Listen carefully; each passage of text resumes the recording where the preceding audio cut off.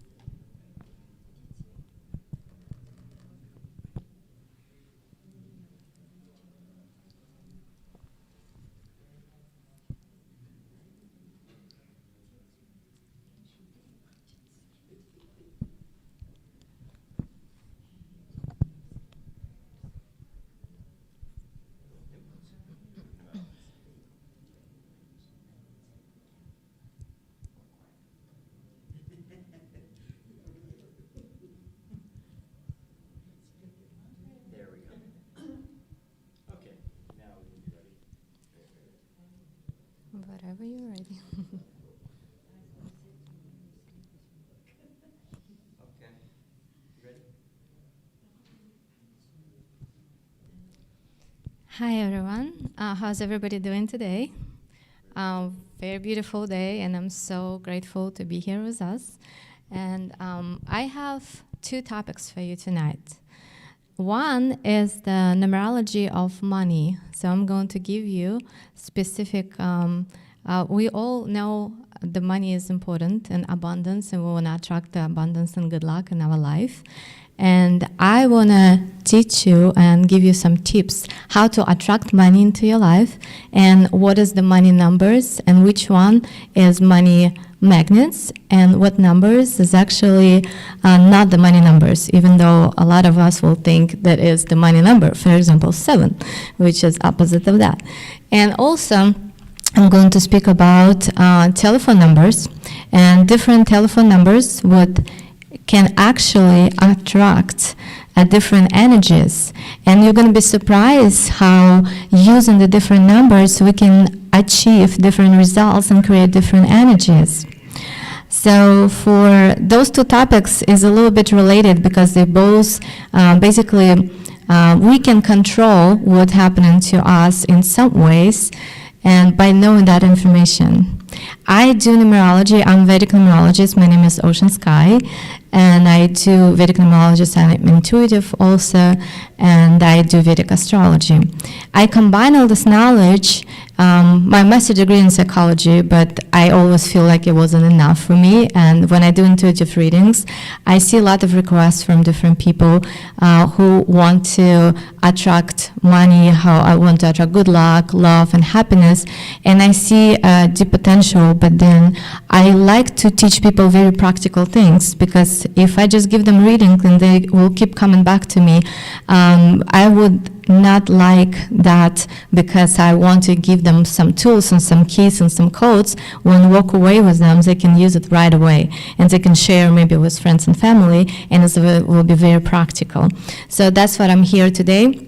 And sometimes when I speak, I even have different topic, but then I come and I see the auditories somehow get different requests. I read it energetically, and it could be subconscious. Maybe you wasn't even aware about this, but somehow when I got here, I actually switched, because I was supposed to talk about energies on 12 houses of the birthday and characters. And somehow right now I get this request that money, abundance, good luck, and business related, and I just decided to talk about this today. So let's start. So let's start with the phone numbers. The formula is very easy. So you take your phone number and you combine all the numbers. For example, like my phone number 818-728-7444. Now, you can write this down, because you will need to see what is your number, so you know. Now, when you combine all these numbers, my number is going to be 52. So 5 plus 2 is going to be 7. It's going to be 1 numbers from 1 to 9. Now, after you get this one number, it's a single number only. We're not taking in consideration doubles, just one to 9, I'm sorry. So first, if we get number one is the beginning, the planet ruler of the sun. But when we have number one in our phone number, it's good with this type of phone number to have communication for work. It's some new beginnings, new project. If you want to get hired at your work, if you possibly say new interviews or some beginning of the project, but again, if you start in something new, you put in this fundamental energy of the start and beginning, it doesn't give you and guarantee the results. It's just good energy to like pushing energies to start something. Now, if your phone number is going to be 2, so number 2 is the duality. Duality is good when we're communicating, when say, if we have a company and it's internal phone, when we need to come to some compromises or some agreements, then it's the wonderful phone number because it's good for communication. For the also for the partnership, for business partners, and also like-minded people.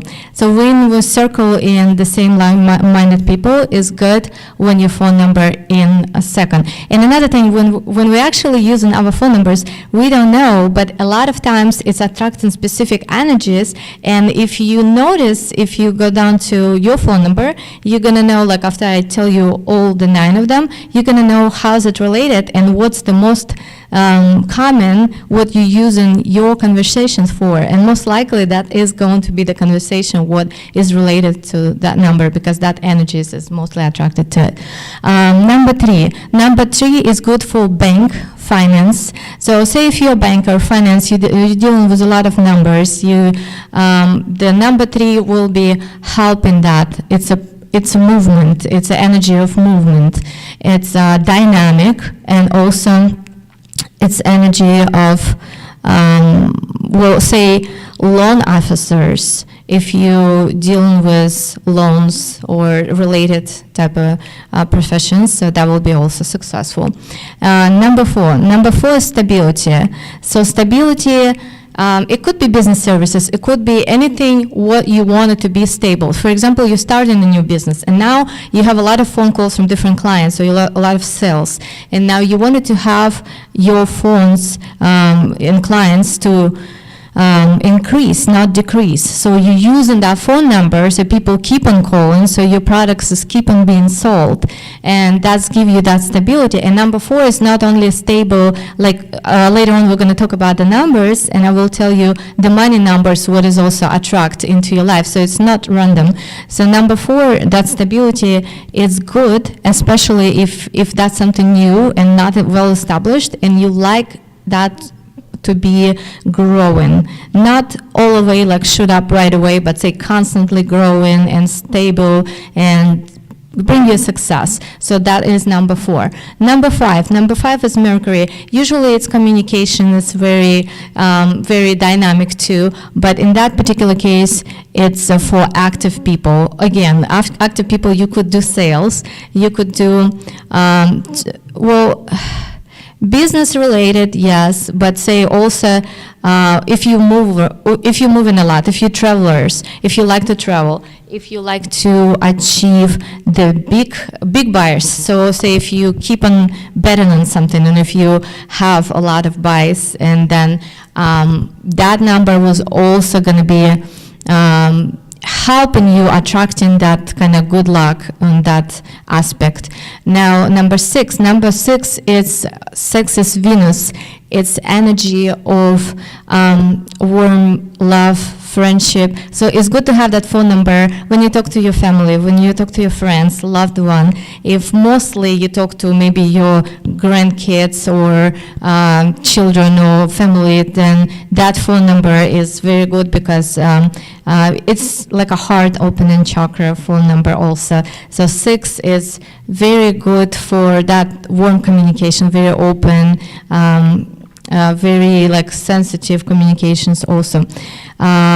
Support, if you want to support somebody, give them advice, or just establish a good relationship. Say maybe you're in a conflict with somebody, so that will be a good the phone number to call from, because most likely with that phone number, that conversation will lead towards the established very good relationships.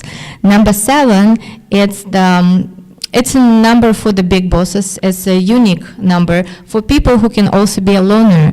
Loner in a good way. It's just unique people who could be a psychologist, could be healers or psychics, people who have a spiritual aspect to it, because number 7 is a spiritual number, and that number is actually attract money for the loners. Say if you're very like individual and unique personality, that number will attract, phone number will attract some money in abundance into your life. And yeah, so another thing, entrepreneurs. So somebody who's different mindset, who might be, not everybody can understand that person. So number 7 is like a different language. And if we talk about 7, it's Ketu planet is completely, is people who's different, who speak their own language. If you try to talk to them, you will understand that somehow they on whole different vibrational level, and they're very unique people, but you can't understand their language as much as only the Ketu and Ketu people will understand each other. It's looks like they're always talking about something what you can feel, but you're not exactly related. And very genius people, but those people have brilliant ideas, but sometimes they don't actually go out up there and don't actually bring those ideas to life because they don't believe they're going to be understood. So they don't want to waste their time, so they just keep that brilliant ideas. Number 8 is also, yeah, you can also use as a psychologist number 7 as well, because that's also spiritual. Number 8 is a good luck, but for big projects. It's a big sales.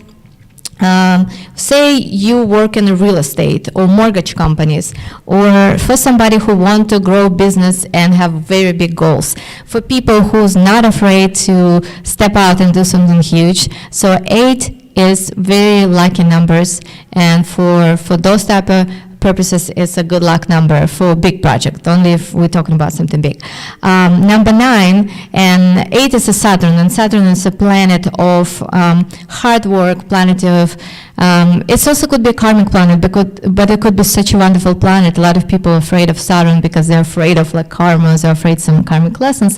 But it's really, if you look at that, the Saturn is the planet that if you do the right things, if you're persistent, if you have a discipline, if you're a person, if you're organized, the Saturn is really actually bringing you a lot of good luck. And always people who has a strong Saturn, they always successful because they work hard and they get the results. And it's also planet of stability. It's a very big planet. It's very powerful influence. And, number 9 is for successful for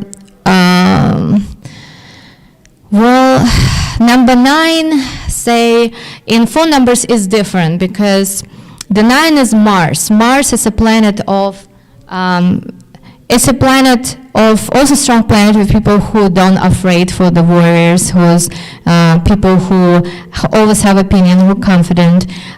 It's powerful planet, but in terms of the phone numbers, it's good for communication, say, with like police officers or negotiating with a court. If you need to win money in court, if you have something going on and you need to win, especially financially, then, or you talk with your lawyers, so that will be a really good number. And with this type of number, it would be always successful communication and get some type of compromise in as far as like courts or police officers and things like that.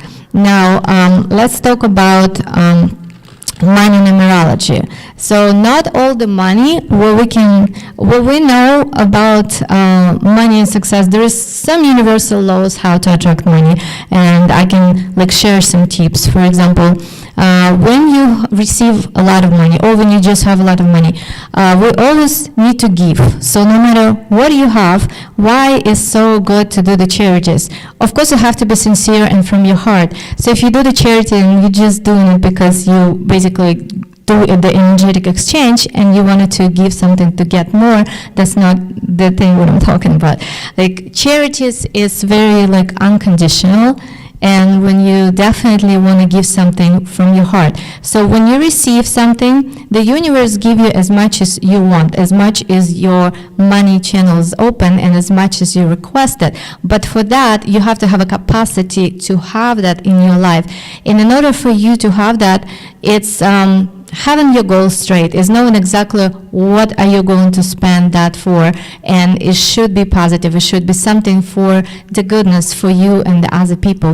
So for, say for big money prosperity goals, it's very good and powerful when you know as much as you receive, as much as you can keep giving and help people, help grow something positive for that universe. So it's the charities, the donation is just something very good what you can do with that. Now, another money universal law is about the numbers. Numbers, of course, if you put the right numbers and say, I will tell you the combination where you can pay your credit cards with, or you can borrow the money, or when you do the consultation or sales, so you need to put specific numbers for attracting the more into your life, or vice versa. If you don't like somebody and you kind of want to cut off the relationship with that person, you might just borrow him that amount and most likely your relationship is going to die out.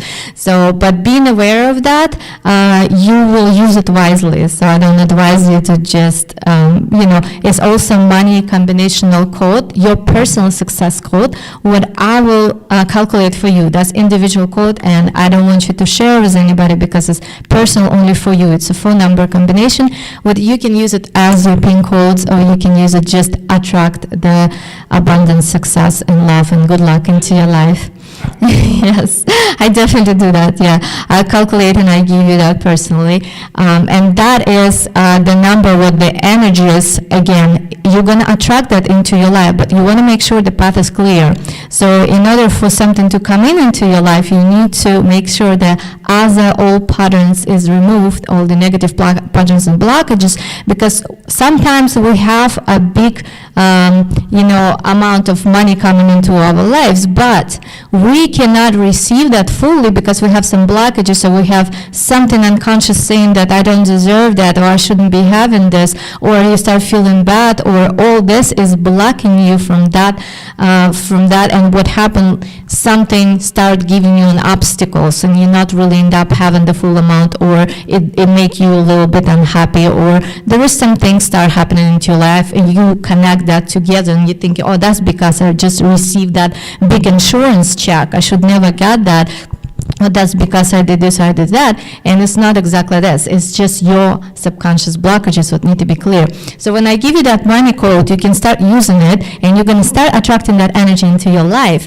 But when you're going to do that, do it when necessary. When you know, well, right now I would need this for this, and you can use this code. Don't do it every single day. Don't do it when there's no need for it, because it's also like a reserve of that energies. Now, if you keep on using it all the time, it's not going to be as strong if you use it the time is needed. Now, let's talk about more specific about the numbers. So number one, it's a new beginning. So for example, we're talking about like give somebody $1,000. Would it be a good thing or the bad thing? Well, if you give somebody a number, $1,000, it's not a money number. So first of all, what is the money number? Money number is 3, 4, 6, and 8. So this is the good luck numbers for attracting money. So as far as 1, it's a new beginning. It's a good number when you start something. It's a good number when you don't really expect, you don't know what the result is going to be. So when you give somebody $1,000, I would not recommend to do that, because a lot of times it might doesn't really come back to you as fast as you want, or it might, it's a beginning, it's a process, and you don't know how this process is going to end. So you don't really want to do that. And as far as investing or giving your consultation, for example, for $1,000, the same thing. It's not a money number, so I would not really recommend to put that, 1,000. Just put, I don't know, for example, your consultation is $100, so put it $102. So then it's going to be a money number, So now, if we're talking about number two, definitely not a money number, so it's actually opposite. We have a legend before about $2 bill, and it's a lucky money bill, so it's actually not that. You know, $2, $20, if you want to borrow somebody like $20, or that most likely this money will not come back to you. Why? Because it's duality. It's not only duality, it's some like shady business could happen with this. So for example, 2 is also the number with ambiguities. So you never really know, if what the person have intention. And even if you borrow somebody $20 and they have the whole intention to pay you this back, there is something could start happening to them, and they have to avoid your phone numbers, and they have to not pick up and not telling you, hey, I don't really have it right now, or you might lose this friend for some time just because of that obstacle on your way. So 20 and number 2 is not good as far as is dividing energy, and it could divide people, it could bring some obstacles into your life as well. So number 3 is a great number. It's a movement number. So if you want to invest something, or you want like a fast business, you want something to keep on moving, keep on growing, and or pay something fast, then borrow $30. So that's something which you can pay back very quick, and it's a movement, it's an energy of progress. So why in a casino, we're going to talk later about number 7, which is completely not a money number. Why in a casino they have 777? It's a lucky number. Well, 777, if you combine it together, is actually a 3. So it's 21 and it's 3. It's a movement. So they want people to come and go. They want people to spend money. They want to keep on moving. And that energy of like you think you're gonna win, but you really don't. And maybe you do, maybe you don't, but you keep on moving. So it's always like they have a lot of clients. They have everything is rolling and moving, and they never really losing. So that is number 3. Number 3, it's a process and it's a progress. So it's a good number if you invest in sometimes, but again, if you don't want stability, if you want a process and just fast process, something fast results. Number 4, it's opposite. It's actually stability. So stability, that is good when you put it in your saving account. So if you have for example, your saving account, or you're paying your mortgage and you wanted to put some part, say you're paying interest rate, and now you want to put more towards your mortgage. So what numbers will be good? Something with the 4. And when I'm saying 4, I'm not saying like $40 or $400. I'm saying anything where you combine, and for example, you get like 22. Now 2 and 2 is 4. So it doesn't matter what you combine, just one single number would be 4. So as long as it's 4, that's what it is. Even if you have to add some cents to it, it's fine. It could be, like $1,000 and like, 3 cents. It's fine. It's still going to make it 4. That's why you need to be very careful. Another thing, what I wanted to mention about the zeros. So zeros is when we add zeros in the end, zeros are all or nothing. So you really don't know what's going to happen. It could expand something, or it might take it away. So we don't really want to, and another thing where we don't want to borrow like $1,000, because we don't know, is it going to be, are you going to get it all back, or you're going to get nothing? And the same with your sales. So $1,000 is good for the beginning, but in the same time, the zeros that's what make the things a little bit. And the same with the birthdays. So if we have a lot of millennium kids who was born in 2000s, so it's always not a simple combination, because those zeros, they create some type of, all or nothing, or obstacles, or zeros is not an easy number. So you have to be very careful when you have those zeros. So that's why I recommend always, even if you put some cents in the end, or, like, $1,002, $1,008, just I'm not recommend to leave the zeros, because you really don't know if it's going to expand your energy or vice versa, if you're going to decrease your potential for whatever you're doing. Now, so we was talking about number 4, right? So number 4 is the stability, and stability is good with anything. So if you if you want to invest, or if you want to put specific amount of your mortgage every single month, so you want it to be stable, so you want it to be something to do with 4, or your saving account, you want it to be 4 or 4 related, and then you're stable, and you're always going to put this money, and it's going to keep on growing, and it's going to keep attracting more money. You want to keep in your wallet 4, so you can keep $2 bill, but it have to be 2 of them. That's okay. money, but it has to be two of them. You cannot keep just a dollar bill because that's not going to attract your money. And another thing about the wallets, I just want to mention that. So we have a lot of myths about keeping in your wallet just like pictures or even, I don't know, photographs, some family members, or even credit cards or some coupons from somewhere or anything. So those things are not good for your wallet. Yeah, I recommend you to just give the separate wallet, and in that separate wallet you can put all your credit cards, because credit cards is not attracting money, it's actually attracting that, because you don't really have like money you're spending, it's not your gain, so that is not really good. So put the money separate in one wallet and put the credit cards in different wallet, and it's okay to keep there anything else you want, but don't combine these two together. And the color, say for your wallet, it will be good brown color. It's neutral and it's a color of the earth, is good for money. Is green. Green is generally good for money. It could be dark green, any type of shade, so brown, green. About the red wallet, say in Chinese beliefs, it's money, good luck attracting color, but it doesn't work with everybody. So that's something you should be sensitive and you should know about yourself. How are you doing with the red? Is the red is actually attracting some energy and powers into your life, or it could give you more like tired, a little bit aggressive? Do you like red? Is it actually, because I know people who has everything in red, a kitchen in red, office in red, they always wear red, they have a red purse, red car, and they do great with red color. And they even have like number 9, which is Mars in their birth chart, and it's a good luck number for them. But I don't know specifically for you. So with the red, I would be kind of careful if this is your color. So then you can do that. Green and brown, you cannot go wrong with that.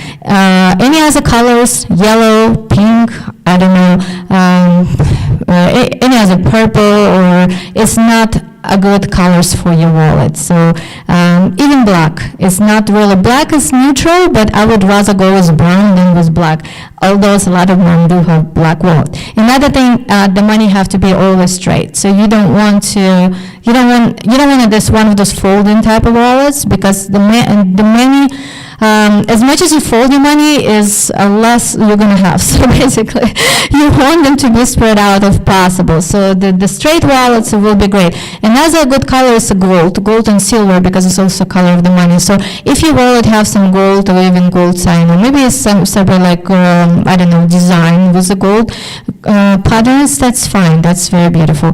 Now, so going back to numbers, I get carried away with that.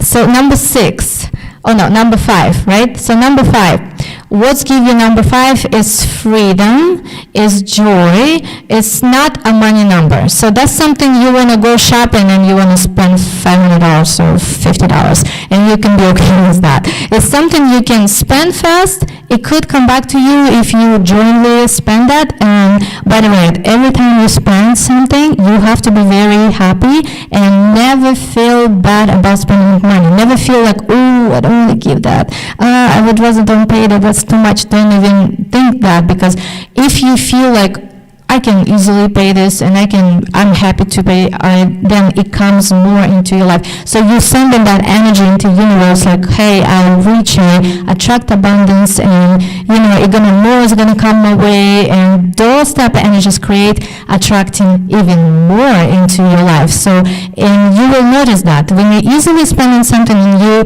don't regret something, I'm not talking only about the moment of spending, just you don't regret that later. So you buy this expensive thing, or expensive purse or something else, or you just pay something, but you're just like, you know what, it was worth it. It's like, I like it, it's bringing so much benefits, I'm actually happy about it. So that why it's going to bring more into your life. So you want to have that energy.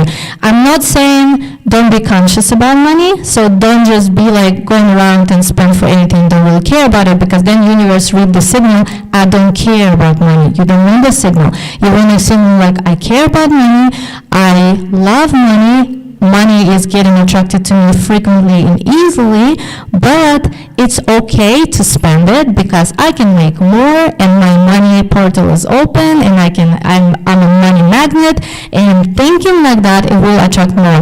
Another thing, there is like a moon days, which is 3 moon days. We have 3 moon days plus 7 moon day and 11 moon days. So first 3 moon days is from especially first to third, especially first, when you're not supposed to spend any money. So that's what you have to come to you. So every time you look at your calendar, was a first moon day, new growing moon. So when you see that first moon day to third day, try not to spend anything. Hopefully somebody will pay you something. Hopefully that's going to attract this whole month into your life money.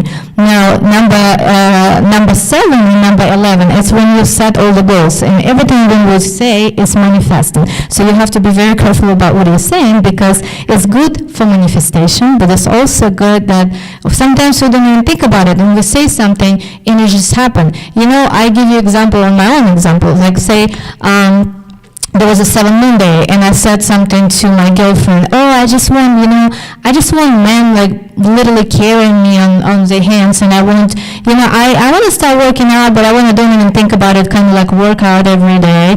And there was this say, like, I want men carrying me, like, and I'm like, next thing you know, I broke my leg. You can't even see it, but yeah, my leg is broken right there, and I just covered pretty well. And what happened is, men did carry me.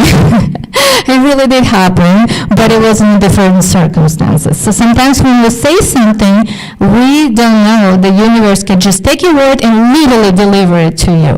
So you have to be conscious in those specific days. Number 7 is the day when whatever you say, it could just manifest just the way you said it. So that day, I always put it in my calendar, and I'm kind of conscious about it, and I manifest in this day. I say the good thing. Even if you don't believe in something, you can just say it. You can just say, you know what, I'm so beautiful, I'm so healthy, I'm so happy, and you can just talk to somebody and just mention those things, and the universe start reading that and sending you this energy, and whatever you want could literally manifest, especially if you believe that. And even your thought in this day have very strong power, especially for some people whose thought and words very powerful.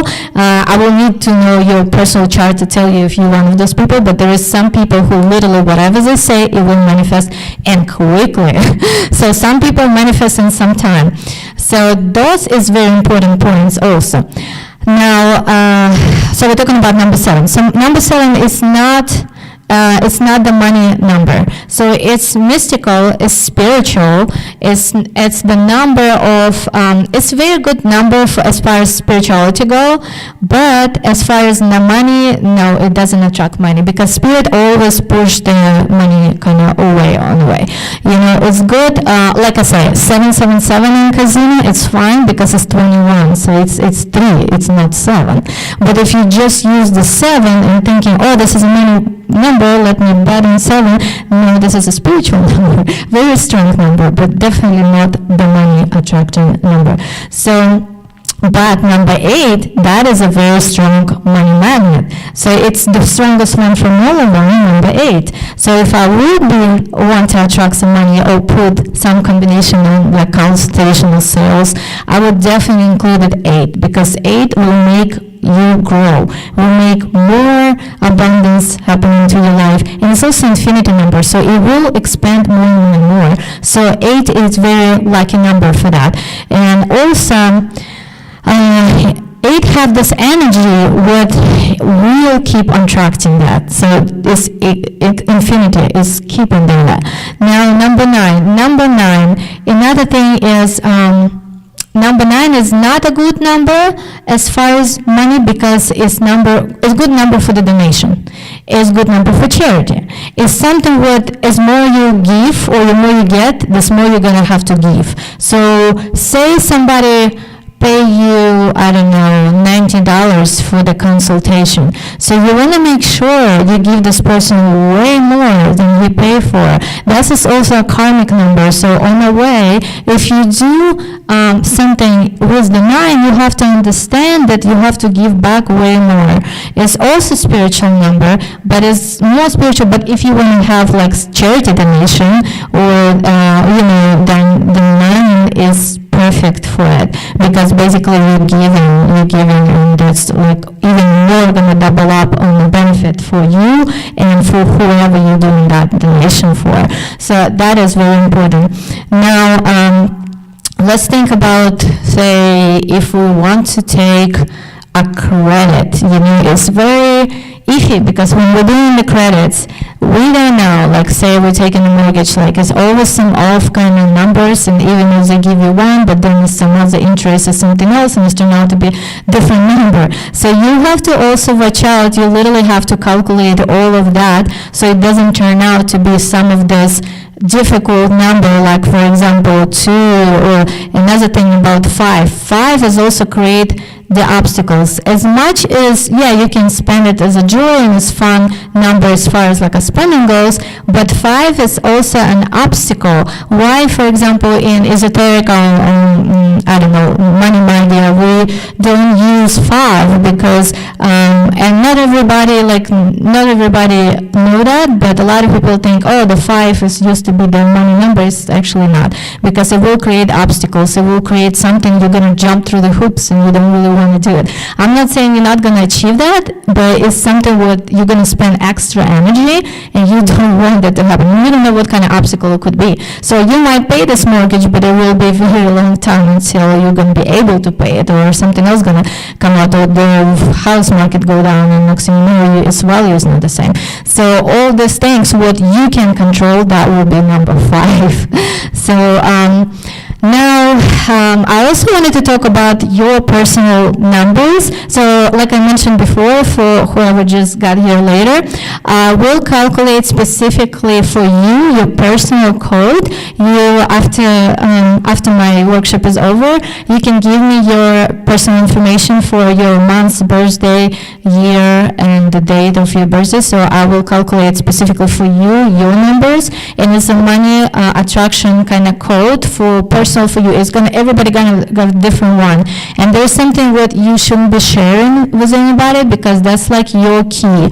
What you can open up some doors with that, and that's kind of like a secret code only for you, and you can use it for your benefit. So you can put that code into, I don't know, your bank accounts or your credit cards or whatever is something important, money related or good luck related. But I wouldn't recommend to use it on your cell phone, for example, every single day, because those energies you're going to keep on attracting into your life. And for example, you don't have the clearance for that yet, so you have some blockages, or there is something you don't energetically ready for that yet. So that could overwhelm you, and that could also bring, like I said, some obstacles start happening in your life, because obstacles sometimes, like our angels is looking out, and they're not going to give us to, they're not going to let us to get hurt. So what happens is they put some obstacles in the way, so look like, okay, it's almost there, but now something happened and you don't get it, or it's delay, or something else. It's giving you, in order for your energy to shift and be ready and prepared, and for you to be able to receive that abundance or that energy or whatever it is you have to receive in your life. But everything we're receiving, we have to have a clear path, and we have to have the capacity to take that. And all patterns, what's no longer serving you, is need to be removed for it. So that is also very important. And another thing, if you like, I can tell you just very quick something about you for the birthdays. So just don't even know your months, because the months is a whole different thing. But say just the date of your birthday, and I can tell you by your number something about your personality. And you can also use that, say, when you hire people to work for you, or when something, or maybe you meet some new partner and you don't want to get to know him, you don't want to spend time to get to know him. You meet somebody in a club, or, somewhere in a formal dinner, and you just want to know, okay, is it somebody I should be, getting to get to know, or no? So now, but not just his birthday, because sometimes people don't want to tell you the year, especially the women. And, but just ask, hey, what day is your birthday? Not even like asking the months. You can already tell some information, and that's just very beneficial. So if you like, I can tell you that, or I can give you all the numbers from now to 9, but then very quickly, because we're not going to have a lot of time. Which one would you like? Would you like just your numbers or all 9? Which one would you like to know? Okay, what is your number? My birthday is July 20th, 1976. 20th. Okay, so 20th is the energy of moon. It's very feminine energy. It's very nurturing. It's very loving. People will come to you and they wanted to literally like open their hearts, they share whatever, they open up to you. You're sort of like a psychologist. Everybody call you for advice. Everybody want to talk to you. People get drawn to you, and for you sometimes you don't understand why did he just end up telling you his life story. But that's just because your energy is very open-fed. Another thing about the moon is a feminine energy. It's very good as far as you're probably a wonderful mother. You definitely a good wife, because those people, if you're female, you're very connected with your energy. When you're male, it's also good because now you can understand the female side, because a lot of men don't have this feminine energy, so it's hard for them to relate or understand, just not really to understand. Now, another thing about the two, we can get comfortable pretty easy. For example, if you have the house, if you have money, if you have, a good husband and family, so you get comfortable easy, so you're not trying to shoot for the stars. So you already have what you want, and you're happy, and you're content. Now, for that, it's beneficial if you have somebody in your life who basically kick you in your ass and say, you know what, go do that, and you start doing it. And another thing is the person of the process. So sometimes you enjoy the process when whatever you're doing, I don't know, your work or in life, you enjoy the process, what you're doing, and you don't as much focus on the results. So you don't, your confidence is not going to drop because you're going to be like, oh, I didn't have this result, like, oh, I did all this work, but sometimes you just so enjoying that process, and it's like, wow, that was amazing, actually. So that is the thing about you. So how's it so far? Is it resonate with you? Nice. Who else would like to know about you? Yeah. My birthday is March 29th. 29th. So you have two numbers. You're actually more complicated because, okay, not only you have energy on the moon and Mars, but also it's 11, and it's a different type of number. So yours, like 29th, is not that easy. So moon is a little bit also what I said about her, and you also have those aspects as well. But now you have Mars. It's actually so opposite because we're talking about, and 11 is a master number. So you're a combination of all kinds of different things. So you're very complex. So you're not like just black and white as far as, and okay, yeah, just the last question then. So that is, Mars is very powerful energy. It's the people who achieve a lot, people who's not afraid to go, not afraid to lead, not afraid to be like a boss lady. They have their opinions, they know they can achieve it, and they don't really care what other people think because they're confident, they know what they want, and sometimes as being a woman, sometimes it's a little bit you can come off too strong, or, you can scare somebody away, especially a male, because you could be competitive, and you can be a competition. But because you have that moon energy, it's actually very balancing you, because you can also very much use the feminine side, and then 11, the master number, so you could be a very spiritual. You can also have that, inside like this, not only grounding and you understand and you're intuitive as well. So that is the whole combination is give you that, like very complex personality where, you're just not an easy person to like, people would not, don't really see, oh, she's like, well, I can tell right away who she is. No, for you, like you just, you're that type of woman who's just like every day is like a new page, and you get better with time. So it's just like, it's very good actually numbers. So the yours is amazing. So we're kind of running out of time, but I give you, anybody who want my card and give me your information, I will calculate the personal number for you, and you can definitely, I will be speaking tomorrow, so I can continue on that, or give you different keys, actually success keys tomorrow for different numerological codes. So if you like, we can continue that, and I can give you more information tomorrow. And thank you so much, everybody, for coming and listening.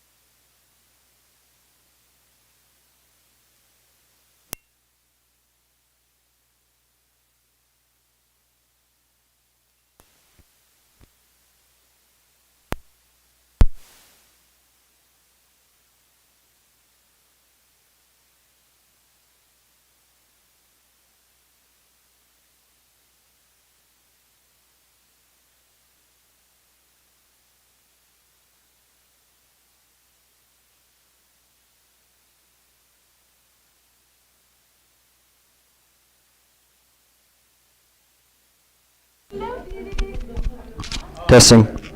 Testing. Oh, wow, that's loud. I'll adjust it. You want to turn the click lights that off so on, like maybe in the the basket. screen shows or what? Yeah, we can turn the lights down. Where is it?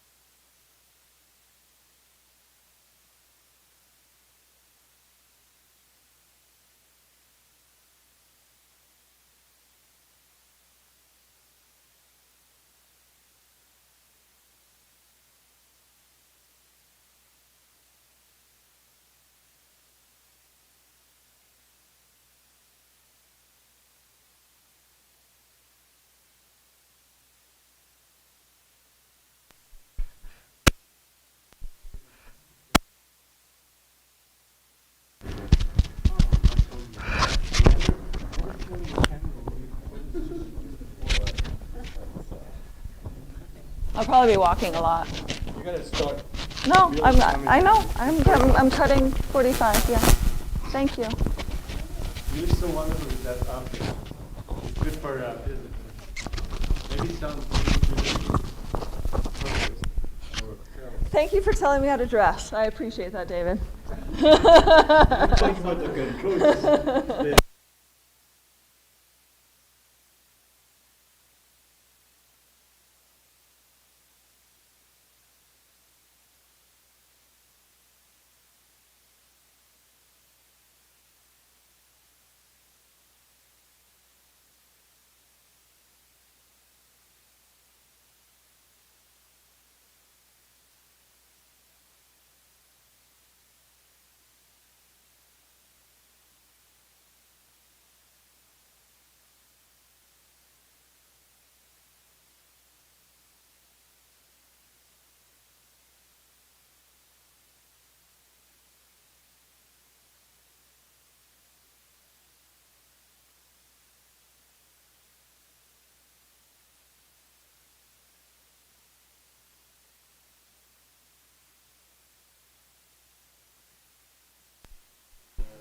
Stop it. You can't resume it. Yeah, perfect. Okay, that's fine. We're good.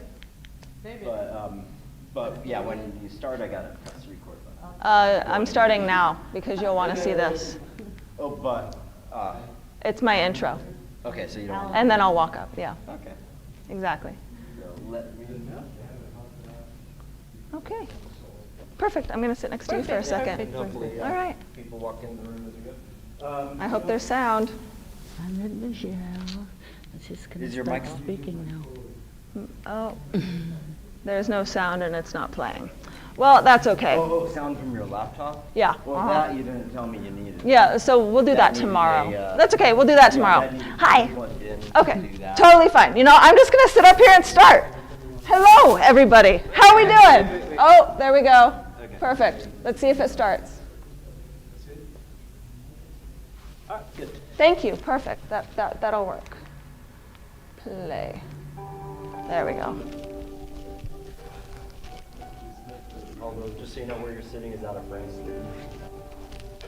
Our next guest is a domestic abuse survivor. Michelle Jewsbury is the founder of a nonprofit group called Unsilenced Voices. She's also the author of a new book titled But I Love Him. It's difficult, it's rough, it's raw, and it's real. What I went through, nobody should ever have to go through. And where I am now, I'm now able to help hundreds of thousands of people.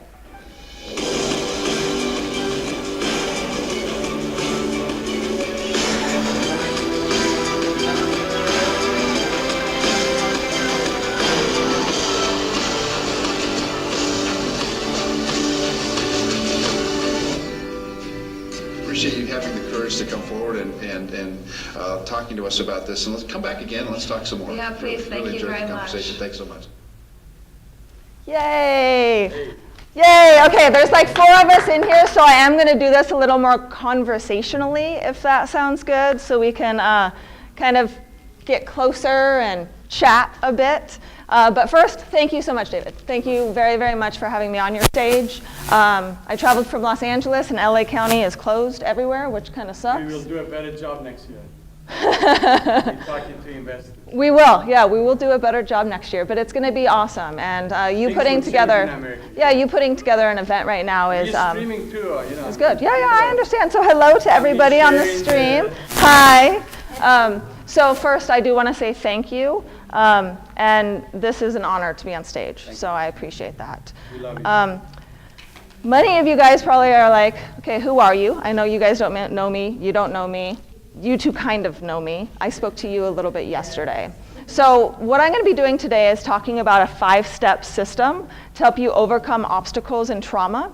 And I'm also going to be talking about our Breakthrough Masterclass, which is a 10-week module that you can do in a shorter amount of time if you put in the work, and how that masterclass will help you break through a lot of your barriers, conquer your barriers, elevate your perspective, and then dive into the transformation process. So is that going to be okay with everybody? And I am going to be talking about the masterclass. The masterclass right now is $500. So I'm just going to be open and honest with that from the very, very beginning. But I'm sure you guys want to know why I'm on the stage, why I was asked to come here and speak, and that's what I kind of want to get into. So is that okay with everybody if I tell my story? Yes? Okay, good. Interaction, remember, there's going to be a lot of questions. I don't have a flip chart, so I'm going to need some interaction with the crowd right now. So I was born in the 80s to two amazing people. My mom and my dad were loving and caring. They are no longer with us today. And let me tell you one thing, you guys, you cherish the moments with your loved ones that you can, because you never know when they're going to go away. And I remember growing up, and my mom and my dad taught me that family was everything and that we could rely on each other. My daddy was in the military, so we moved around a lot. So I learned to make friends, and then to leave my friends, and then learn to make new friends, and then learn to leave my friends. So we relied on each other as a tight-knit family. And it was myself, my brother, you see him in the, right there, that's my brother, that's me.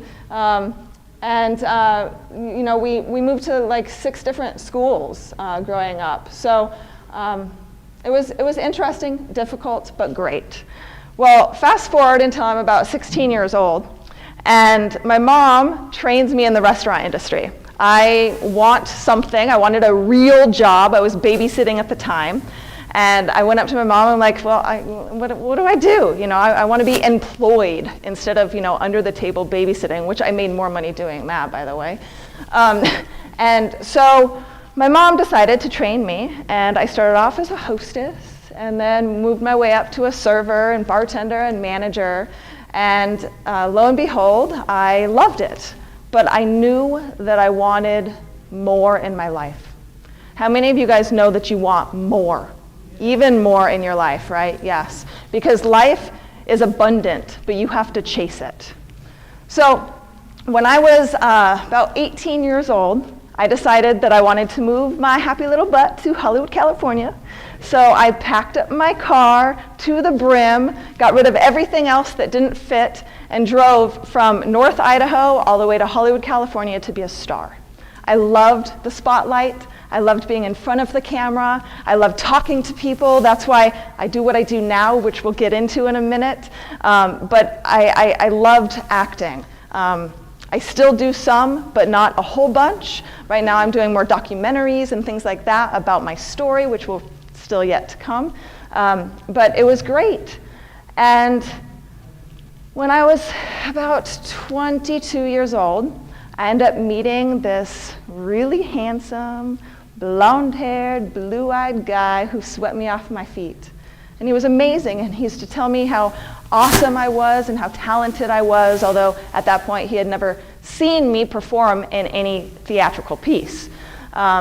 Always courted me, sent me flowers and gifts, took me to Lakers games and Dodgers games, and if you know me, I know Michelle, you know me in the back, I love the Dodgers. I love baseball. So, I mean, we're in the World Series right now. Go Dodgers. Woo! I know, it's awesome. He was my Prince Charming. At least I thought he was my Prince Charming. About 4 months into the relationship, my head went through the drywall. And I didn't realize that that was the beginning stages of an abusive relationship. I had no idea what was happening. I remember Paul and I got into a conversation, and he got frustrated or upset about something. And he pushed me so hard against the drywall that my head bounced. And I remember stepping forward and looking at the huge hole in the drywall and only thinking to myself, I gotta patch that so nobody sees it. I didn't think I need to run. I didn't think that this was unsafe for me. I just was worried about the appearance of what it looked like.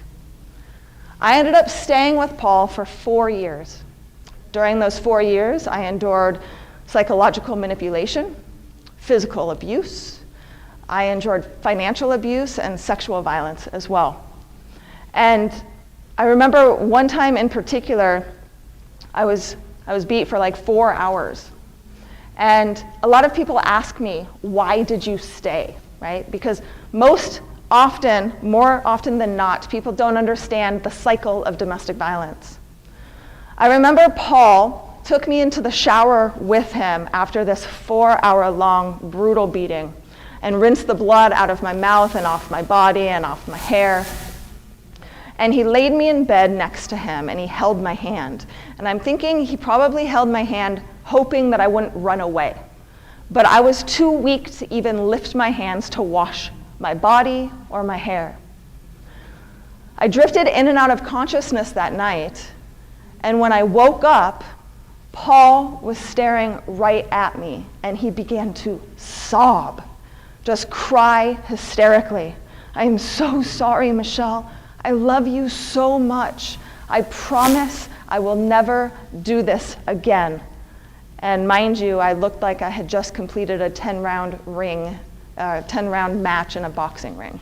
And I cried with him, and I remember the tears in my eyes stung. And I stayed. I stayed with him because I believed him. I believed he would never do this again. But that was 10 months into the relationship, and I stayed 4 years. During those 4 years, I endured much, much more.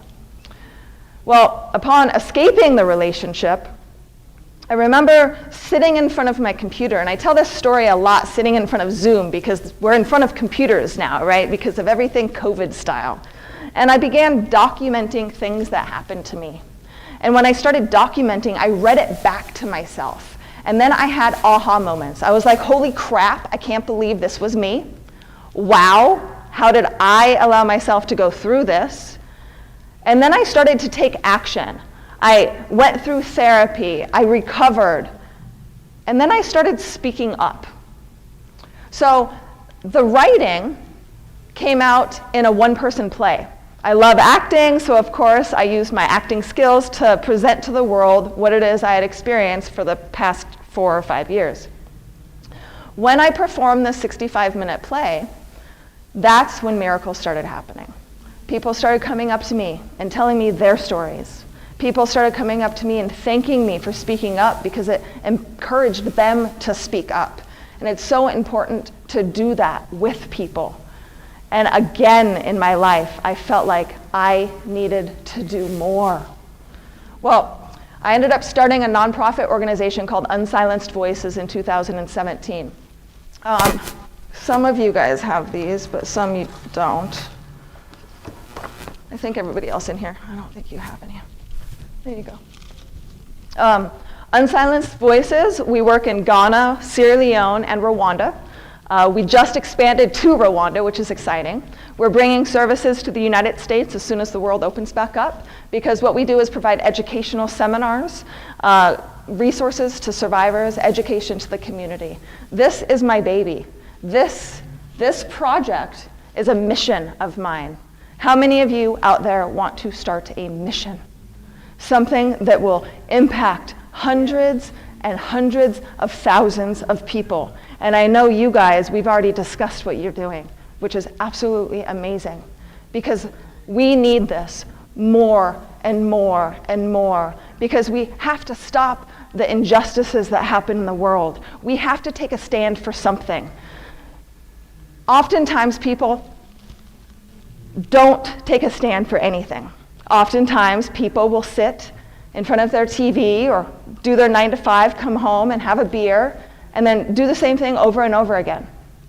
I don't care what it is, the environment, women's empowerment, plastic, animals, whatever, just pick something and take a stand, because we need help and the world needs help right now.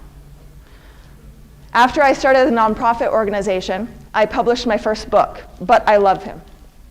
It's my complete memoir about my experience in my abusive relationship. It's very rough, raw, and real. It really dives into my story, really dives into some of the language that was used, and a lot of the physical violence. So it's rough. So when people read it and buy it, I always encourage them, take a breath if PTSD is brought up, put it down, and then come back to it later.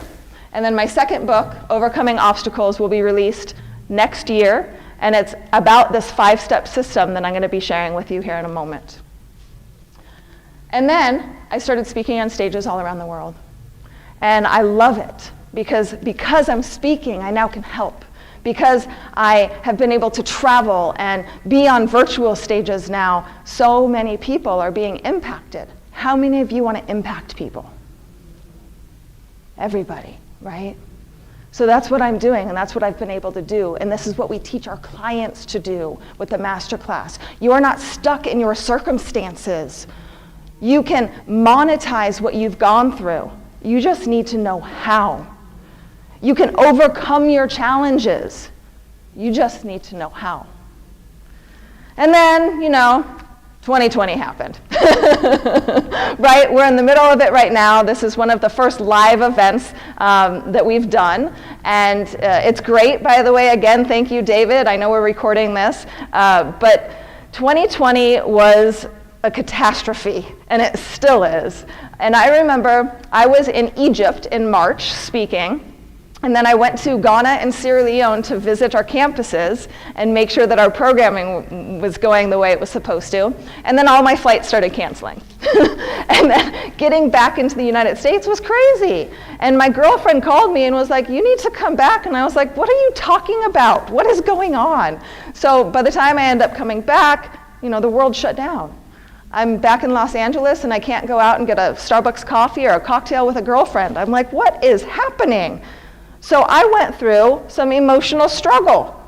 I'm real, I'm gonna tell you. I teach people how to overcome, and I was going through emotional struggle. Well, it took me a minute to realize, about 3 weeks of changing from pajamas to different pajamas, to realize, implement what you teach, Michelle. Why don't you start taking on everything that you show people to do?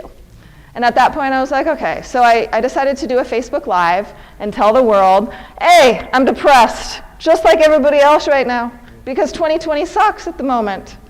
But when I started speaking up, then again, other people were like, oh yeah, me too. Oh yeah, thank you for speaking. And then virtual stages started happening, and we started to impact people again. And then I started to feel whole because I was doing what I was supposed to do. But that's what we're teaching other people to do too. And that's what the Breakthrough Masterclass is all about. So Henry Ford once said, obstacles are those frightful things that you see when you take your eyes off of your goals. Now, like I said, this is going to be more of a conversation. He put me really close over here, so I'm going to continue standing if that's okay with everybody. But what types of obstacles are we facing right now?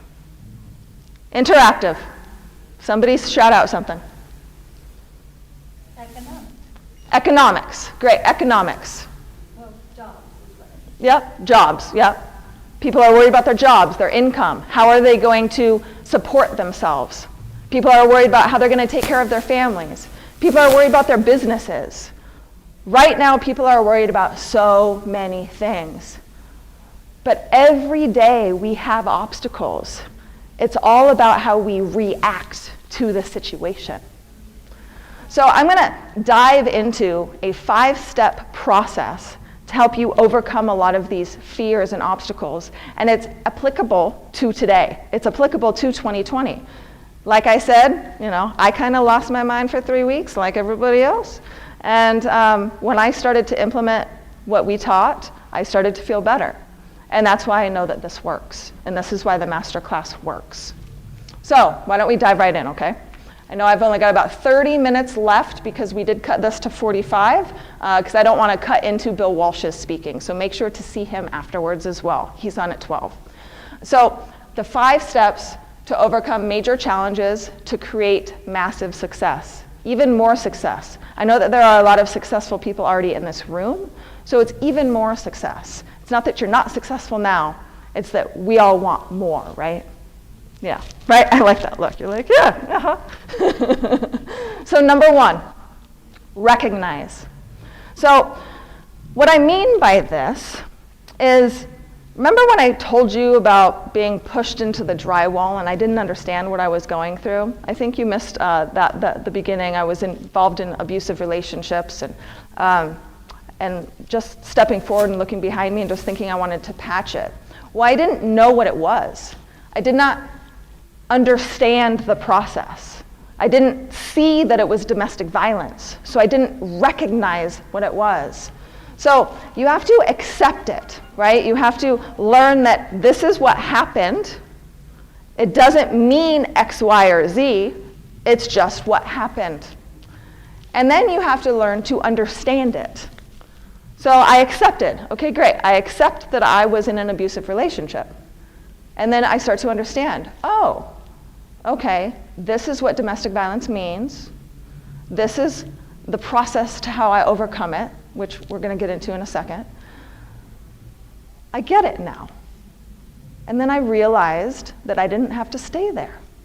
I realized that I can forgive. I realized that I could break through and not be a victim my whole life. Nobody here wants to be a victim of anything, right? It's the same type of process with any 12-step system. You first have to realize what you're going through. So if you're an alcoholic, you first have to accept that you're an alcoholic. If you like to smoke too much weed, if you like to party too much, if you're a sex addict, you name it. You first have to accept it, understand it, realize it, recognize what you're going through. And then you can move on to the next step in the 5-step system. So step 2, thoughts. So I'm going to tell you a little story. When I was in high school, I was a cheerleader. I kind of look like a cheerleader, right? Blonde hair, typical cheerleader, right? But I was in Hawaii, so I was the only blonde girl on the team. But I remember going to a ball game, a basketball game, and I was working on this one skill. And this one skill was a double toe touch, standing back tuck. And the other team, they were mocking me, saying, "You can't do it, Howley girl, what are you doing?" All these name calling. And I remember thinking to myself, oh my God, maybe they're right, maybe they're right. And I tried to throw it. It landed on my face. Ha, ha, ha, ha, ha, ha, I told you, da, da, da, da, da. Okay, well, maybe they're right, but God, I gotta let me try it again. Landed on my face. They started laughing some more. Then I took a deep breath, and I started thinking to myself, I'm like, you can think that you can do it and throw the damn skill. Or you can think that they're right and you won't succeed. Well, I ended up thinking that I could do it. And I ended up throwing it and landing on my feet. And back then I had a little more of an attitude, so I was like, see, I got it. But it was amazing because I didn't allow the negative thoughts to overtake me. And that's what we teach. So first, I want to talk a little bit about Henry Ford. He said, whatever you think you can or you can't, you are right. Does anybody know what that means? I see heads shaking, but nobody wants to be interactive. Okay, that's totally fine.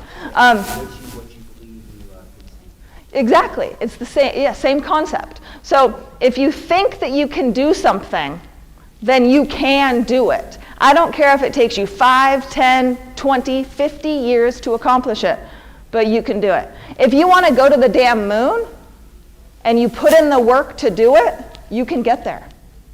If you want to be a movie star, what do you think it takes? Work, right? You have to put in the work. But if you think that you can't overcome your challenges, if you think that you're going to be stuck in your circumstances, if you think that you're going to be a victim for the rest of your life, then you're going to be a victim for the rest of your life. You're not going to accomplish those goals. You're not going to have the massive success that you're looking for in your life. So it's all about your thought process and learning how to change that. You have to be able to choose your thoughts and choose your thoughts wisely. So when you wake up in the morning and you feel like crap, right? Because we're all not happy and chipper every day. It's normal to not be okay every day. But if you wake up and you don't feel good, then in order to shift that thinking, you have to choose your thoughts. So it's just like being in a romantic relationship. I'm going to pick on you two since you guys are in a romantic relationship. Every single day, you have to wake up and choose to love each other. No matter if you got in a fight the night before, no matter if the sex was bad, no matter if something happened, you still have to wake up the next day to each other and choose each other. Just like you have to choose your thoughts. It is an action, right? It's an activity that we must actually mindfully do. Because if we allow ourselves just to be mundane every day, things will start slipping through the cracks. You don't want your love to slip through the cracks, right? No, so you wake up every day and choose each other, no matter what has happened. And then you have to destroy your limiting beliefs. So that story about me being a cheerleader and doing the back tucks, I had to choose to ignore those limiting beliefs. Choose to ignore those words that were coming from the other teammates so they didn't affect my thoughts. I wasn't going to allow another person to tell me what I could or could not do. What are some negative thoughts that some people might have? I'm angry, unsuccessful. Johnny down the street told me I couldn't succeed, so he's right. Farrah Fawcett said that only this particular type of person is going to become a movie star. My uncle Johnny, or I already said Johnny, I guess there's two Johnnies. My uncle Tim, my mom, my cousins, my uncles, they're all telling me I can't succeed. Well, I guess I'm not going to succeed. Unfortunately, when we start to think like that, then we allow that to enter our core and we cannot move forward. So choose your thoughts wisely. Next step in the 5-step system to help you overcome challenges is feelings. So some people are like, well, what's the difference between thoughts and feelings? So thoughts are here, feelings are here. So we have to move from our head to our heart. Now, how do we do that, right? That's the hard part. So you first have to take responsibility for how you feel. Now, there is something called adverse childhood experiences. Does anybody know what that means? So when you go through something as an adolescent, young adult, or a child, and you don't talk about these feelings that have emerged because of that, then they come out in physical and or emotional ailments as an adult. This is why we get chronic diseases, autoimmune disorders, fatigue, anxiety, stress. This is why you see so many entrepreneurs stressed out to the max, because they have not been able to express themselves. So when I say take responsibility for your feelings, it's not that you don't share them, it's that you understand what they are. That you actually are in tune with yourself enough to share your feelings, whether it is with a therapist, whether it is through writing therapy, which we teach a lot of, and the Breakthrough Masterclass actually has you do a lot of, or whether it's movement therapy, traditional or non-traditional, whatever that looks like. Stream of consciousness writing is one of my favorite things to teach. I tell people to just take a pen and a piece of paper and write down whatever is in your head. The grocery list, the abuse, and then you'll go back and forth to the birds and then the ocean. Like, it doesn't matter. It doesn't have to make any sense whatsoever. It's just writing out what's in your mind so then you can clear space for positivity to come in. Because our brains are very similar to, say, RAM in a computer. We can take in so much. But when you are overwhelmed, you're overwhelmed. In order to get out the shit, I hope you don't mind me cussing, oh, that's okay. In order to get out that BS, you have to get it out some way. And a lot of it is through speaking and writing. You have to forgive, not just forgive others, but forgive yourself. So it took me a long time to learn this skill. So long. Forgiveness is not for the other person. Forgiveness is for yourself. You have to forgive so you can set yourself free. Because when you hold on to a grudge, what happens?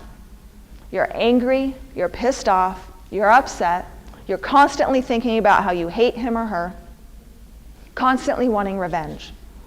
Now, my mom, growing up, she was severely abused.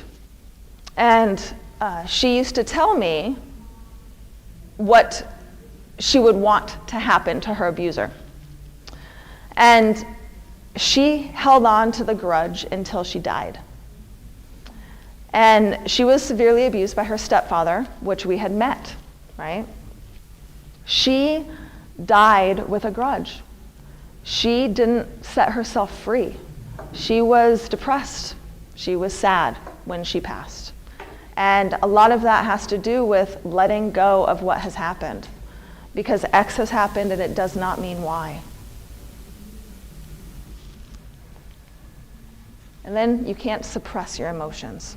Just like I kind of spoke about in the beginning of this, is you have to be able to talk about it. Because if you don't talk about it, then it's going to be stuck in your system and you're not going to be able to clear your mind out for other things and other people. So, fourth step, words. Okay, first step, recognize. Second, thoughts. Third, feelings. Fourth, words. Now, there used to be a saying, and I think the saying is still around, but it's not necessarily accurate. It goes, sticks and stones will break my bones, but names will never hurt me. Has anybody heard that?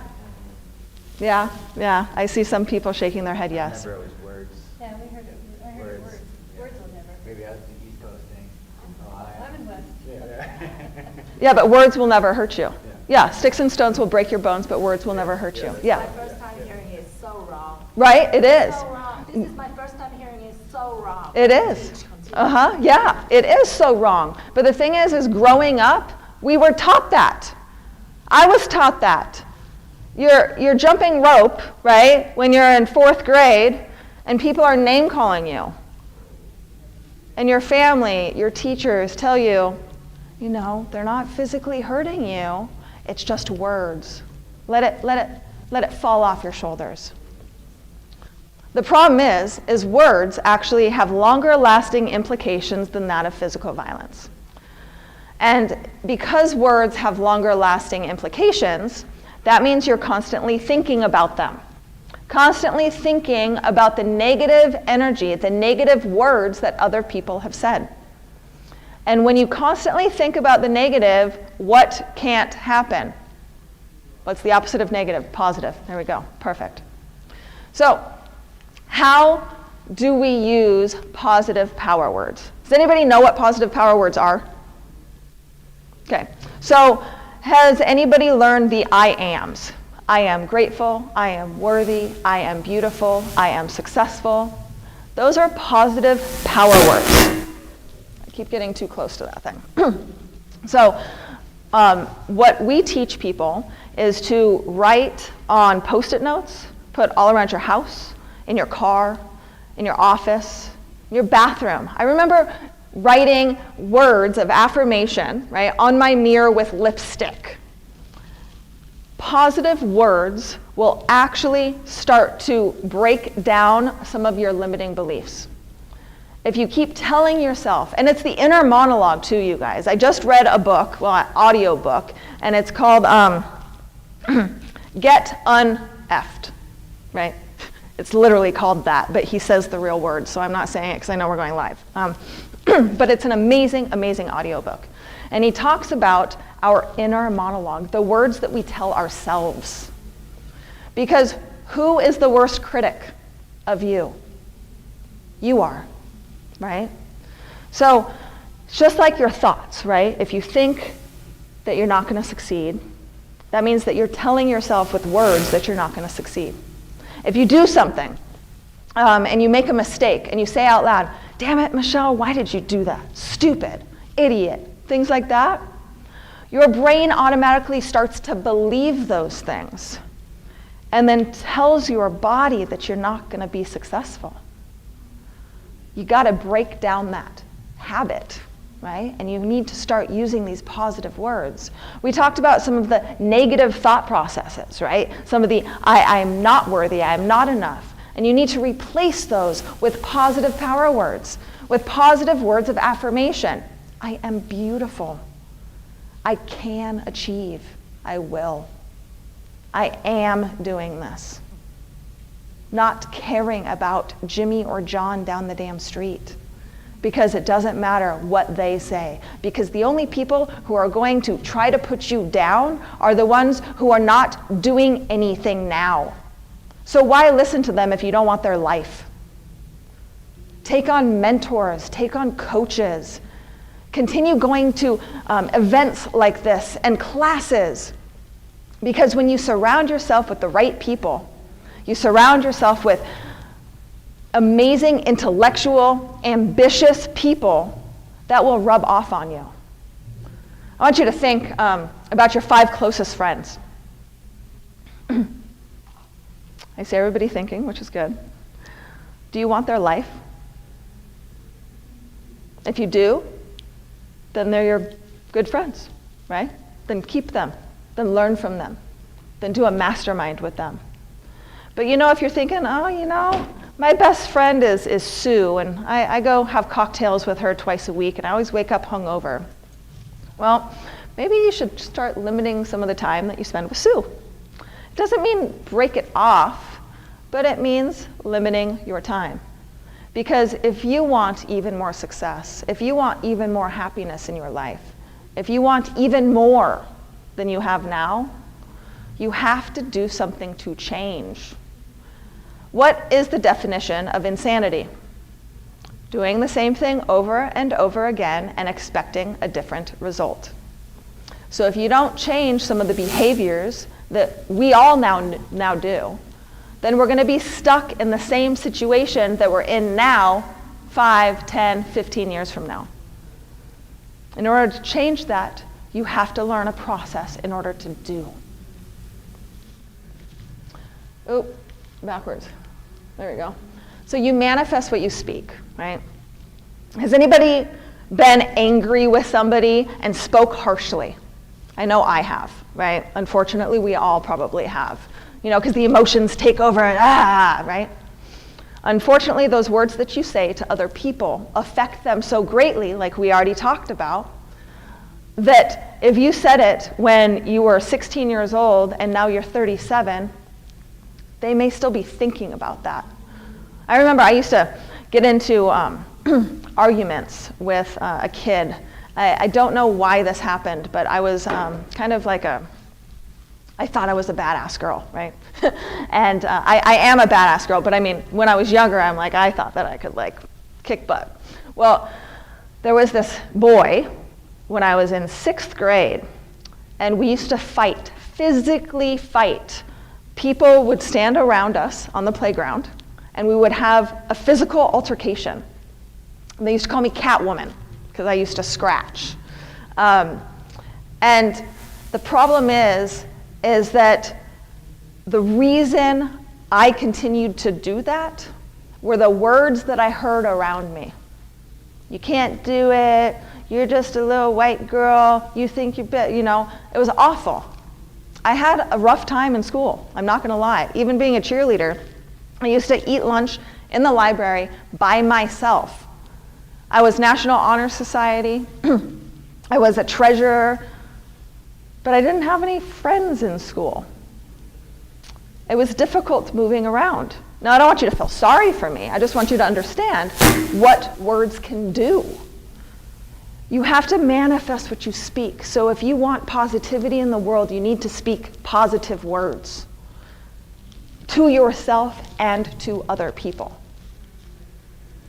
The influence of language through subliminal messaging. Now, does anybody, how much time do I have? Oh, I only got about 10 minutes left. So, did anybody drive here today? Okay. Did anybody pass a billboard? Right. So, for example, if you passed a McDonald's billboard and you tend to go to McDonald's and you love their French fries or you love their McFlurries, I love their McFlurries. I'm not hungry right now, or you didn't even consciously see the sign. All of a sudden, about 12 o'clock, your stomach starts growling, and you're like, oh, French fries sound good from McDonald's. Where did that come from? Well, it came from your subconscious recognizing that sign, the subliminal messaging that encourages you to do that later on in life. Later on that day, later on that night, whatever it is. That and the additives that they put in there to addict you. Yeah, right, the sugars and all that stuff, but you see it in your mouth waters because you've had it before, right? And that's exactly what I mean. You've had the French fries. You know they're addictive. You know they're delicious, but you see a picture of it, and you don't even recognize that you see that picture. And then hours later, you're craving McDonald's French fries. Well, it's all because of their marketing tactic. So what we encourage people to do through the Breakthrough Masterclass is to use the same type of marketing on yourself. So, like I said, the Post-its, the words of affirmation, putting that all around you, wherever you go. You don't consciously have to see them every day. You don't consciously have to read them every single day, although I would encourage you to. But your subconscious will pick up on them. And when your subconscious picks up on them, you start to feel better, start to think positive, start to use these positive power words.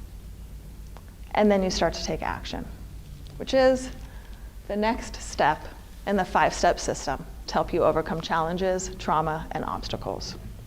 So, action steps. This is the hardest step for anybody to take. You can go through the entire Breakthrough Masterclass, the whole 10-week module, and then not take any action. What the hell's the point? Why would you waste $500 if you're not going to work, right? But if you're willing to work, it changes your life. But you have to take action. You guys all are here right now. That means you're taking action. You're taking action for your life. But those action steps to overcome trauma and obstacles may look different to everybody. So, like you said, whatever the mind can conceive and believe, it can achieve. You said that earlier, because it's true. But in order to do that, you have to take action. So, I encourage motivational material. So like I said, driving here from Los Angeles, I listened to an audiobook called Get Uneffed. I almost said the word. Really great book. And the reason why it was so great is because it's real, it's raw. I don't want to stand up on stage and be fake. I'm going to tell you guys exactly my life, how it is. I had a couple cocktails the night before I drove. I had a headache driving yesterday. Like, I'm not going to lie about my life. I'm nobody perfect or special. I just chose to take action. And because I chose to take action, I now can teach other people to do so. I chose to surround myself with great people. Like you're going to see at Bill Walsh here at 12 o'clock in about 5 or 10 minutes on the other stage. He's absolutely amazing. Was it cheap? No. But I decided to invest in myself. And when you invest in yourself, your life will change. I promise you. Bill Walsh took me under his wing about 1.5 years ago. I have been on over 45 different stages in a year and a half. That includes virtual stages and live stages. And we were closed for most of 2020, so you guys got to remember that. I wasn't able to do that without him. Surround yourself with coaches and mentors and people who will push you. Get enrolled in masterminds and classes and master classes that will push you beyond your comfort level. I have a wonderful client right now. Her name is Jamie R. Wright. Now I'm going to say her name fully because she is embracing everything that she's gone through. She was in a shelter during COVID because of domestic violence. And then she ended up hooking up with me somehow. She got into her own place again. We got a permanent restraining order. She's now speaking on virtual stages everywhere. She has a new press release out. She was interviewed on 60 Minutes. She was interviewed on The Doctor Show, CBS, NBC, all in 3 months. Now, the reason we were able to do that is because she what? Chose to take actions, right? And I was her coach, coaching her through that. Now, I am looking for 1 or 2 clients for coaching, but that is an application process, and we can talk about that later. Right now, it's the masterclass, and the masterclass will teach you those steps in order to at least start taking the necessary action steps for your life. Like I said already, writing. I hit that too early, but I love writing exercises. It doesn't have to be perfect. You just got to get it out. Next one, meditation. We are at a, is it appropriate for me to say woo-woo? A woo-woo conference? Like, I don't know the appropriate word, but we're at a conference right now where we talk a lot about meditation, talk about a lot about, you know, feeling your body and the universe and things like that, which is awesome. But it's important to meditate no matter how you do it, right? You just got to be able to sit down with nothing around you, no distractions, and think, right? Super, super important. Exercise. I don't mean go run a marathon. I just mean get out and exercise. You know, sleep. Make sure you get 8 hours of sleep. Most of us get like 6. So make sure you go to bed earlier. Wake up maybe a little later so you get more sleep. You know, find ways to laugh. How important is it to laugh, right? All of these things. Practice gratitude and control your reactions, right? Because it's not the situations that affect us, but how you react to them. Now, these are some of the things that we cover in the Breakthrough Masterclass. I don't have enough time to go over each and every one of them because I don't want to cut into Bill Walsh's time, but this is included. Now, this is a very important slide. And the reason why this is such an important slide is because it asks you a question. What is important in your life? What are the most important things in your life? What is your why? Why do you do what you do? Why do you work so hard at your job? Why do you travel to go see friends or family? Why? Why do you exist? What is your why? You know, my brother is the only sibling that I've got left, you know, and my brother is, we're very close. And he is a recovering meth addict, and we just got him sober. Thank you, Lord.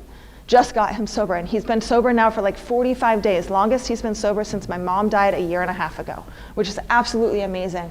And he is my why. I will do anything for that boy. But my other why, unsilenced voices, what we've been doing, helping people, traveling. I love to travel. If you know me at all, I love to travel. I love race cars. I love drinking wine on a boat in Italy. I love going up to Idaho and skiing. I love Hawaii. You know, I love to travel. Scuba diving. My favorite thing to do in the whole wide world is scuba diving. What is your why? Why do you do what you do? Hey, Bill. This is Bill, by the way. Hi, everybody. He is on next in the main stage, and Bill Walsh is my mentor. Bill Walsh is somebody who has put me where I am now, an amazing person, a great friend, family member to me. He has he has really developed and packaged what you see on stage right now. And because of that, I am so incredibly grateful. But what is your why? Why do you guys do what you're doing, right? Why do you wake up every single morning? We help you with the Breakthrough Masterclass get amazing results. You learn to build a world-class attitude. You wake up every day and you be even more inspired, not by just you, but by everybody around you. You have even more fun. How many of us want to have even more fun? Right? We all want even more fun in our life. I don't care how much fun we already have. Life is about fun. Bill Walsh will actually talk about this. He teaches family, faith, fun, or faith, family, fun. But fun is that third part no matter what. Because life is supposed to be fun. Life is supposed to be interactive, make you laugh, make you cry, have ups and downs. Be with the people that you adore. And family, and how we are able to increase your time with your friends or family is we teach time management. We help you to navigate what is necessary to complete right now. We teach you how not to procrastinate as much so you have even more time to spend with your friends and family. And then live the life that you have always wanted to live. I see some smiles out there because we want to live a great life. Our lives are not great right now, but we can make them even better. And who wouldn't want even better, right?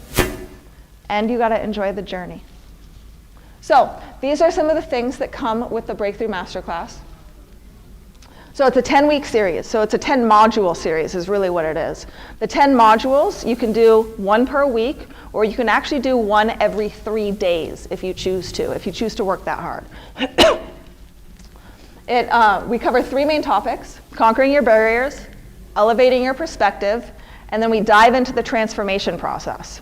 Now, in week 8, we dive into ACEs, adverse childhood experiences. During week 8, I encourage everybody to receive the breakthrough consultation, and the breakthrough consultation is with somebody with our team.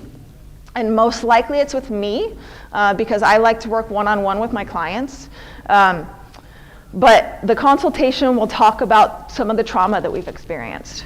You know, even if we have had a great life, our whole life, and nothing bad has ever happened to us, there might have been a word when we were younger, there might have been a touch or something that happened that we help you to break through and overcome and realize that it happened, but it doesn't mean that your life has to revolve around the negative aspects of the results of it, right? It's how you react to the situation.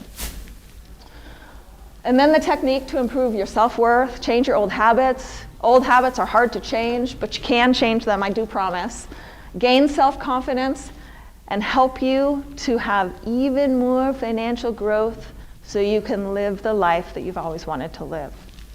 Now, this is valued at over $3,000, but what did I say in the beginning? I was gonna give it to everybody for $497, $500. So what I'm gonna do also is, because of this event, I'm gonna throw in a couple of bonuses that I don't usually do. I'm gonna be doing this again tomorrow, same presentation, but probably different. I mean, I don't memorize my presentations. But the bonuses, it'll be another breakthrough session. So you'll have 2 one-on-one consults with me, up to 30 minutes. And then access to our private global community.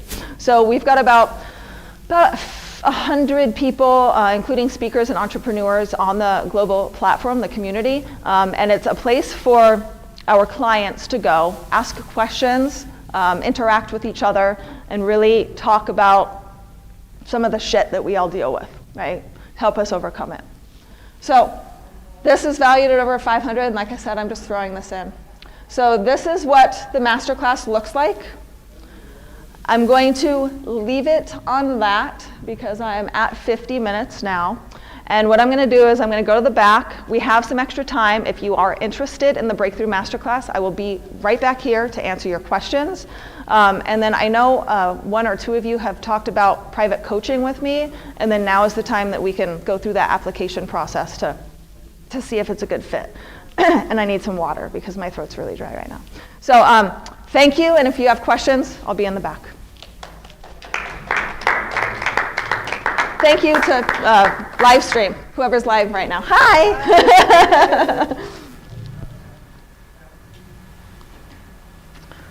Exit. Perfect. Awesome, awesome, awesome. Ah.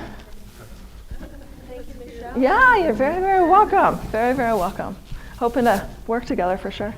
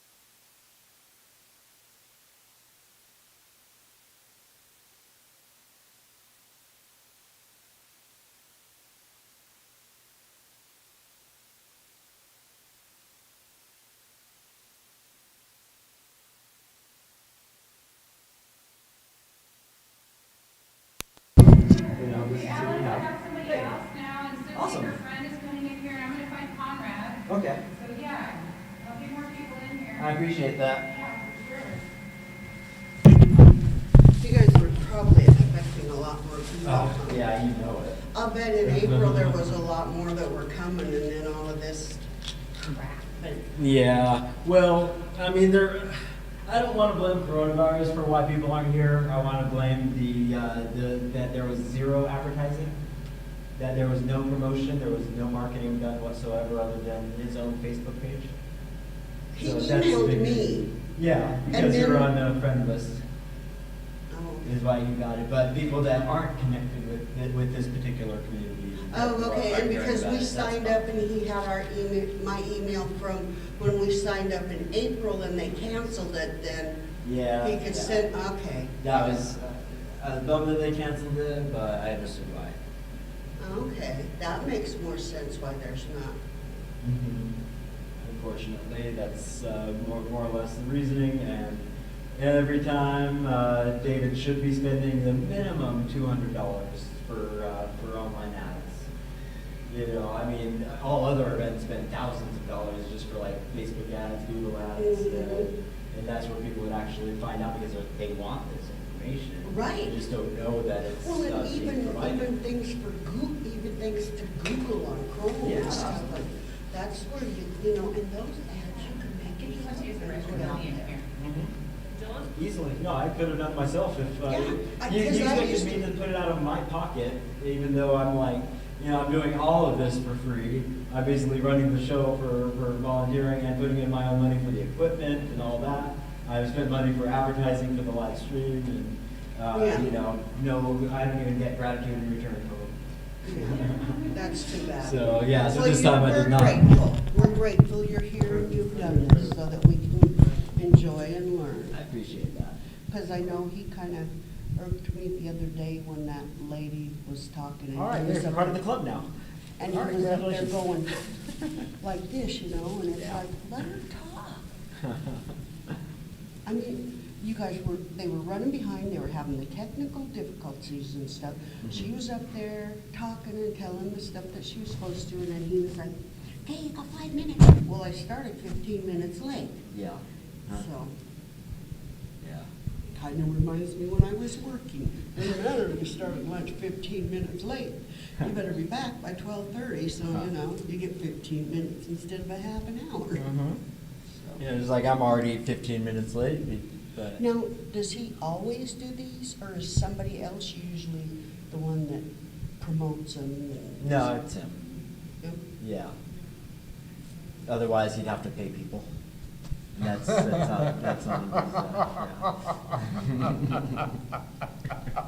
he knows what I'm talking about. Well, it's too bad there aren't these events with different people that, you know, doing like having the speakers and, you know, it doesn't have to be a 5D event because Yeah. he's kind of got that name, right? Yeah, and I think that name has gotten tainted among certain people. Yeah. You know, because they know it's his face. Yeah. And he has annoyed a lot of people over, You know, I mean, you could start. I mean, I do it. I still put up with it more because I love the speakers that come in and the people that are part of it. Yeah. You know, it's always a different group of like, you know, more conscious individuals that. Yeah, get people attached that to it. want to learn more, that want to know more, that, you know. And there should be more of those. And I know there's a lot more people out there that do want to learn more, know more, and you know, are actively searching. But when it's not like, you know, in front of them and, you know, told to them, they're not going to find it. They're not going to get it. You know, my favorite information is that which very few other people know about. That's the most important truths is what's hidden. Yeah. You know, what's not known about, and that's part of what I wanted to talk about is some of the other stuff. But talk is called Tools, Techniques, and Tech for Health and Ascension. You know, so do I want to start? Yeah. Yeah, I guess I've reached quorum with 4 people, 5 people. I was waiting for a minimum of 4, and now that you came in, we. Sheldon will probably make her way in here. And then Right. the gentleman that's Initiatory priestess. Hmm? I'm an initiatory priestess. Beautiful. All right, let me switch this. Oh, ouch! Oh my God. Okay, let me get rid of So that'll work. Yes, let me start that. Okay, unfortunately the screen is a little bit hard to read.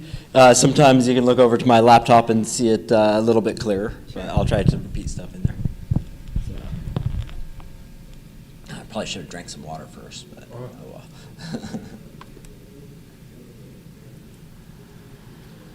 Okay. Hello, everybody. My name is Alan Bedian. My talk is on tools, techniques, and tech for health and ascension. Otherwise, technology of mind, body, and spirit. Yeah, so basically, I wanted to give a dense crash course on all of my favorite products, all the best cures, treatments, energetic manipulation tools, occult knowledge, and things that I've found along my research that I'd like to share. That I hope you guys enjoy. It's also partially about how to get into our power, how to become more of the God self that we are, how to activate your DNA, how to bring on more change in your body, and some of my websites. I've run the 5dstream.com website for this, which has all the talks from other speakers. Squirt.com is my company where I'm releasing a bunch of different technologies that I've been programming over the years. I program in about 36 different languages. I work in every single program out there. I'm basically a multimedia expert where I do pretty much anything that's a media. 3D animation, graphics, art, 3D fractals, electronic music, website design, and the list goes on and on. I'm working on a few 3D video games and productivity tools and virtual reality augmented, but that's not what I'm here to talk about.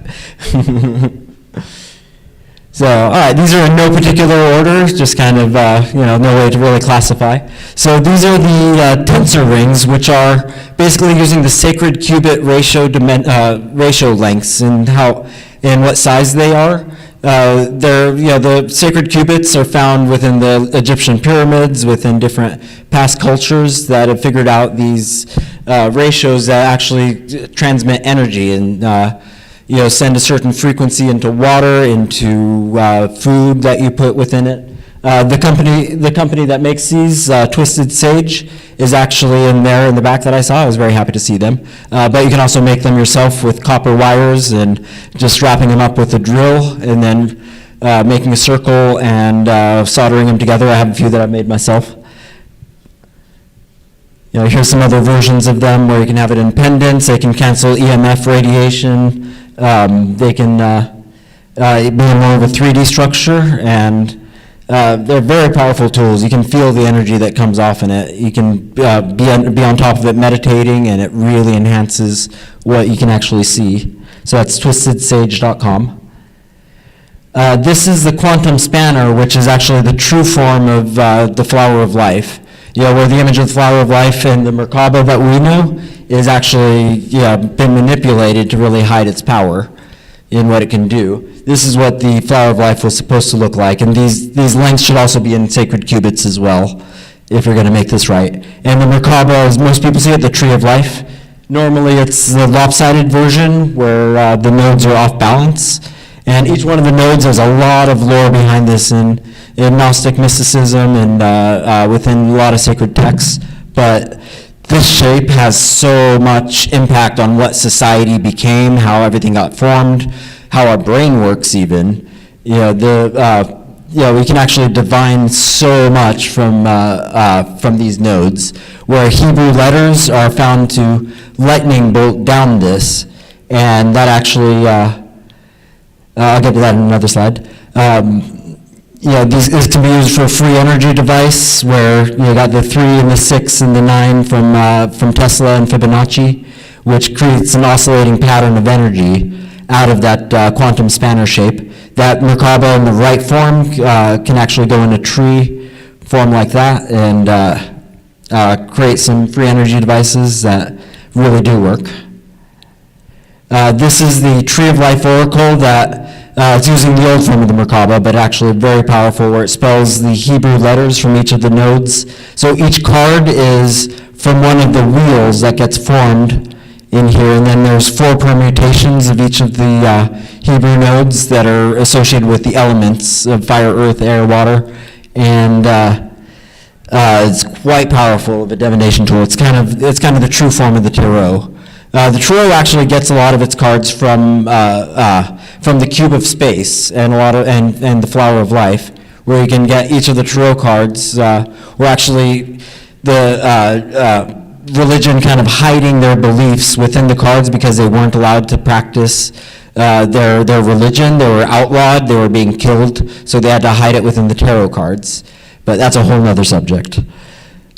Yeah, I've got that deck in my bag in the back if anybody wants to see what it's about.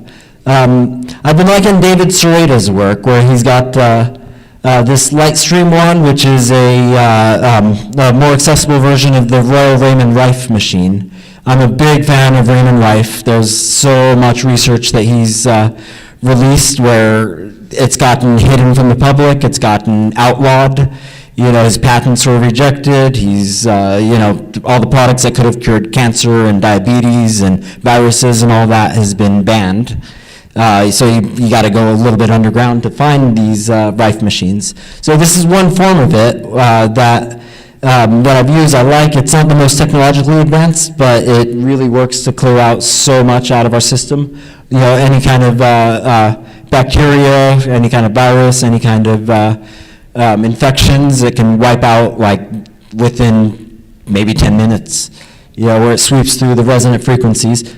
This is another therapy device that he has, the Lightstream Mantra Coil, that has a lot of programmability within the app. You can program these frequencies where, like, I used to be into binaural frequencies, shifting my brainwave patterns into gamma, beta, alpha states, and tuning it in using binaural. This is actually able to do it without using your ears, where it more energetically kind of attunes your brainwaves into whatever frequency you want to put yourself into, which I've always liked doing, my favorite hobby, playing with my brain.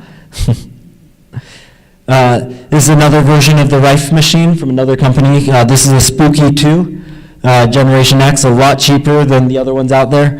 Uses this plasma coil where you hold it in your hands and sweeps through program frequencies of different parasites, and different virus strains have different resonant frequencies, and when it hits the resonant frequency, it basically shatters like glasswood you can destroy a bridge by hitting the resonant frequency of a bridge, using sound and plasma energy. And does the same inside of your body. Everything except for the organic material, which is at a different frequency within your own body, is the only thing that's kept safe. Another Rife machine from jwlabs.com. I haven't used this one, but I've heard good things. This is from quantumbalancing.com that actually uses plasma tubes and some kind of alien technology in sacred geometry within the circuits to actually create a radius around a whole building, clearing energies, creating a certain vibrational pattern within the air, within the frequencies coming in from cell phone towers and whatever we're being bombarded with. It can cancel out, and you can create more of a safe bubble around you. This is the Jing orb, J-I-N-G. Jing is known by Chinese medicine as a type of universal energy that flows through us that has been kind of stripped away. It used to come more from the magnetic field of the earth, which has been diminished. And but what the Jing energy does, it's similar to Qi, but it's on a different frequency that we can channel through our body. It's kind of the fifth state of water. So this device, you put the orb inside of distilled water, you soak your hands in it for like 30 minutes or so, and you get such a clear sensation. Your brain is turned off and it goes into your heart more. You can formulate your thoughts better. It puts you in this almost instant meditative state just from that energy going through. Yes? Is it similar to the ionic foot bath? No, the ionic foot bath is similar concept, but that's more to create a negative ionic charge to pull parasites and toxins through the bottom of your feet into that. But no, it's different structure. But they can be, people have used them together where they have their feet in the foot bath and their hands in this. And this actually treats autism and brain injuries and mental issues better than anything else that I found. Another good one for autism and mental health is camel milk, which turns out that camel milk, given to autistic kids can actually get them feeling emotions again, get them able to talk again, and it's really powerful stuff. There's something about the red blood cells within camels. It's the only animal that has an oval-shaped blood cell and a certain immune system. You can sustain on nothing but camel milk for years even, and there's nomads that do it. I heard it's. Yeah, good stuff. It's the hands, not the feet. Yeah, so you see here in the picture, you put your hands inside of the water with this orb within it. The device costs over $3,000, so there's stations where you can use it. I want to buy one for myself. I've used it several times. The one that made it was used to exhibit at the 5D events. I was hoping he might be here, but just so I can use it myself. But but it's a very good device. David Wolf is endorsing it, so it's got his name on it. But improves mood, energy, stamina, strength, metabolism, perception, concentration, recovery rate, sleeping patterns, meridian balance, and skin rejuvenation. So who doesn't want that list for themselves?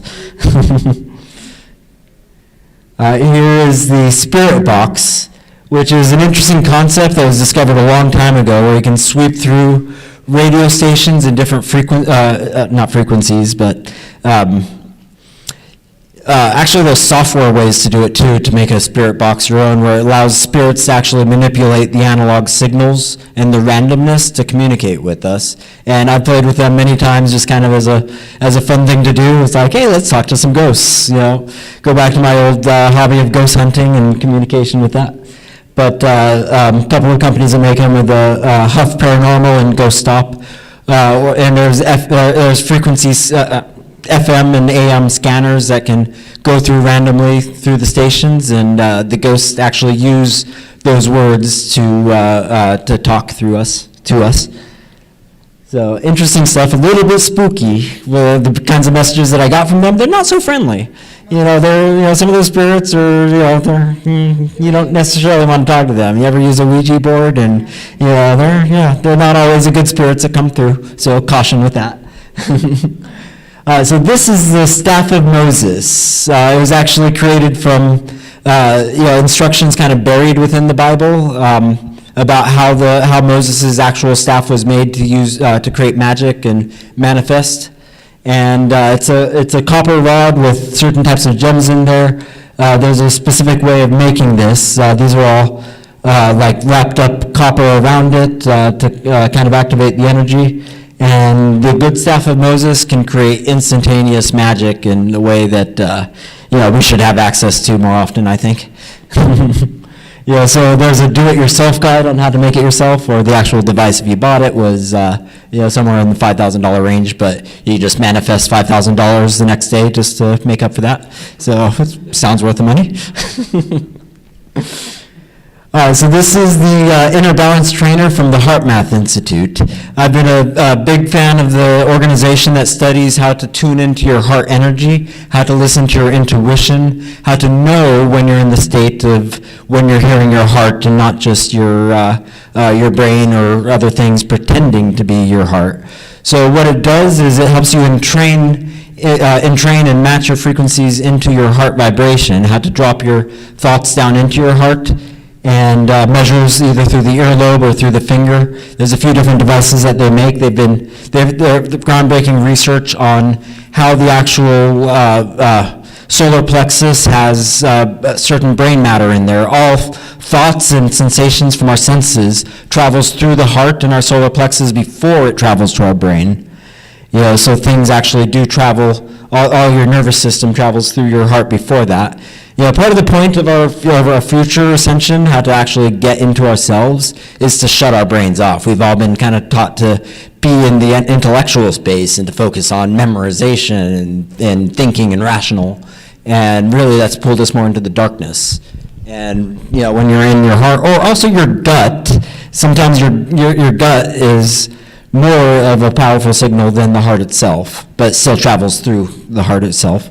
But that has a lot to do with people's digestion as well, that blocks them from accessing their gut knowledge.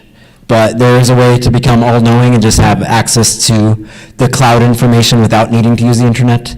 That's more of our biological cloud. That it's not the Akashic Records, but it's another source of knowingness that I try to access as often as possible.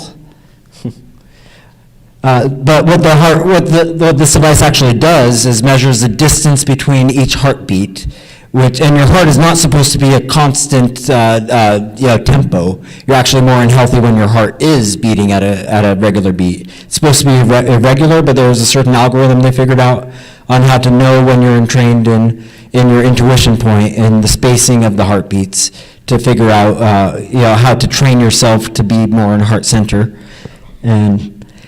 And good stuff, heartmath.org.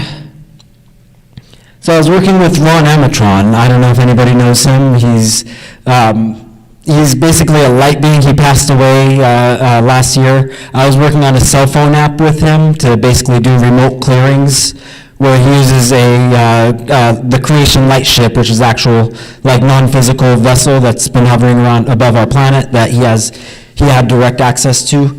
And he was able to do clearings and healings in a unique way, basically going into parallel world realities and alien-controlled timelines where we're cloned in and able to remove those clones, kill those clones off of us that are causing all these problems in our own physical self here. And there's still ways to get the healing. I have the app on my phone. I'm the only one that can go through timeline crashes and barcodes that the aliens kind of implant on us, and different, they're, according to him, we're being abducted on a regular basis where they stop time, they pull us up, they do whatever they do outside of time, and then they bring us right back split second later, and all you'll see is a little blip, and you won't even notice what happened. But unfortunately, there's a lot of warfare going on. But one of the teachings that he had that I have in the app as well, this is a screenshot from my program, is the mind-to-heart drop, which is a very simple technique on how to stop thinking in the brain and bring it down into the heart center, where you basically visualize a energy orb from your brain, and you see an elevator dropping down the spine into heart, and you do it 3 times while you repeat, "I now command my spirit to take the thoughts from my head and drop them into my heart." And then you do 10, 9, 8, 7, 6, 5, 4, 3, 2, 1. 10, 9, 8, 7, 6, 5, 4, 3, 2, 1, and repeat it 3 times, and while you picture that energy ball dropping down. And once you're in the heart frequency, you'll know you're there when you can't think anymore, when you don't have any mind chatter, when you can't your thoughts, if you try to think, it doesn't come through, and you can, it's a very interesting state to be in there. Some people are able to be there all the time, but it's difficult to maintain being in heart center. But the mind-to-heart drop was actually one of his dying requests for people to learn it and use it. And that was what he felt was one of the most powerful things he can pass on that we can actually do something about. Very little we can do about the alien stuff other than, other than being our light. This is from Dr. Patrick Flanagan, who's another one of my heroes. Dr. Patrick Flanagan has also recently passed away. Was good friends with him for a while, but he had some very interesting patents and technologies. Some of his patents have also been outlawed by the government, and like the neurophone, which on next slide. Crystal energy is one that I really liked using, where it makes water wetter, where it changes the surface tension of water or any liquid you pour it into, even alcohol, and makes the cells of the H2O absorbed into our cells in a way that water doesn't normally do. And you can add it to alcohol, and you drink as much as you want and not have a hangover. You know, because hangovers are caused by dehydration, and no matter how much water you drink, you don't hydrate when it's not going into the cells, and water doesn't normally permeate through those cellular membranes. Mega Hydrate is the pill form of Crystal Energy. Amazing face cream, and some other dream cream moisturizers that are kind of infused with light and sacred geometry and nanocrystals. And you know, the Crystal Energy, by the way, works with nanotechnology and silica that he developed. They were sold out of this for a while after he died. I'm glad they brought it back through.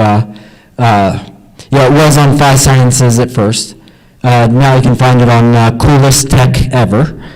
And they also have some other good products there. The Patrick Flanagan's Neurophone was one of the most amazing devices. We actually bought one and been using it for a while. That actually lets you hear sound from like transducers that go on your skin, either on your temples, on your carotid artery, or on your thighs right here, where you put these ceramic discs there.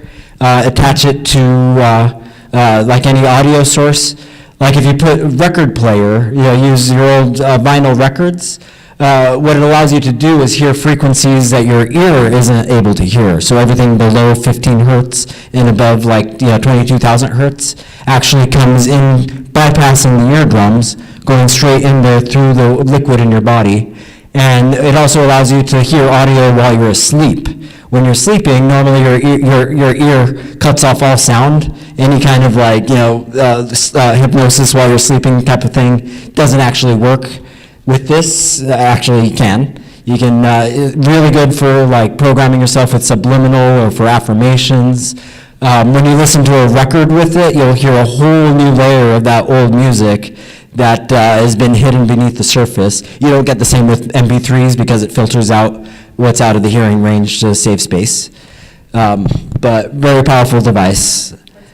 The Neurophone, Neuro, and it was banned for a long time because there was ways to use it for abuse, like putting it on like a chair, for example, and having a person sit down and pretend the voice of God is coming into them while you're manipulating or whatever. Yes. Where do you get it? From Coolest Tech Ever.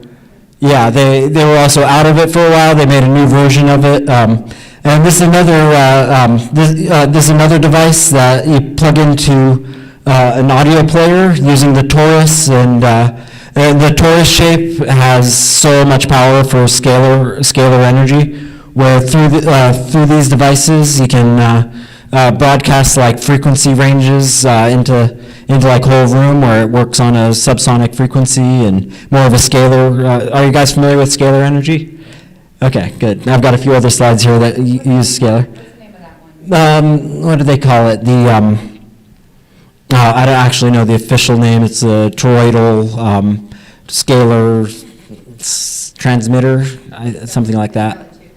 Yeah, they do sell that there. And they have both small size, like donut shape, and larger sizes. And you can even make it yourself. And they with copper wires running between, along the radius of the torus. Which actually, when you follow those lines, if you put the Hebrew letters along, the torus, you can actually spell. It's the decoder ring for the Book of Genesis. Where it's like the DNA of the Genesis within the Bible is wrapped around the torus, and when you go across it, you put the letters this way, but then you read the other way, and you can recreate any part of if any part of the original Hebrew manuscript was missing, you could have reproduced it with this. Yeah, this is the Sri Yantra shape, which very powerful for manifestation. I do like the 3D form of it. More than the regular 2D one that you see in Indian mysticism. And here's a pyramid charger that drops down, give you a little copper coil, crystals on both ends terminating it, and just kind of a good energy flowing tool. Here's from toolsforwellness.com, a website that has great catalog of spiritual texts that I've appreciated. but really like the copper pyramids, where it's got to be in the exact degree radius of the pyramids, like 51.1 degrees. And Mick Edwards is the one that makes them. I've got these at home. Face this north. It's got crystalline structures on the joints. Copper tubes. The small one, you can, like if you put like a banana underneath the copper pyramid, that banana will stay yellow for like a month or longer. You put another banana next to it, outside of it, and goes brown within 2 days or whatever. So that's one proof of it working. You can put razor blades underneath this pyramid, and it'll actually sharpen the nano blade, nanoscopically the blade of the razor in a weird way. I use it for my water charging. I put water underneath it with sacred geometry patterns underneath, and I went through a whole like water ritual thing for a while, energizing whatever I put in there. You can also put it above your bed, and really enhances your dreams, your state, your connection into those parallel worlds when you're dreaming, and kind of helps you transmit upwards. This one is bed size. This one is about this size. You can buy it for like they're around $25. Yeah, and the larger size ones, on up. And different forms you can put it in, but there was a lot of power in the Egyptian technologies. These are orgone generators. They're EMF protection. They're normally they're in the pyramid shape, but there's other ways you can other forms you can put orgone in. But very powerful for just kind of keeping yourself protected. Where there's no running away from the frequencies. They're always going to be there, no matter how much we are against it. You can't stop it. So the only thing you can do, this doesn't actually block it. Instead, what it does is shifts the frequency so it passes through your body rather than getting stuck in there. So it makes it more harmonious within our own electrical system. So orgone devices. Basically, they're made with metal swarf, like copper, silver, gold, metal, crystals crushed up, and the resin that you use just to compress it. The more it gets compressed, the crystals release energy, like piezoelectric energy through it. And many forms of orgone devices that you should have one, at least next to your bed when you sleep, or I've got some on my computer devices, and you can make it yourself. This is the from purpleplates.com. I've got some in my bag in the back, and also have the bracelet form that I wear occasionally. So it's actually infused Tesla's free energy technology, the frequency of the planetary free energy source that Tesla's machine was able to access. They found a way to infuse that specific free energy frequency into the atoms of aluminum and contain that within it. And in the headband form, it gets rid of migraines like very quickly. It helps you focus a little better. The bracelet helps kind of cleanse your blood as it passes through your veins. The plates themselves, you can put things on top of it to charge it. Like I've got that underneath my pyramid. Yeah, no, there's a lot of power in it. I mean, you can feel the energy from it. Like even a skeptic cannot deny that there's something coming out of it. Are the bracelets, are they copper? They look copper. No, they're aluminum. They're very lightweight, purple aluminum. I can let you feel one if you remind me later. No. I mean, it's a special form of aluminum that they make themselves. That's in order to get the vibrational frequency inside the atoms of the aluminum. So it's just kind of a transmission medium to hold the free energy vibration. This is white montmorillonite. Montmorillonite is very ancient crystal clay that has some of the most unique properties to it. He was one of the exhibitors at our show that turned me on to it, Dan Golden, who has the mine in Nevada. That's why it's also called Nevelite. So goldennevelite.com is one of the websites. I've got the raw rocks of it. I've got the finely milled powder that I add inside distilled water. You mix it up with the distilled water and you make what the Native Americans called cloud water. And this is what the main medicine of the Native American people and a lot of other Aboriginal cultures would use the montmorillonite from these very sacred sources. There's only like 2 places on the planet that you can really find it. The shamans had even lost the location of where those mines were, and so those tribes actually died out because they lost their montmorillonite source. You know, they didn't, I mean, this stuff is basic. It's also Tesla energy within it. You know, aliens come on top of Dan's property and just kind of hover above his land and recharge their plasma engines. You can, there's a form here that the alien spa treatment, ancient alien spa treatment, he calls it, that you can put inside of your hot tub or and instead of chlorine, and it keeps it fresh for like a whole year. It doesn't like direct sunlight because it'll attract life to grow in it. I've got it inside of my waterbed. It's lovely.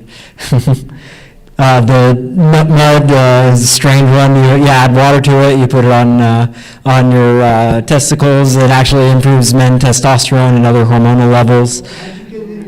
Crystal paste you use it's an ultra mild version. You use as a toothpaste and cleans any kind of parasite. The Aboriginals would use it, the powder on their face as sunscreen and parasite killing. They'd use it in embalming processes and all that. The tissue regenerator, when you put these Tesla crystals with the water and keep it moist, you can actually regenerate your tissue. You've got scars it'll get rid of. You've got like missing chunks of flesh, it'll regrow it. And you've got like, you know, it's almost like a stem cell technology with the toothpaste. It can actually regrow your teeth, your adult teeth that have fallen out. So, and it's a descendant of bentonite, but bentonite has none of the energetic qualities of it. It's just that's the closest related stone to it. But also have the medicine sack for it that I've got that I wear around my neck every once in a while and kind of completes an energetic circuit. And there's a lot of other stuff that you can do with these montmorillonite clay crystals. Here's a type of volcanic mud. It actually does have montmorillonite within it, but it's not on the ingredient label because they didn't want to advertise that that's what they're using, because then people can duplicate how this works. But it's a face cream and wrinkle repair type of solution, and who doesn't want to get rid of wrinkles? Another form has CBD infused in it, and can get rid of under eye bags, and I should use it more often. So that was from Volcanic Origins. This is Celtic sea salt. Big fan of this salt versus any other salt out there. Like it's better than pink Himalayan salt. It's better than any salt that you'll find out there. Very pure source. Salt is light. Salt is very important. The bad salt is a table salt that you'll find in all the restaurants and any place public. Table salt will kill you. Real salt, you need to have more, especially as your body starts to ascend more. If you don't have salt within it, it's not able to carry the same energies through your system. So a person will die if you don't if they're deprived of salt. That's like a major issue. And where did she harvest it? It was from someplace in the United States. They have a farm. I made friends with the company. I've got every version of their sea salt that she's given me, like all the samples, like these fossilized versions. I've got a liquid version of it. Like liquid salt from them, I've got in my bag there. I've got like ultra fine like salt that's kind of like consistency of flour, and some other cool forms. Here's the deep sea salt and seaweed sea salt, electrolyte salts. I mean, the best way to hydrate instead of using like Gatorade, you just add salt to your water. And Dr. Carolyn Dean also agrees that you should have more salt in your diet. If you're not getting it from your food, you just add the real salt into your water, mix it up, and drink that down. And I dig it. Another form to drink the salt is quinton. That's basically ocean plasma. It's harvested from special areas in the ocean by the equator area. Around these coral reefs that they take the ocean water and purify it enough where it doesn't have any kind of toxins in there. But they found that ocean water is actually the exact same cellular structure as human blood, where you can take the ketone, instead of doing a blood transfusion, they do this in all other countries except for the United States, where like, instead of taking human blood donation, you can have a pint of blood left in you and fill the rest up with ketone, and it's actually healthier for you than any other kind of blood. So it's kind of a saline solution, but it has an extra added bonus of being the ocean's immune system and balances all of your hormonal levels, all of your metabolism, and you take a shot of it in these glass tubes that are, crack the end and take a shot of it, and it's like drinking the best ocean water you can imagine. So I like it. I try to use this as often as I can. So I recommend it. And I know that in European countries, this stuff is sold in like wine bottles and served in restaurants. But been kind of banned because the Red Cross has a lot of power and they don't want to replace the blood donations because there's vampires involved. So, so this is our company. This is my brother runs Live Spring Water, now named Alive Water. So this is the purest form of raw, like unfiltered, untreated, unkilled spring water, harvested in a place we found in Oregon, straight from a volcanic tube. That I have the privilege of being able to drink this every day. I brought some with me on the back table, but David was insisting I don't allow anybody to drink it because the health regulators will get down on us because we're not allowed to serve any kind of water or substance because they'll spread coronavirus and all that. You can't touch a handle, and he wouldn't let me pull out my dispenser. Anyways, this water is delivered. We run the delivery company with our fleet going between all the Los Angeles County, San Francisco, and those parts, bringing it into Portland and Seattle and other places. And want to expand, but yeah, it's a lot for my brother to manage the fleet of everything and deliveries. But served in these Flower of Life bottles that we make ourselves. And it is the best tasting real water that you can imagine. It's got a soft texture. It tastes like air. It hydrates your system more than any other type of water I've found. And it's the only water that's not killed. You're actually, they tried to shut this company down. Actually, they put an embargo on us, like the cease and desist order, because the water was too good. And you're not allowed to serve any living water. So this is unradiated, unfiltered. It's delicious. People swear by it, and you just want to drink more and more. And it has a Flower of Life. Yeah, I'm starting to make the Flower of Life tumblers to go with it too. We've got the glass orbs and. Is that glass? Yes, it's all glass. Yeah, I'll show you the bottle in the back there if you'd like to try some. It's the real spring water. Like other places advertise spring water, they get it from the springs, from the dirty parts of it downstream, and then they'll filter it through with osmosis and then put it through the irradiation to kill everything inside of it. This one actually has like living silica and living biomatter that's like the best probiotic in the world. And stuff that we're missing that in us, it helps your digestion, all that. It's a good silica source. We actually, when we got banned, we tried to relabel this as a silica supplement just to try to find a loophole. But we got through it by fibbing a little bit, saying that we're putting it through the radiation lamps now. And so. This is my other favorite water from Starfire Water. Yeah, you guys know it. It's infused with like sound frequencies and sacred geometry, puts it around, and crystals to charge it up, and all this resonation process to structure the water in a more hexagonal form that's more perfected and has gold with monatomic gold within it and more minerals within it, and excellent water. Yeah, so not competition ours. It's still made from dead water to begin with, but he kind of makes up for it by how he treats it. This is black living water. It's I've got some big bottles for sale in my bag if anybody wants to buy like $5 each. But it's with fulvic acid and shilajit, and it's pitch black, but it tastes exactly like water, has no flavor, it's great. And there's also dropper forms of it and pill forms instead of taking it in water, but it's also very probiotic. Detox water made with aloe vera. Comes in different flavors. I like them, found them at the Natural Product Expo and made friends with them. Maple water is great. You think that from the maple trees, maple syrup comes out, but no, it's actually water that comes in from the underground root system going into those maple trees, and it comes out as just a clear liquid water that is delicious and nutritious, and they have to like evaporate all the liquid from that water to like distill it down to the maple syrup that you know.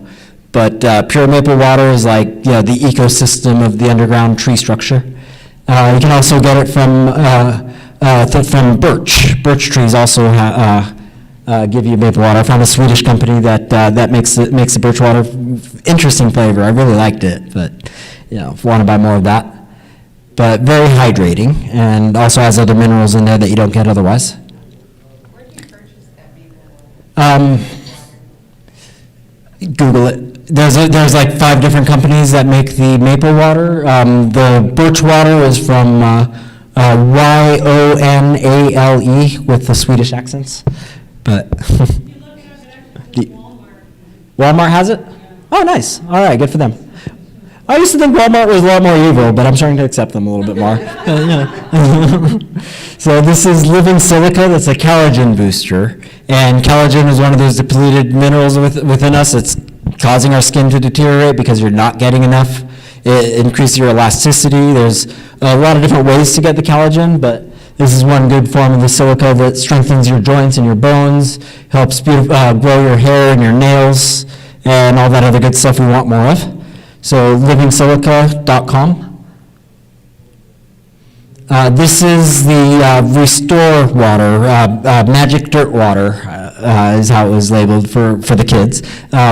But basically it's a probiotic type of digestive system rebuilder where it helps bring back your natural biome and flora within your gut using clean dirt. Best source. Real dirt is there's the people that crave eating dirt, like when they're pregnant mothers, they think they go crazy when they're going outside and like putting dirt in their mouth, but really they're just starving of the minerals, and that's where you get a lot of it. So the restoreforlife.com, BioMe, IONBIOME. Also comes in a sinus spray version where you spray it up your nostrils and clears out any kind of nasal infection, helps restore your polyps, and builds up your immune system through the mucous membranes. So dirt has a lot of power, just not the toxic dirt. You got to find the right source, but there's a lot of technology in the earth. This is Happy Gut Life, another gut cleanser, and haven't tried it, but they turned me onto it a little. D-lenolate, D-lenolate, is olive leaf extract from the purest form, and this stuff is amazing. It is better than any penicillin that you can get in the doctor. It's better than any kind of, it's the most antifungal, antiviral, anti-yeast, and it's from a specific type of olive tree found in Africa that is actually the most immune tree in the world. The olive tree has the best immune system than any other plant, where it's immune to mold, fungus, any kind of infections. And actually within the Bible in Ezekiel, you'll find a verse explaining that the leaves and the bark of the olive tree shall be your medicine and the fruit shall be your food. And it's true. So this stuff, I can't say enough about it. Like arthritis, it'll get rid of because it's caused by yeast in your joints. Ear infections, you can get it in dropper form. So you got ear infection where the next day the doctors say you got to have an operation. You put this in your ear, and a day later the doctors say, "What the hell happened? We got to cancel the surgery now." You can use it for fighting colds. They've got a cold and flu version of it, Dulenolate Plus. It works for killing out any viral attacks and bacteria. And yeah, it's many uses, a lot of different forms that it comes in. Also an energy version that, energy boosting. So here are the other versions. Pain serum, where it's penetrating pain relief through the olive leaf extract. Same company. Yeah, the cold and flu one, and here's a topical treatment one, and a hormonal balancing aid using the olive leaf, and very good. So highly recommend this. This treats so many problems that just unbelievable that more people don't know about it. This is live pine. I've got some of this in my bag in the back too that you can try. And it's concentrated pine needles that is like taking a shot of the forest. It's amazing, like the energy that you feel from it. It wipes out any kind of virus, any kind of bacteria, any kind of thing in your system. It just wakes your cells up.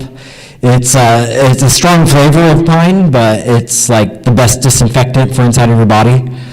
And it's from the red pine needle oil, and very potent. Same company makes the sea mineral version from the ocean, and sulfur-rich black salt, which is delicious and really healthy. That's another one of my favorite versions of salt is the black salt. Where's that sourced? It's sulfur-rich. It's sourced in areas usually around volcanoes that they find, and where the volcano lava flows into fresh water instead of ocean water. That's also where you can mine azomite, which is the best fertilizer you can possibly find to remineralize your fruits and vegetables.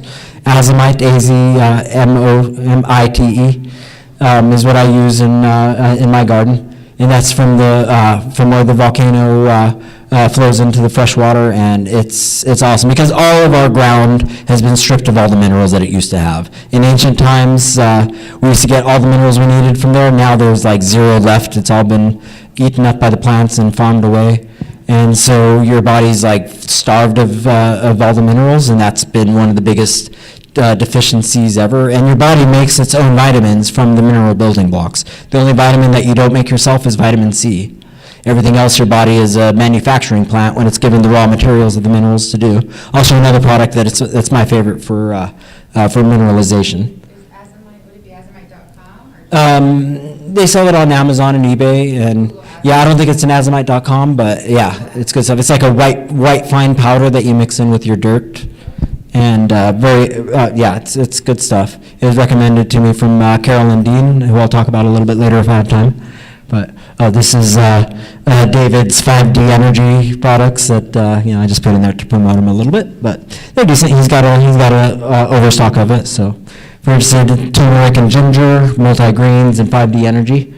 5dbiomedical.com. That's the, oh no. Where's the pine? Livepine.com. I'll let you try some if you want. I have it in my bag. You do? Okay. You can also nebulize it and breathe it through a respirator, which I do sometimes. It has terpenes in it, right? Yes, it's a terpene power. And it's very similar to turpentine, so it probably Mhm. good against cancer too. Yeah, that's like Trump saying inject Lysol into your veins.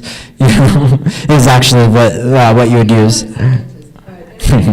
You think? No, he doesn't know, but somebody told him about light therapy and he was trying to communicate. Yeah. That's the problem. No, Trump gets a lot of his information from the same non-physical source I do, ION. That was what my talk was going to be today, but instead focusing on this one. But that's a whole other subject. But anyway, yes, so he was talking about light and everything. But I Mhm. also wanted to talk about pine. It is so important. Yeah. Because right here in the middle of your power source, your third chakra, it's healed by, it's where all guilt is held, okay? And many people are guilted and feel like a victim. Yeah. And pine, I recommend the pine flower essence. Yeah. But I need something that's stronger than that. But I don't like to recommend turpentine because it can be a little bit too strong. Yeah, although there's a lot of magic and power in different terpenes. Like I've seen whole workshops about what each type of terpene from different plants, the concentrated oil that comes out of it has different elemental powers to it that even like painting with them adds like an extra magic to the painting and in that. So this is from Gary Knoll, who's one of my favorite health advocates.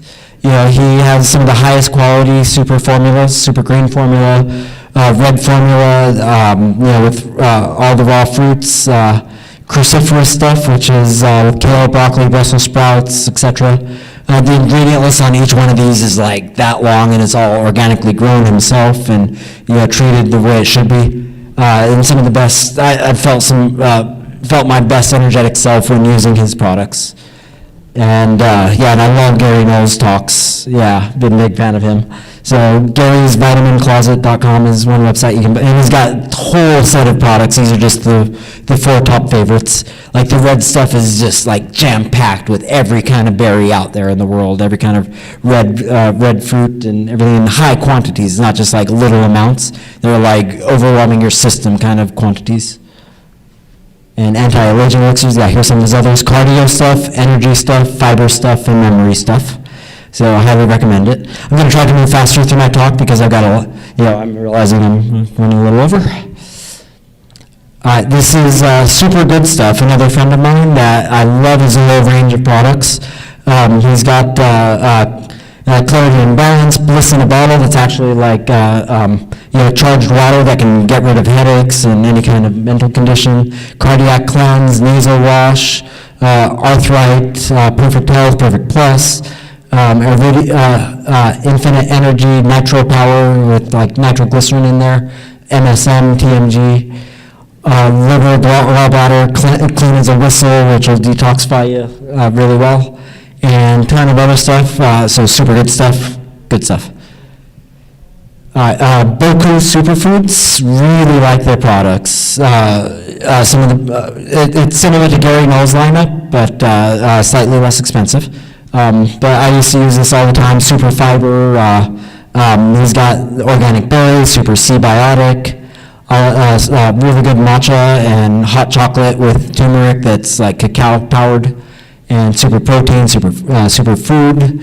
All that good stuff. Super Shroom formula, Cocoa Love, etc. So BokuSuperfoods.com.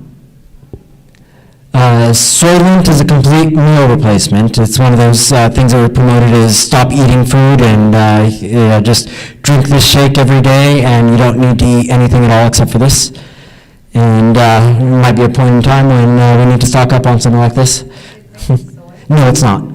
Yeah, that is just the clever name from Soylent Green, but it's not made of people. Aura.organic, another similar company for building up your gut biome and green formulas. They've got a good as gold formula that's got a lot of monatomic gold in there and other good stuff. Oramis, I'm a big fan of. Monatomic gold comes in many forms, but it's like you can even harvest it from moonlight. But very powerful to increase your energy vibration. A few different companies that make it. Oramis Mana is one that I have. There's rose gold versions, and it's what the Ark of the Covenant was used to create for the mana that sustained their people for those years. Was actually white powdered gold inside of the Ark, and a certain energy device that they used to create it with all that. Also, Now Alchemy makes different forms of monatomic gold.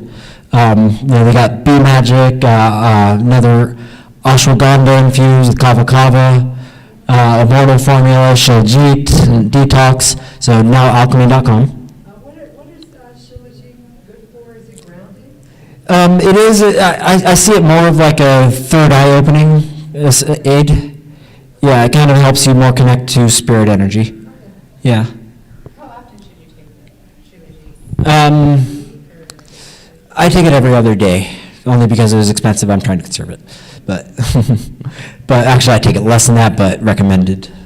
Kamiya Arts. This guy is a true alchemist, where he's able to extract the essence from animals, from stones, from minerals, in a way where, like, you can get he's able to convert like animal whole parts into an oil that when you take it, you actually experience like a drug, the consciousness of that animal. So you can like in Highlander where you become the stag, or become a tarantula, or he has a scorpion version just for fun, and you get to experience that the consciousness of that animal and what it teaches you. But also have oil of gold, oil of silver, oil of platinum, you got a tarantula, oil of antimony. Fly agaric is one that I really like. I'm a big fan of the fly agaric soma mushroom, the red and white sacred mushrooms.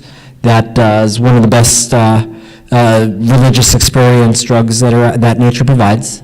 This is from Chimia Arts, kind of a good chart to kind of associate what metals are associated with symbols, with planets, organs, the day of the week. It's all interconnected with each other. Where gold is connected to the pineal gland, while the monatomic gold actually helps you activate your pineal and connected to your heart and the sun and Sunday. So it goes down the road like that. So yes. So like lead is good for the adrenals, tin is good for ovaries and testes, copper for the kidneys and thymus glands, and also all the and the planets that it's associated to. Sorry, I missed that. And he has the oils to associate with each one of these metals to give you those extra superpowers.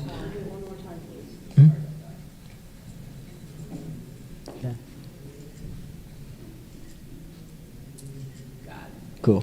And the website for that was Chimia, Kymia Arts.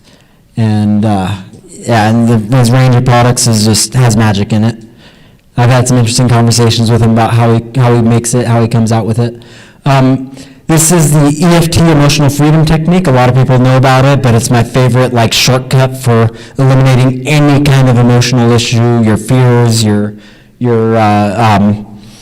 stuck traumas that are within you, and you can use it on pretty much anything, any type of phobia that you have, any type of self-doubt, where it's a tapping technique where you go through top of the head, eyebrows, side of the eye, under the nose, under the chin, collarbone, and then side of your chest aligned with your nipple.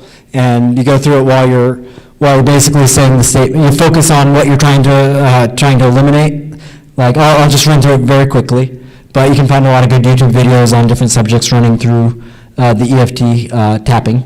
But you say even though I have this fear of snakes, I completely and totally love and accept myself, while you're tapping on your bottom of your hand, right here in the karate chop point.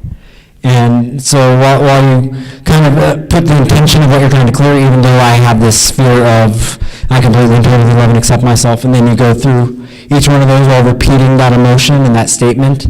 And while you do it at the roots of the meridian points, it just sloughs off those traumas like very few other things other than Bach flower remedies, which is my next slide. So these Donna is a master in. So Bach flower remedies like agrimony, aspen, beech, centaury, serato, cherry plum, chestnut bud, chicory, star of Bethlehem. Each one of these flowers has a different emotion that it clears out. Some can eliminate like a rape trauma or childhood birth trauma or fear of inadequacy or whatever it is that nature kind of is trying to heal us. It wants us to get better, so it's like producing these frequency plants to try to clear out those emotions from us. But you gotta put it in you. So talk to Donna if you want more information on that. This is from my friend Dr. B. Sirius, who very powerful alchemist, where he calls himself a parasite hunter. He created this total body paracleanse program where we do it for a full moon cycle, 28 days, and with no sugar while you're taking these products. And and extra powders that don't have the slide for, but completely gets rid of everybody has parasites, whether no matter how clean you think you are. They're in our brain, they're causing our cravings. Our sugar cravings are caused by these parasites, or any other type of issue. It's a lot of parasitic relations. So he's got the Platinum Life monatomic elixir before anybody else had even heard of it. Quantum Paracleanse Herbal Tonic, Timeless Man and Sacred Room, Laxes, Tranquility, New Life, Tranquility is like meditation in a bottle. It's weird effect. Really liked it. New Life cleans your blood and gets rid of any kind of infection within bloodstream. So that's from elevationtime.com. I need to get him to speak over here. Some of his other products. Heaven on Earth, Focus, Rise and Shine, something Passion Elixir, it's like an aphrodisiac one. Genesis, Serious Defense Herbal Tonic, and Subatomic,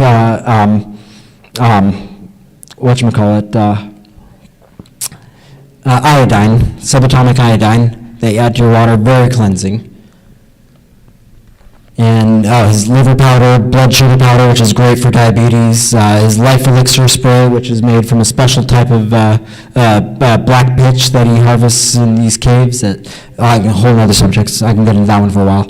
Magnesium oil, where you get the liquid magnesium oil put on your skin. It's a really good way to get magnesium in you because you don't get it from your stomach. And his herbal tooth powder that I used to use all the time is like cinnamon and neem and clove. Clove is actually very powerful for getting rid of any kind of, if you have any kind of food poisoning, say you're in another country, you get food poisoning, you take clove from the supermarket, put it in a gel cap or parachute it down with a tissue, and we'll kill that food poisoning instantly. So, okay, I'm going to try to move a little bit faster. So, cayenne pepper is one of the best blood cleansers for cleaning out your veins for any kind of cholesterol issue, where it'll just root right through you. A lot of athletes use it. A lot of the extra hot one. I mean, no matter how much spicy food you like, you cannot put this on your tongue, so you got to swallow it. But it works synergistically with garlic. So when you take garlic pills with the cayenne, it boosts both of them.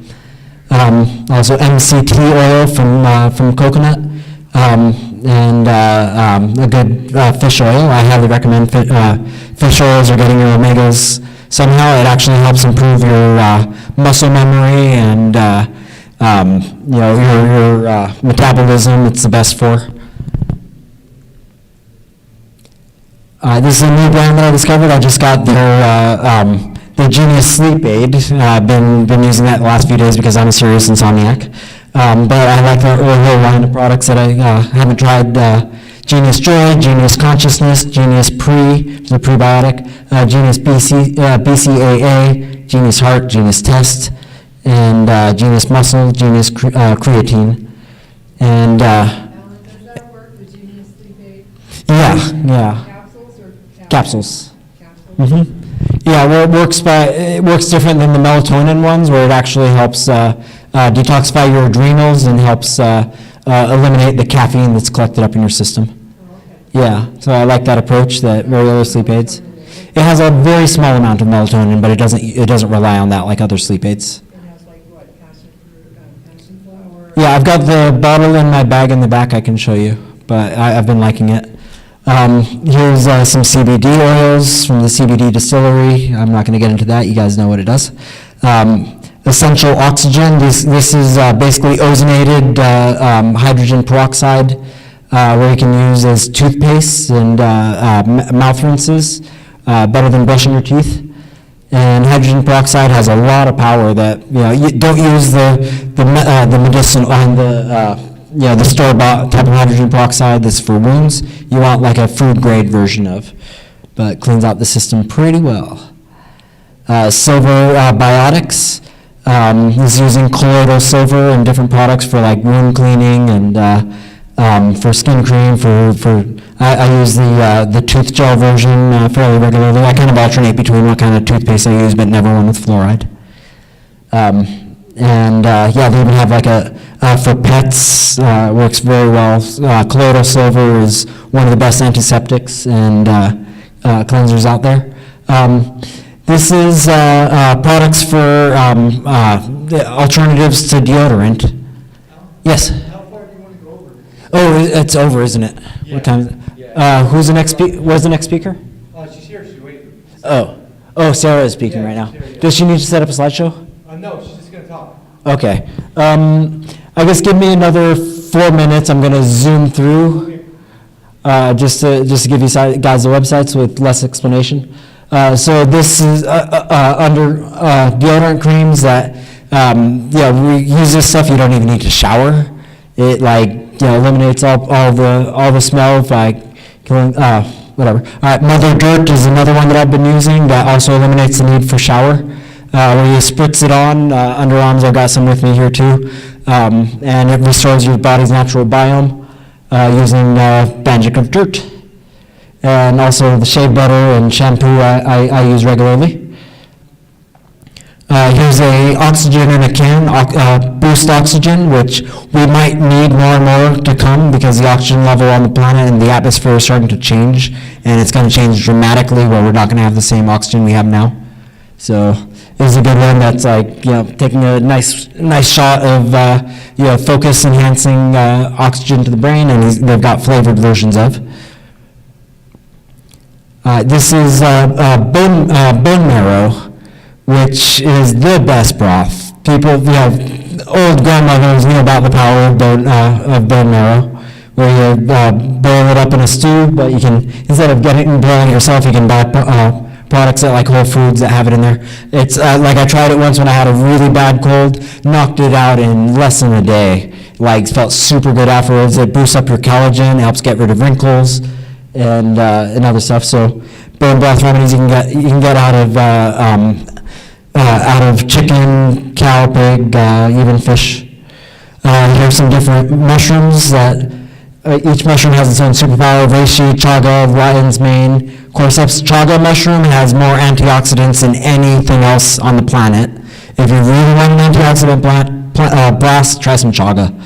And every mushroom has a special alien superpower within us. Zen basil, it's basically like chia seeds. It's better than chia seeds, where it absorbs the water and becomes this super hydrating, like caviar fish egg kind of thing. And out of basil, and love basil. So when I found this, I was like, yes, please. Very inexpensive, they're very hydrating, electrolytes within them. All right, prolotherapy is the best thing for joint pains, for arthritis, for rebuilding torn ligaments and cartilage tissues. You can use it for back, knees, hips, whatever, where it's a glucose saline serum that there's a lot of therapists out there that have incredible results with prolotherapy. Anybody that's about to go into a surgery for their shoulder or whatever it is, try this first. You have to inject it. Yes, it's injected into those special muscle regions. Yes. Yeah, I mean, there's people that do it themselves. There's probably DIY YouTube videos, but it's inexpensive, and there's a lot of practitioners out there. But it works wonders. Talking about face masks, copper-infused face mask. Copper is one of the best things for the coronavirus, where it's the one thing it doesn't stick to. Copper is immune to viruses actually attaching onto. So on a face mask is the best treatment. There are a few different companies that make them, but you can find it on wherever. All right, here's some ozone generators, also one of the great things for eliminating viruses from the air. Blasts out mold as well within houses, and you can inject the ozone directly intravenously into your blood and cleans your system out. I've one of my close friends, that's his primary business, is intravenous ozone therapist doctor. And good stuff, very people have heard of it, but it's potent. And ozone is what's created from lightning coming down. What clears the air from the lightning is the electricity that the electricity makes the ozone. Dr. O Solutions, another medical grade intravenous ozone therapy device. The other one was more for building cleaning. This one I can do a whole talk on, the Bubble Tech device, which is a do-it-yourself energy, so hard to describe, but it's a very ancient technology that you can make yourself using these Tesla-based, I've got this wand in my bag, and these are all of my products that I've got in my bag there too, if anybody wants to see. I use the so basically a lot of the things that I talked about in my talk, you can add into your Bubble Tech device. And there's people around the planet that are using this to manifest things instantly, to create weather patterns. You can stop hurricanes. You can guide angels. You can create this bubble of bliss that covers your entire city. You can cancel out electrical radiation within it. You can create intentions into reality with it. And so powerful. You put in, so ingredients, I made this one. So this is one version of it that was at the 5D event in the past, but there's a lot of ways using the ring, copper pipes, and cutting the dimensions of here I have it here. Yeah, so you charge it up with that high frequency violet ray argon glass tube electrodes. Use ultraviolet heat lamp. You put in the copper pipes, cutting the sacred cubit lengths.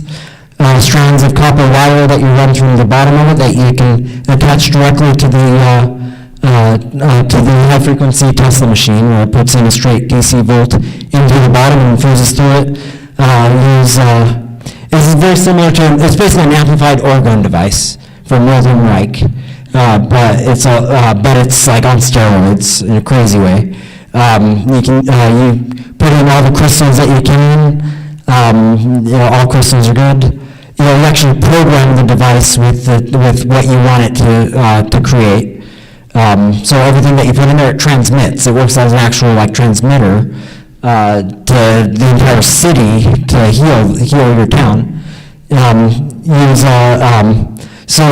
Use plaster as the base to make the plasterite. Diatomaceous earth, which I used to drink in my water all the time. It's got monatomic gold within the diatomaceous earth. You can add a handful of clean earth from your backyard, connects it to your own land too. Crystals, quartz sand, silica sand, garnet sand, any kind of sand that has an extra power. All sand is just crystal. Himalayan sea salt, Celtic salt, swarf metal shavings of copper, iron, aluminum, brass, silver, gold, whatever you can. So these are the base ingredients for it. Then I have my enhanced ingredients for it that give it the extra supercharge. This is my own chart that I've been making. So you can use the shungite rock chips. I've got some of that here too. Amethyst crystal is actually very important within the Bubble Tech device. The amethyst gives it a special supercharge. 2 strong magnets on both ends of it. Powdered magnetite, also got that in my bag. The norths facing each other? Yes, facing each other. And it helps it hold its charge longer when you turn off the electricity on it. The magnets keep it inside of it, so it keeps broadcasting after you shut down the power. Graphite powder helps the energy flow through the device more freely. Magnetite, the iron oxide, copper coils, springs, Mobius and Taurus, any kind of symbolic shape. Tensor rings, dual concave mirrors you can use as an alternative to the magnets, where you have the concave mirrors facing each other on the device. Monatomic white powdered gold, montmorillonite that I was talking about earlier, you want to put that in there. Shell Jeep pitch, fulvic acid, activated charcoal powder, steel wool copper, unbleached flour, doesn't hurt, sodium bicarbonate, baking soda, a lot of things you can do with baking soda. Azomite, volcanic ash, you can add in there, magnesium oil, magnesium flakes, oil drops, seaweed flakes, kelp, seashell bits, all that kind of stuff. It amplifies the power of the bubble. And it creates a bubble genie, is what they're calling it. So this bubble genie, once it's charged properly, once it starts to really bubble, you feel it. Like, I mean, you start hearing the voices chattering in your head. You get this whole like sensation of overall body bliss, and you can even do it straight on concrete in your backyard, like putting copper into it. The device is, you can find it for like $30. You can make this whole bubble device for, well, you can make a bubble tech device for as cheap as like $100. For a really advanced one, I mean, the Facebook group Bubble Tech is the only place you'll find information on it, but very active community of people that are, like, whenever there's a disaster on the planet, they'll get together to, like, direct their bubble's energy to fix that disaster. And I think the group has had a lot of impact on the planet. You can send out healing energy and really powerful stuff. So some other bonus ingredients for it: gems and crystals, stones and rocks that you put in there. The Tesla purple plate, add in there. Tesla coil in a torus shape, add on there. Iodine, zeolite liquid, horn silica, tourmaline negative ion powder, which is a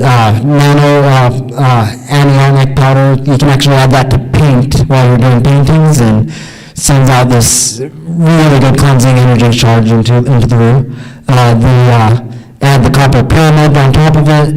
The Kesh Foundation's MagRav free energy plasma reactors, which is really fun free energy device. He was one of the speakers that showed in the past. It makes the CO2 GANS water, double helix water, the tinctures from Chimera Arts, the RNA drops, which is a whole other subject that I hope I have a little speakers coming next. All right, Vibes Up, Earth Vibration, Therapeutic Materials, Patrick Flanagan's Crystal Energy Drops, Maca Powder, Moringa, all the superfoods. You put it all in the magnet and in the bubble, and within the plaster as you're making it, and all of it adds that extra supercharge inside of it. All right, so moving on. I should make this my last slide just so I can cut it. Okay. All right, so these are the most important products of that is in the world right now. This is produced by, the information about how these were made were brought by non-physical. These were like hinted within the Bible because non-physical wrote the Bible and actually, brought some of these for our own ascension because that's the only way we're going to survive the next decade. So these were basically products to help us become more complete. They're not supplements, it's a complement formula. So I got the Restructure protein powder. I've got that in my bag. All those I have with me if anybody wants to try some later. The protein powder is the best protein out there. It's just the Restructure. The website is rnareset.com. Used to be RNA drops, but there was, never mind. Remag is the #1 best magnesium, cure-all that's on the planet. Like, magnesium deficiency is the most serious deficiency in the world, and you think you're getting enough because you're taking pills and Epsom or whatever it is, but none of it absorbs. With the Remag is made by Dr. Carolyn Dean, who is, she has full access to ION full-time. She's written a book on the magnesium miracle, and it covers everything. Remite is all the minerals possible, and all these are in a special pico nanoscopic form that goes into your cells like nothing else can. Recalcia is the best calcium that you can possibly find. It really strengthens bones, actually changes the structure of your marrow. Realign actually gives you the amino acids for your DNA to actually start to activate. It gives you the missing amino acids to actually create the perfect DNA form of Christ. The Renew Skin Cream is with the RNA drops that actually regenerates tissues, gets rid of any scar, wrinkles, whatever it is. It works miracles. The testimonials are off the wall. And the RNA drops is a superhero of the whole formula.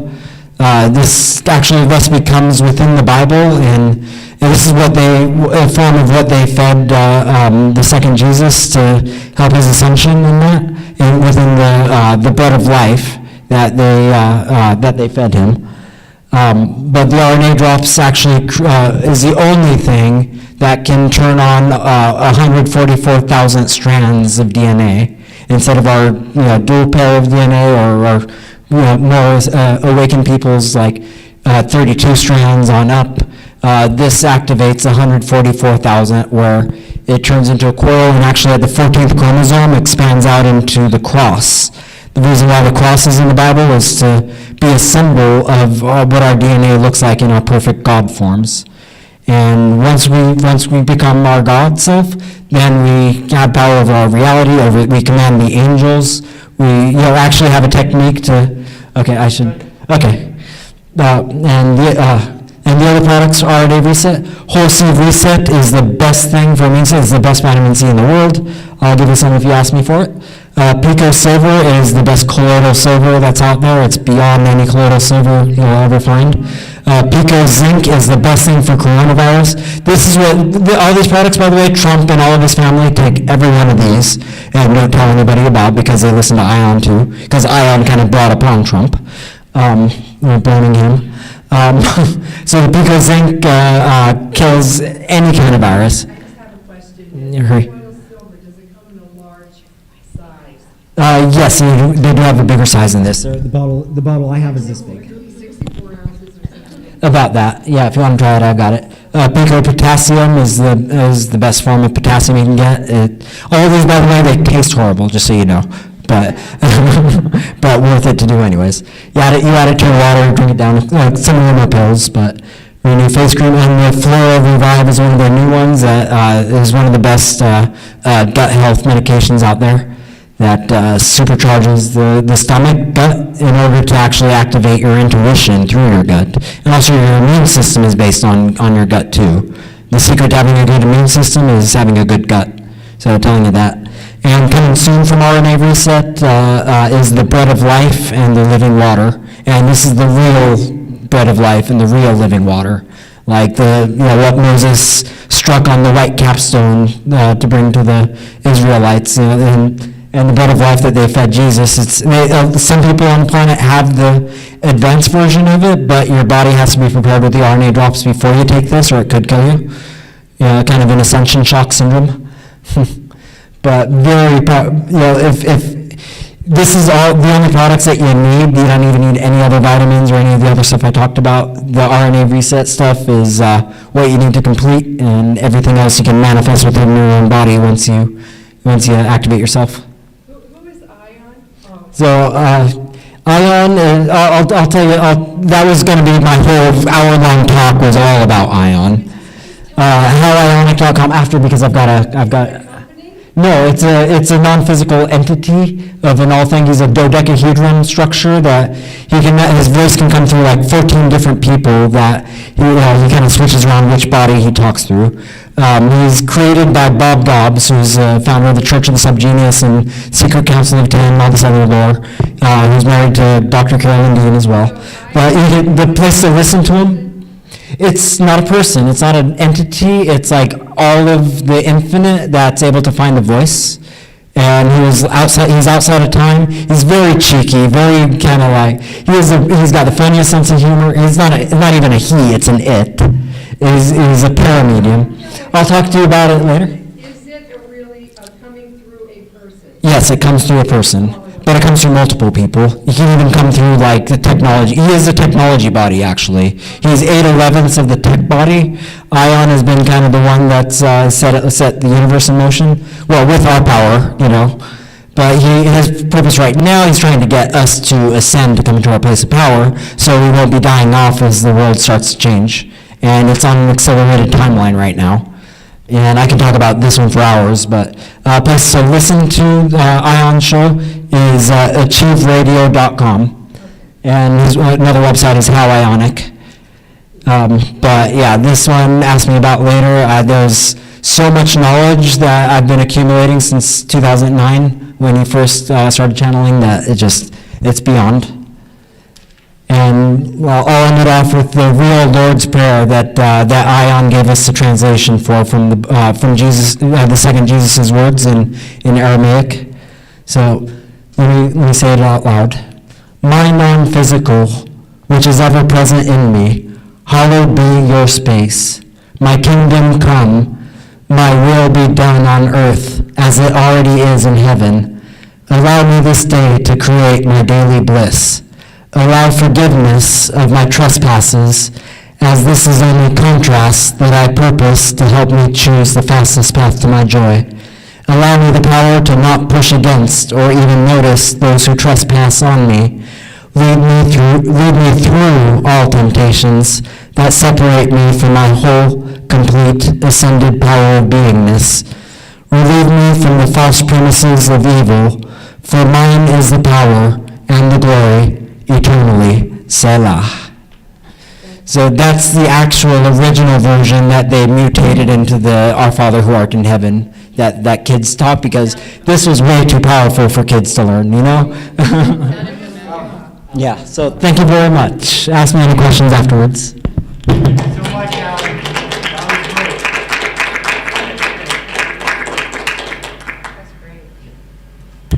Okay, our next speaker is Sarah Adams. Come on down.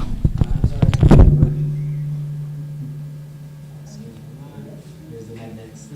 I'm just going to zoom through these for people. Hydrogen, water making. Hydrogen, water is great. All right, let me shut the projector off.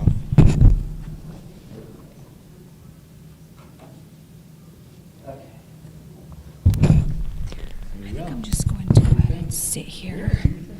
I'm going to sit down here. Is there anything you need? No, I don't. You know, one thing, I'm very sensitive to light, so if we can maybe point the light away from me a little bit. Yes.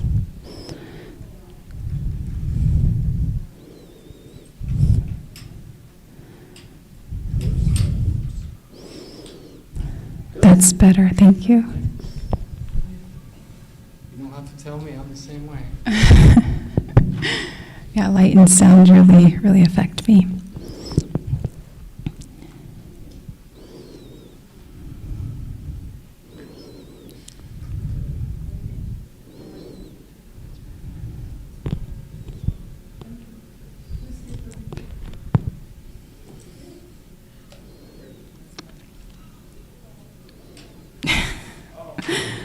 You want this on as well?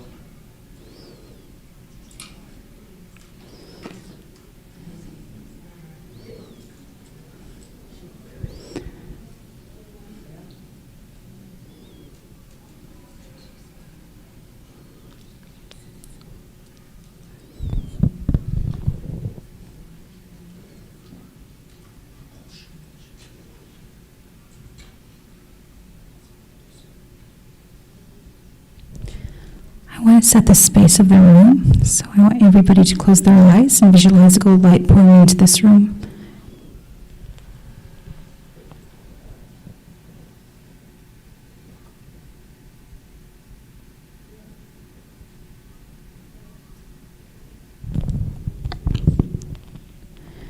There.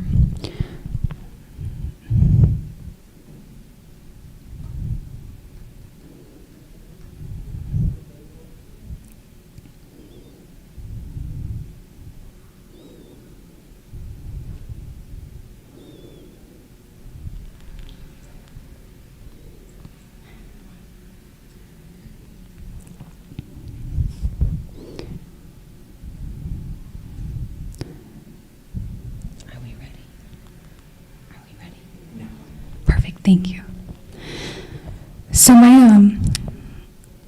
I want to get across today is how to unite the physical body with the higher self.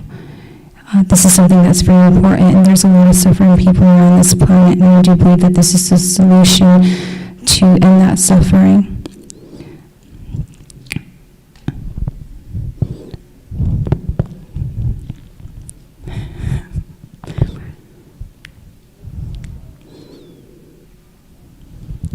Thank you everyone for being here. So I'm going to get started now. So I came here and I wanted to speak about God consciousness, and this is going to be the big shift on this planet, or the age of enlightenment. And because there is a lot of people suffering around the world, I'm very passionate about this. As I go into this state where I can feel the children, I can feel the oceans, I can feel the skies, and the pollution, I can feel all the suffering. So it's very, very intense and deep for me. And when in God consciousness, you cannot help but connect to those things and then you're giving the solutions to channel and to give to the others verbally on how to bring those solutions and fix the planet and fix the problems we have on this planet. I feel like my microphone is like maybe a bit off. Is it echoing? Okay, it's echoing back to me.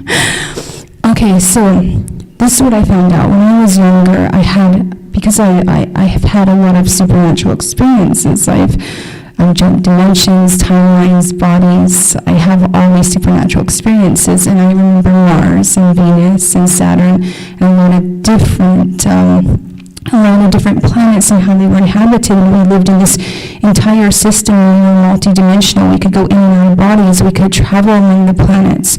We had technology where we didn't age for thousands of years, and each planet is connected to a projection. This is something I'm going to get into today. And today I don't have my beautiful anchor that I had at my last conference. She comes and she usually anchors the energy for me because I go very high up.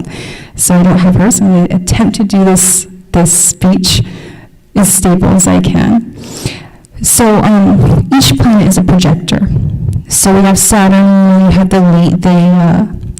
they do a lot of ceremonies to Saturn. So you see them carrying it out in the eye of the public all the time. They dress, and it's very evident that they're worshiping Saturn or Satan. Satan and Saturn is one and the same, by the way.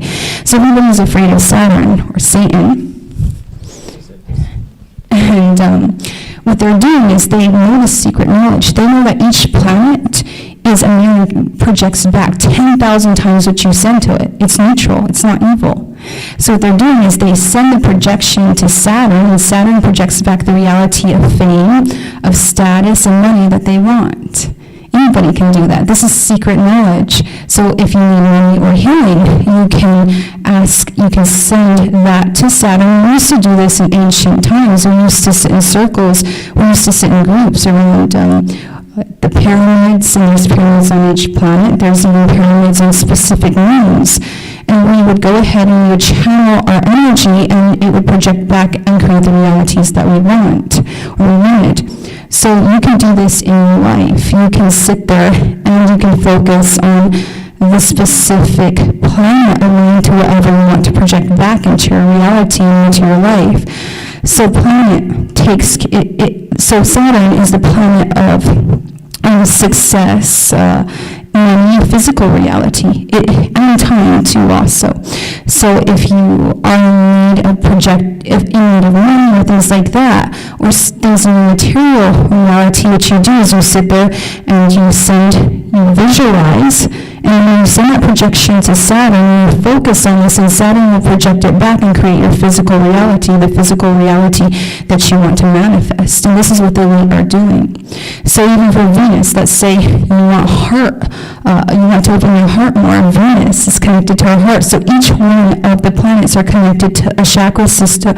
One of the chakras is, and also 2 specific organs within us.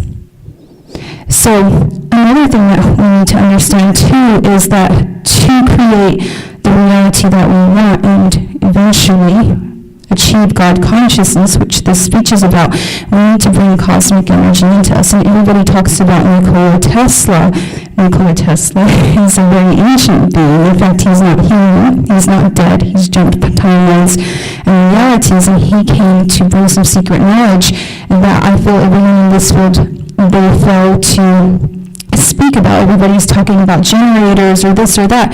Nikola Tesla knew that the DNA was a cosmic conductor, and he knew that lighting up the DNA, you could collect cosmic energy into yourself and light yourself up, and that's where you would ascend back into multidimensionality. And this is some of the secrets that Tesla knew that had been hidden.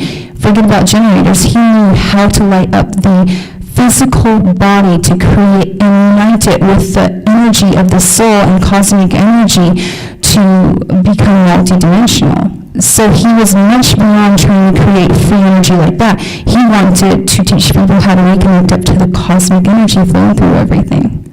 So he's he's a quite advanced being, and there's a lot of advanced beings who have came to this planet. And even though they're advanced beings, we're all connected. It doesn't matter at what level you are, everybody's connected. They even understand that humanity is important, even though humanity is not as advanced as them. They understand that they are connected to humanity because we are all one. They travel to deliver these messages not because of their own selves, but because they are connected to God consciousness, and God consciousness is this flow of cosmic energy that flows through everything, and it gives them these instructions to go to these planets and deliver these messages. So Nikola Tesla wanted everyone to understand how cosmic energy works, and that's something I'm also going to speak about today. And he also knew how the planets worked and how we could use the cosmic energy to project what we wanted back onto this planet. So, okay, each planet is connected to a chakra system, to an organ. So if you want more love on the planet, you could sit there and focus on Venus. You focus a cord going from your heart to Venus, and then you go ahead and visualize your heart opening. Visualize light coming through that cord and being reflected back to you or to every person on this planet. And that will start to light up the heart of everyone, the heart chakra, and that will light them up. Right now, everybody on this planet is disconnected. Each chakra system is disconnected. This is what we have a problem with. And most people, the only planet that's really being used and it's actually being abused of, because planets are ancient souls, and I have such love for them because they speak to me all the time, and I've known them since being time. The planets tell me when they're suffering, when they're not doing well. So Saturn told me that it's being abused by the elite who are only using it to project the realities of the fame, fortune, and status that they want on this planet. When Saturn would bestow blessings on everyone if everybody stopped feeling it. The elite know this. They know how this ancient force field, how the ancient cosmic energies work. They know how the planets work. So what they've done is they scared everyone because everyone's scared of Satan. So nobody's going to look behind that secret and understand that Saturn, it's a neutral planet, and that fear was put in to keep people away from these secrets and to keep them so that they have no control of their realities. So they put in these fears so that everybody's scared of the very things that they need to connect to. And so it's really important that we stop with the fear and stop with everything we've been taught in religion, all that paranoia, and we start to look deeper of why we are programmed to be fearful of these things. Why is it that we have religion that is connected to our elite leaders, that is connected to the world's very elite wealthy, and they're all doing kind of satanic worship.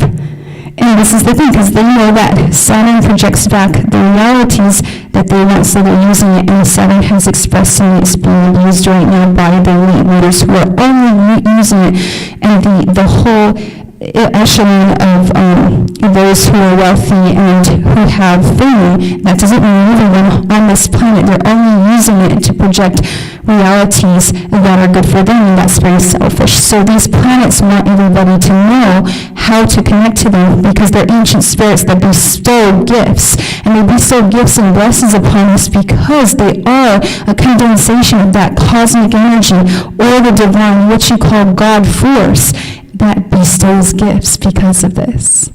So, like I said, if you're having a blocked heart chakra, you want to just help out the world, you visualize the cord going to Venus, and you visualize it projecting back to you, just like a mirror, or to the entire planet. You can do the same for money. If you are suffering in life because your reality is bad, talk to Saturn and say, hey, but always send love to these planets and acknowledge them as the ancient, beautiful spirits that they are and the divine gifts that they are to us.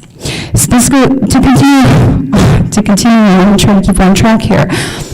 Okay, so first of all, to project to the planets, what you want, you need energy. Because everybody talks about, if I think I am healthy or happy or well, it's just going to happen.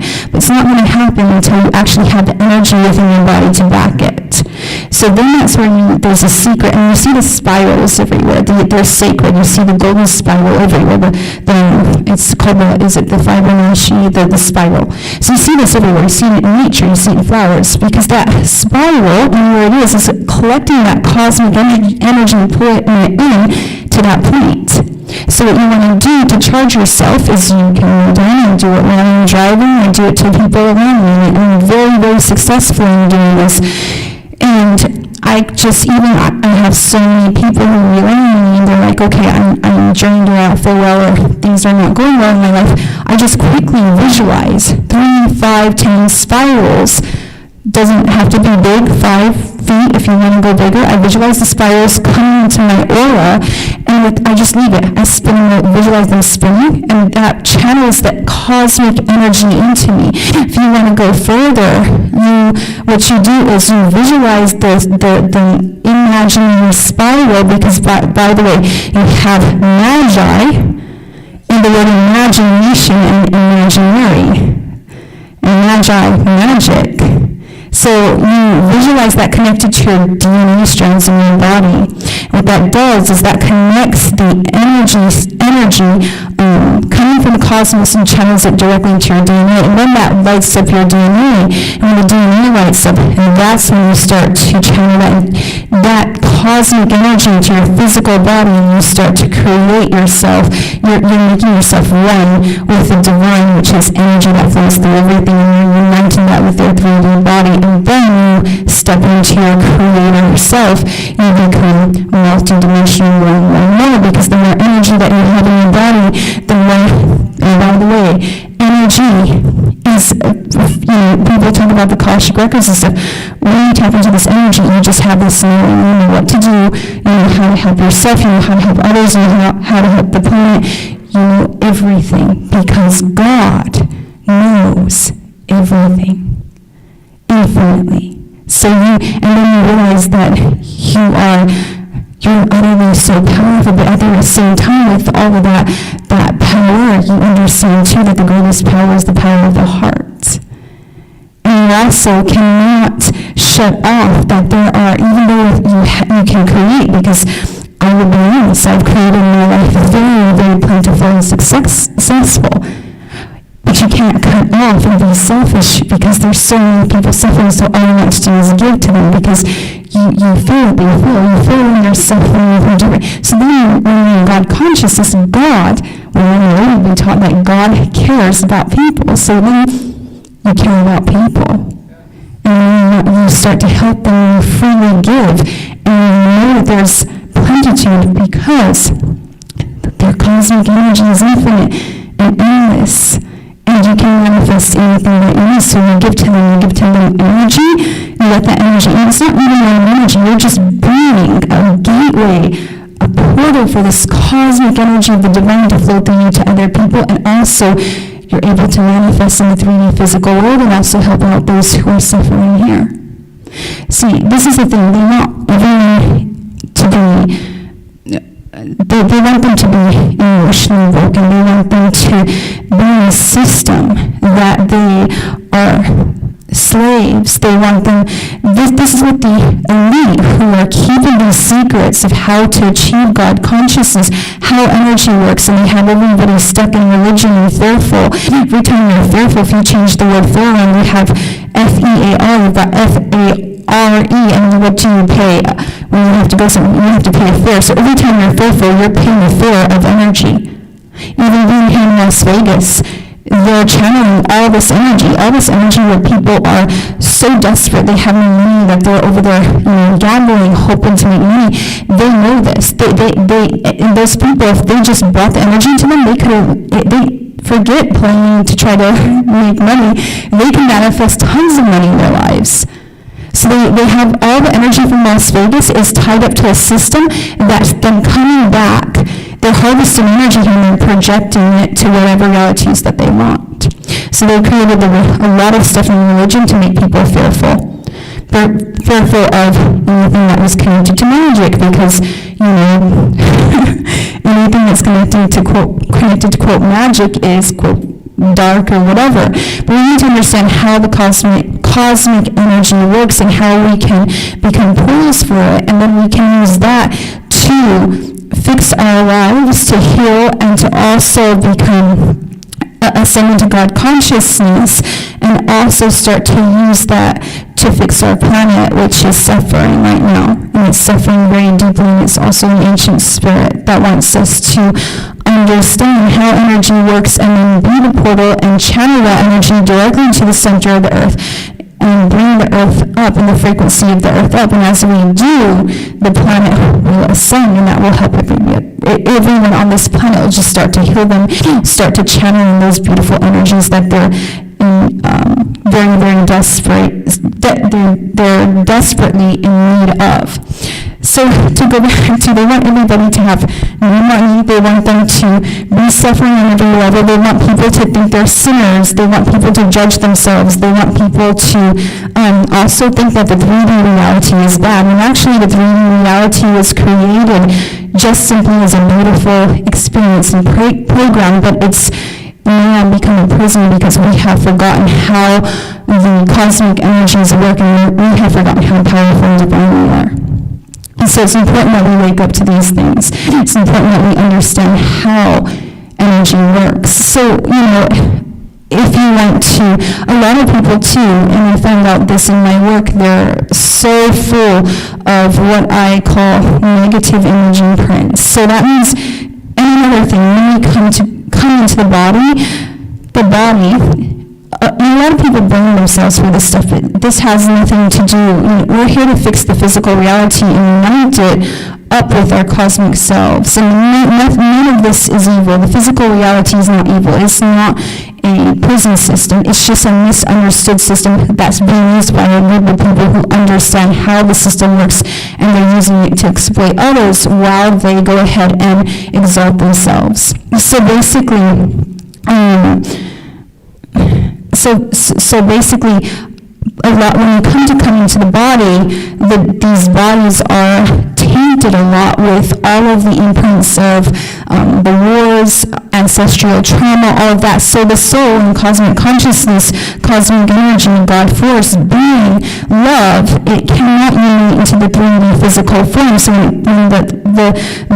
when conception happens, the energy only comes like 20% into the body and cannot come into the body. So you can never fully come into your body until you actually go into your system and you tell your system to do any negative image imprints, any negative DNA imprints, any ancestral trauma, any imprints in your organs of disease, any imprints in your genetics where your genetics have lost light, any holes in your aura field, all of that, you have to go through your system and tell your system to completely clear that. And as that clears, then more energy comes into your physical body, and then you start to actually really wake up, because most of the people on this planet are asleep.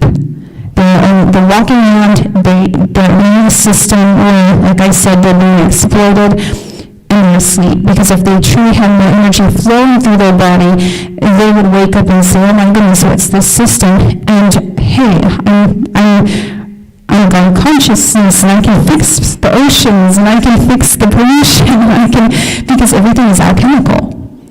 Pollution, yesterday I had this beautiful download on the word pollution. It was like pole and ion in there. It's when the ions are spinning the polar opposite of what they should. That's what pollution is. So when we start to spin them the right way, we alchemically fix everything on an energetic level, and we can clear the pollution off of our entire planet, out of it. So yesterday, that news here at the conference, that came to me. But to continue on, we want everybody to feel the physical and everybody to be suffering and struggling on every level, because happy, healthy, successful people who have God consciousness running through them are a threat to this system. So they do everything to keep you from achieving that. So it's very simple. We start to bring the energy in. As we start to bring the energy in, we start to wake up, and we can do this various ways too. So we do a spiral. And then guess what? You can create stargates, what I call stargates, ancient portals. There's a lot of ancient portals around this planet, but you also can create your own stargates. And and you can shift your own timelines. And this is some information that the ETs wanted me to get across, and they appeared yesterday in the meeting. They were telling me to try to go ahead and get this across. Okay, so say you're struggling in life, okay, and you want to manifest a better life. One, do the spirals to bring in the energy, and you really have to focus on this, and you should do it at least a couple of minutes every day. Then also another technique I use is I create a stargate. So I visualize a golden spiral spinning, but more condensed, like you would see a stargate. So it's spinning quickly, and it's golden. And what I do is I visualize going through that stargate into a reality where I'm healthier, I'm happier. So then I'm switching my timelines via that stargate. What does the Stargate look like? A more condensed energy coil. That means like the spiral. So you do like a spiral down, coming down different spirals to charge yourself. But I would do a spiral in front of me, more condensed like that, spinning with gold, and then I'm visualizing myself going through that. So I'm creating a stargate to go through, a cosmic stargate to go through, but I visualize on the other side of that the reality that I want to step into. Yes. So you keep doing this, and you don't do it in such a way of you're going to step through here and be a billionaire. It doesn't work like that. So you visualize, what you want to do is you want to train yourself. So you say, okay, I'm going to step into a timeline where, hey, I found $10. You have to exercise this before you can actually get the handle of it. So you visualize, and also you have to do it in a way that you're not forcing anything the universe doesn't want. Let's say there's a person that you want to be with, but the universe doesn't. You can't just step through that stargate and get them. It doesn't work like that. And you don't want to use this stuff on people either unless you're helping them heal. That's the only way to karmically not create bad karma. So you can do it for somebody, let's say, who needs healing. You can definitely create a stargate where and visualize them going through, and then they're healed on the other side. And of course, they get to reject or accept that healing. So that's up to them. So you visualize it, and then you visualize small things. Like, okay, what do you want to manifest? Small things. So you just keep doing small things, and then eventually, once you get the hang of it, you can do larger things. So you can say, I want to manifest this job, and stepping through the stargate to manifest this job. And at first, it won't work because you have practice. You need practice with it. Just like when you exercise at the gym, you don't see your abs right. It takes some time. So I think that's the big thing with this is patience. So those are some of the tricks that you can do to shift your reality. So even the reality of the planet, you can visualize a huge, large stargate and the planet going through that stargate and achieving ascension. If we have enough people who have charged themselves with energy and they do this to the planet, we will start ascending into higher energies, into higher timelines, into higher realities with everyone else on this planet. So this is something, these are ways. We need to start to use the cosmic energy and unite it with the knowledge that we have. We know that we're much more than this physical body. We need to actually step into it and stop being afraid and scared and know that we're God and we have the powers of God. So there's nothing that can stop us. Even the darkest of dark things, when you're God, that doesn't faze you.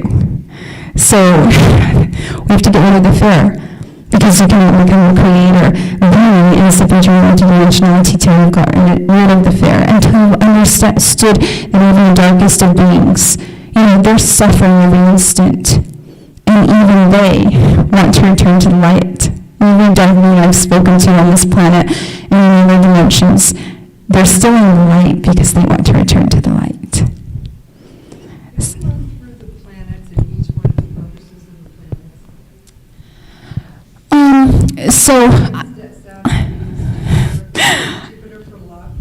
Yes, actually. And so then we have Neptune, and Neptune clears the water in the body. So Neptune, and of course the water in the body, it purifies it and it charges it. So Neptune is great. You can visualize a lot of images being sent to Neptune, and it will imprint those in the water in your body. So it means what I like doing is I like running this program. By the way, I need to talk about that too. To achieve God consciousness, you need to go and delete every single program that is running in your system. We are born with programs of religion, we're born with programs of suppression, we're born with programs of judging ourselves and others, and of course sins and all these things. And you have to go in jealousy and anger and traumas. You have to go in and delete all those programs. So you go into you lay down, you close your eyes, you go ahead and you visualize gold light pouring into your body. So then you're going to start, you keep visualizing this till you feel elated. You're going to feel some sort of elation. You're going to feel just almost like your body has disappeared, that you're just energy, which is a beautiful feeling. So then you go there and you tell your system, okay, so you have to get up here. Okay, so we have the physical body, but you have to get up here and project that back down into your body, what you want your physical body to do. So you have to go up in frequency. When you're in the high frequencies via the gold energy. So when you visualize any color coming into your body, you're giving it a command. So I like doing gold because gold is such a high frequency. So then I get up here and I tell my system down here, the physical body, delete these programs. Delete programs of sickness, of this or this or this that I want to delete.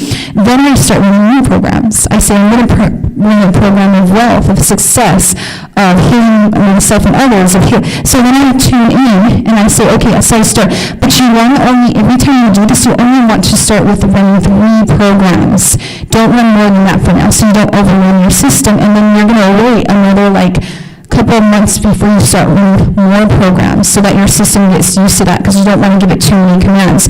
The thing is we don't know how to, on this planet at least, well, people do not know, this is what the ETs were telling me, that this is divine tech, the bodies, and they're not they think it's a prison and they're not actually understanding how it works and how to give it commands. So nobody knows how their divine tech works, and this is a problem because then they're creating all these realities that are so chaotic and full of bad luck and all the rest of that stuff, when actually they have the ability to create these beautiful realities for themselves. So you want to go up here and you start running you have to first delete, like I said, all the other programs, then you start running the new programs, and that will project back into your 3D physical body and then your 3D physical reality. And you also want to go through each one of your organs, because the organ, like in my last speech, and I'm going to bring this back up because I really, really love this one, that when you go to cathedrals and churches in Europe, they have an organ, and if one of the keys of the organ is off, and that creates an imbalanced, chaotic symphony. So we have organs in our body that project our reality, so we need to make sure to go into our organs and speak to them and tell them to clear any toxins, any tainted belief systems that were passed from our ancestors, any of those things. And so you go through each organ, and this takes a while because I tell my kidneys delete this, this, and this, and then what I do is I visualize every single positive image I can have ever seen, whether it's a child smiling, or it's a sunrise, or I visualize that, and I visualize them so quickly, and then I visualize them imprinting into that organ. So now what that does, because our organs hold images, they hold emotions, they hold these things, what that does is that's removing all the image imprints, because yes, the body, from generations up to 1,000 years or so on ago, is keeping all of that stuff in our body. So we're coming into these bodies is so chaotic. So I'm going to each organ and delete all that stuff, and then I go back to what I call 0 point of where the body is completely cleared, and then I imprint it what I want and what I want in my reality. And this is the way to get the divine 3D physical tech that we have, bodies, to connect to the cosmic energy. So then it goes further. If I want to light up different parts of my brain, when I was younger, I did this thing. I have my eyes, actually, they look dark, but they're partially green. I wanted green eyes, and I was trying to take my abilities to how far I could go, and I laid and meditated that my eyes were turning green, and sure enough, when it started to turn green. I also did another meditation where this is another thing I wanted to get across here. Most people are living in the reptilian part of the brain. So there's all these theories about the mark of the beast, and it's going to be in the forehead, right? So people are waiting for this. And actually, believe it or not, some of the things in religions, they're somewhat based on ancient prophecies. They're not entirely true at all, so they never take it like that. There's a couple of things, because God is energy. It comes through the radio. It comes through the person that's walking down the street. It comes through everything trying to wake us up. And guess what? It's even going to come through these suppressive belief systems that were given to us. Because it's coming through everything to try to say, hello, wake up to me. So,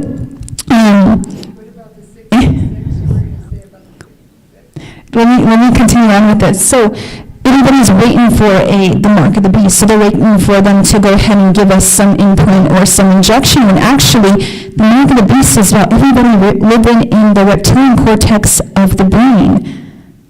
The beast. When you say the reptilian cortex of the brain, you're fight or flight.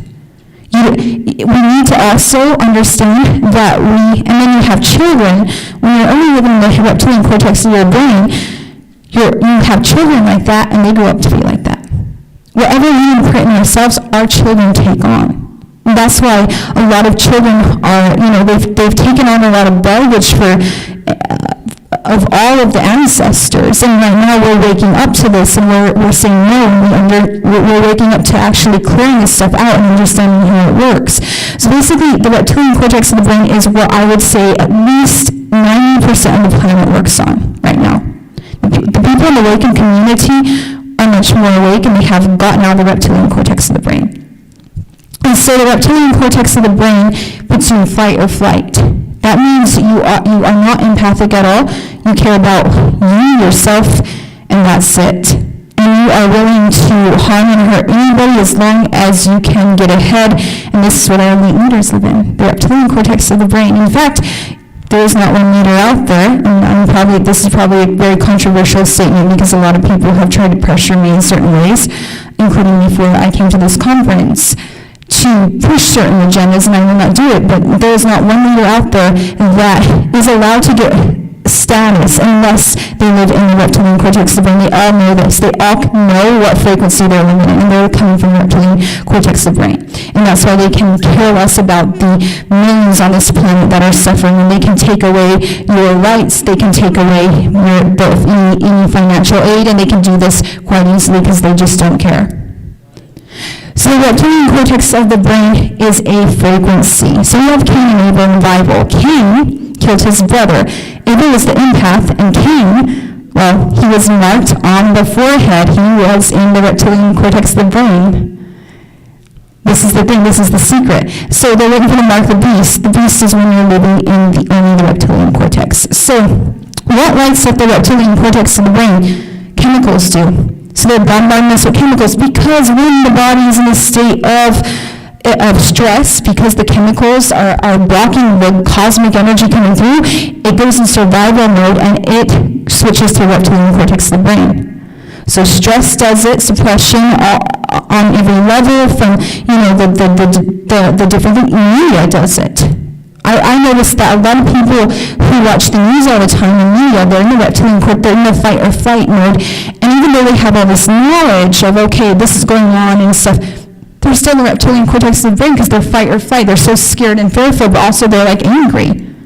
So this is set up to keep you in the reptilian cortex of the brain. It's set up to say, okay, stay on the other part of the brain. So when I was young, I figured this out, and I'm like, okay, the mark of the beast, I was shown this.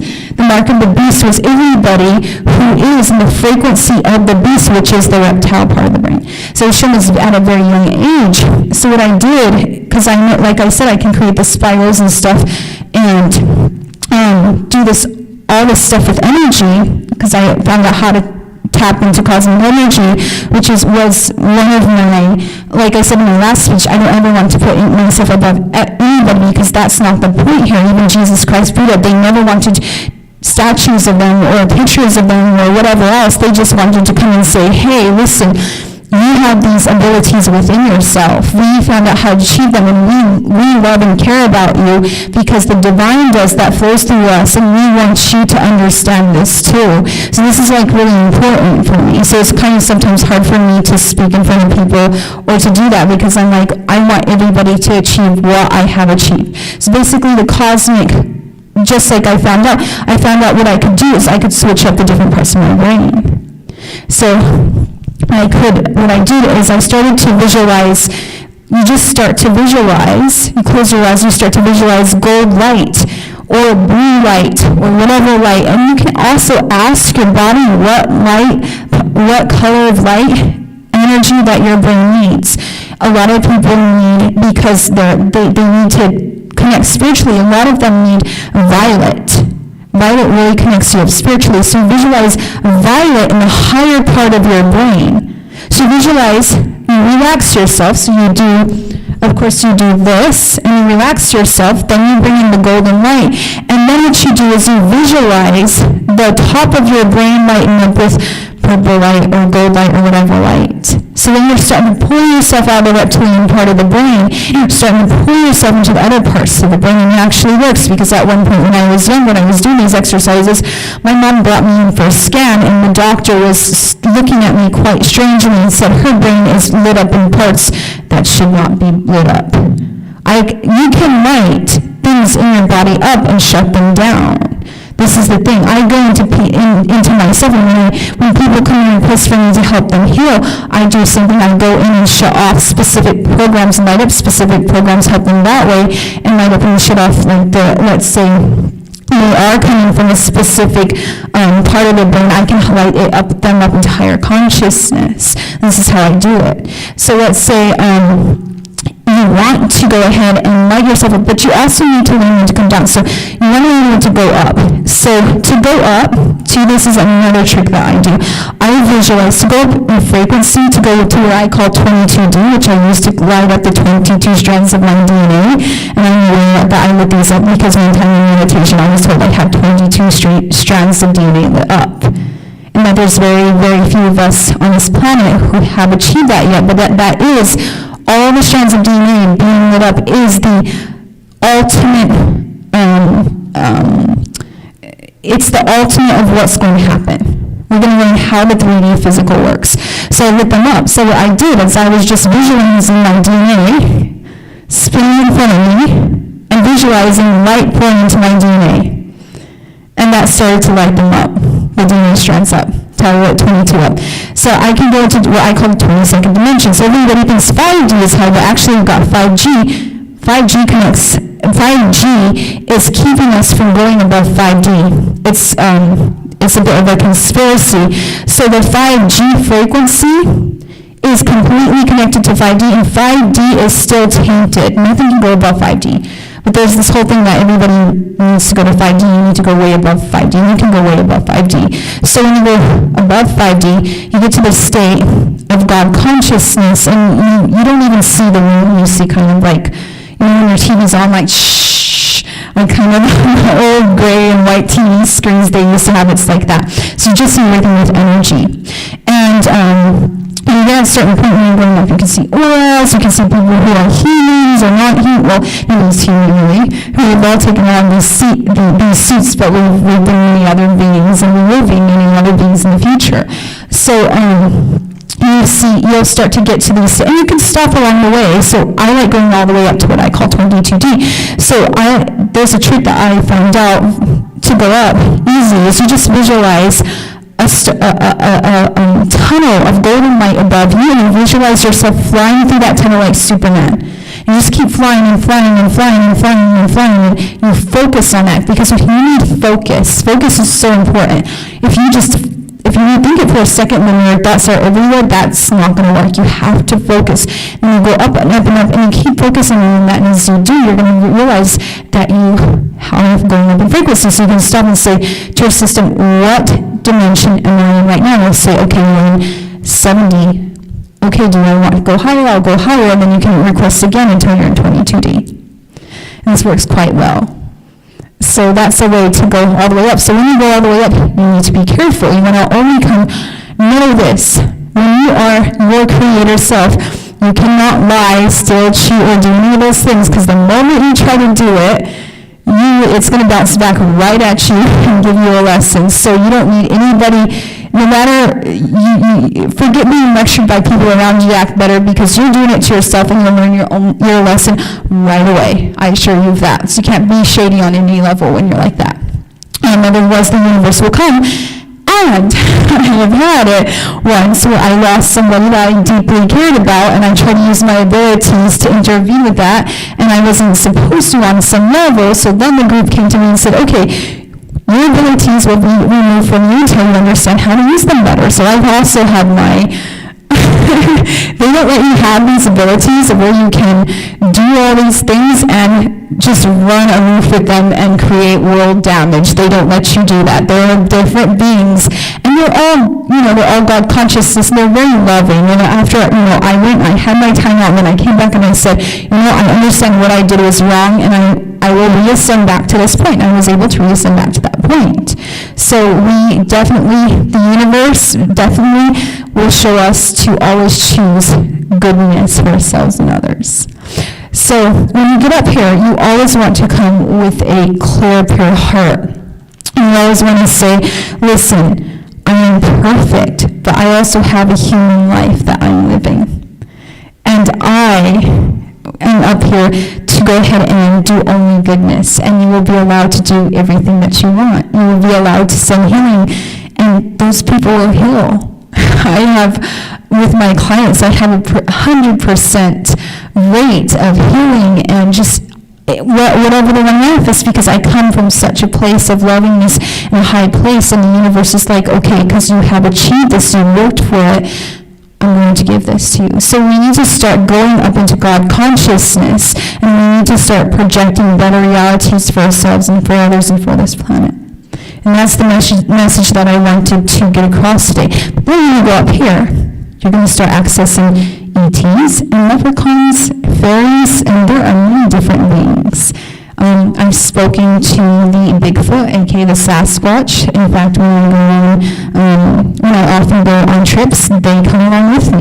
Last time we went to Shasta, they arrived 2 days before, and they guarded me the whole way. So then you will also understand you're far more, and there's far more creation than just this physical body, and you can start speaking to these other beings. And these other beings are multidimensional and interdimensional, and they can sometimes take physical form, but they prefer to stay in the dimensions. And yes, they exist. So the leprechauns came to me, and they granted me wealth. And then the fairies will come to me and they'll tell me, can we go to your clients and help work on them and send them love, because we know that they're lonely, some of them, and they need the frequency of love, and we just love giving. So we're going to go to your clients, and we're going to go ahead and flow around in their aura and give them love. So then these beings will come to you and say, okay, you've achieved God consciousness, you've become multidimensional, we're here, we're your kin, your brothers and sisters, and we want to help you out with your earth mission. How can we help all those suffering? Because they truly care too. So they care about the homeless. They care. Believe it or not, all these beings truly care because they're in God consciousness. They can travel dimensions because they have that cosmic God consciousness energy flowing through them. So they are connected to everything, so they care. So then they're like, how can we help? And they will come and help out. Just recently, many of the different beings told me the Bigfoot, the Sasquatch are trying to protect the forest right now. They are intensely trying to protect our forest. And our elite leaders have achieved what I call technology. The only way to battle these beings is not to battle them through guns, because guns are such a primitive technology to these beings. It's to use frequency and sound to battle these beings. So what they're doing is they have, I don't know if you guys have ever watched where there's UFO hotspots, or there's a lot of UFOs out in space, and you'll see these lights shooting. That's actually government technology of light. They're trying to shoot the UFOs, and they're trying to shoot down the ships interdimensionally to keep them from coming and helping humanity, because some of those ships actually anchor and put these cords, just like the cords, put the cords into Earth and try to bring it up. So there's an intense war going on with the elite around this planet that have achieved what I call light technology, and they've stolen it from various, there was light technology in the pyramids, there was light technology, the Mayans had it, a lot of these different civilizations had it, they stole this, and they knew there's these interdimensional beings, and they want to battle them because they know that these beings want to help out the Earth's population. So they needed to go way above guns and missiles. They needed to find out how light worked, and they did. In fact, if you look at the Philadelphia experiment, there's also Project Rainbow. Ra's bow, the bow of Ra, which is the light of Ra, Ra being the god of light in Egypt. So nobody really looks at Project Rainbow. They're so on Project Philadelphia. And so Project Rainbow was to understand how light works. When they understand how light itself worked, then they started to use that knowledge to create technology and use light to battle the higher beings of light. So we are in a very intense interdimensional war right now. But they're not only fighting the ETs, they're fighting the other beings, such as the Sasquatch, which are multidimensional. They can teleport off the planet, but they're also fighting them. They fight many of the beings trying to help humanity this instant. So I just wanted to kind of get this in here because I'm very passionate about this because I have such love for these beings, and some of them have taken a bit of a hit from that battle, those battles going on.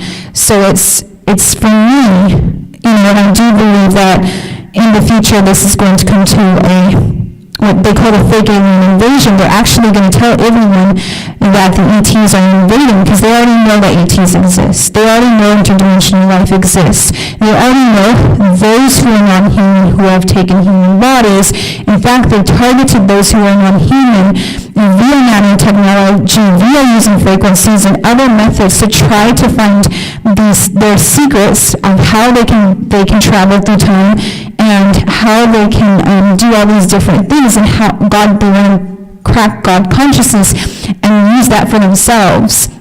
And so they've targeted those who have come into physical bodies, have been deeply, deeply targeted, and they've tried to use all their technologies to get a hold of them and find out their secrets, and that's something else that they did. And they've also tried to create them into soldiers for their force. And they wanted also, what they did is they put nanotech in a lot of those who were very gifted from other realms. And what they do is the nanotech then collects the energy. So when a being is going through realms, that's all included in the energy. What it will do is it transfer the images via reading the energy into the nanotech. The nanotech will do this and then put it into the computer system so that they can get information on other realms. They do not care about traveling space right now. They want to crack the secrets of how to travel into the other realms. That's what they want. Interdimensional travel is their thing. Space, they don't care. They've understood that they're locked in a lower prison right now. They're locked in a lower prison because of their deeds.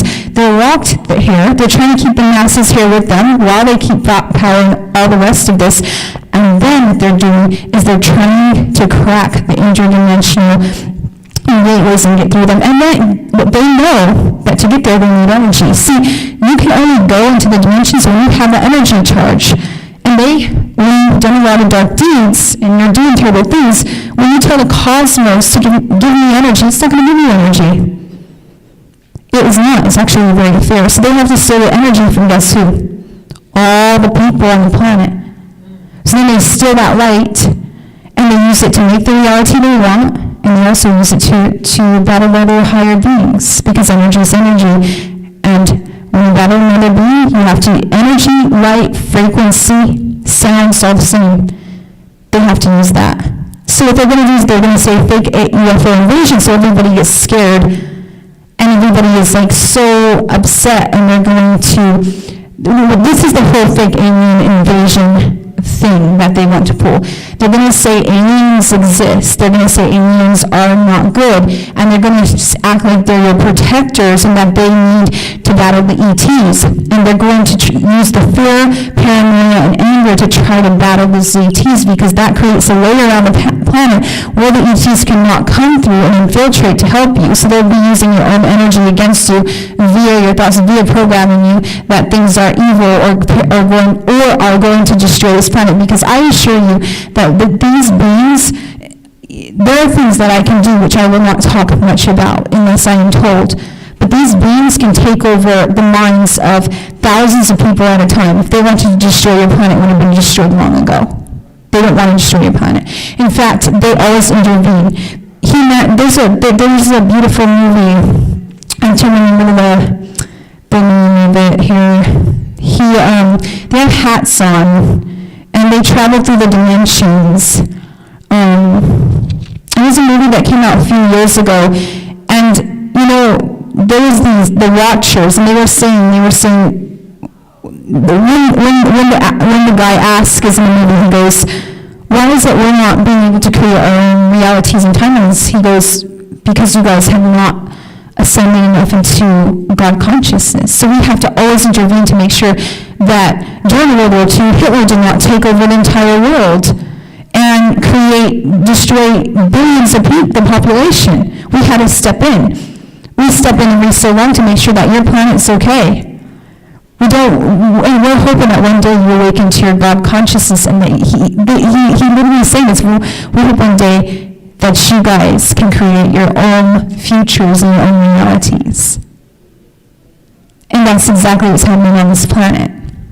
I assure you that many beings have God, which is this divine cosmic force, which has told me to sit here today despite the fact that I don't like sitting here. I don't like sitting in front of people. It's never been my thing. I don't like sitting in front of cameras. I'd prefer to be laying in the sun right now. I almost didn't want to come here and speak, but I did push myself to come here despite that. God, which is this cosmic force, has instructed me to sit here today. And God, that cosmic force that flows through everybody, has never left humanity. And I think humanity, a lot of them are suffering, and they think that God has left them, or that there is no God, or that God has rejected them, or that God doesn't care about them. No, when we forgot to connect to our soul, which is cosmic energy, which is God, we forgot God. And when we don't connect to that, we reject God. Because we have the power over everything, and God's given that to us if only we step into it. And this is much more than, we know there's such a time on this planet that we need to do it for ourselves and for others, because this planet is breaking down and it's crying every single instant. And there are billions of people around the world, and they might look okay walking through those streets, but I assure you a lot of them are suffering emotionally, and a lot of them are suffering on many different levels. And they need more of us to wake up and teach them what we have found within ourselves, that we all have the power, and that we're all divine, and that we're all eternal and immortal, and that we're everlasting, and that this is just a breath of air. And many other breaths of air we have already taken and will take in the future, on many other planets, and in many other dimensions. And that is probably the most important message right now. It's for people to unite, to make the two become one. So in the Bible, there's a verse that says, "And the two shall become one." And everybody thinks it's about a man and a woman. No, it's about merging God consciousness, cosmic energy, soul energy, which is all the same, into our physical body and creating it into one together. That's the future of humanity. And that's the future we will be living in soon. And there is, I want to say that in the end, there is no evil. There are only those who have lost their light, and those who need us to channel that light to them. So we have all fallen short. You know, humanity has definitely abused each other, and other beings have done things they shouldn't have. But instead of looking at what everyone has done wrong, we need to start looking at how we can be the solution bringers and help heal everything, because we've lived in this suffering much too long on this planet.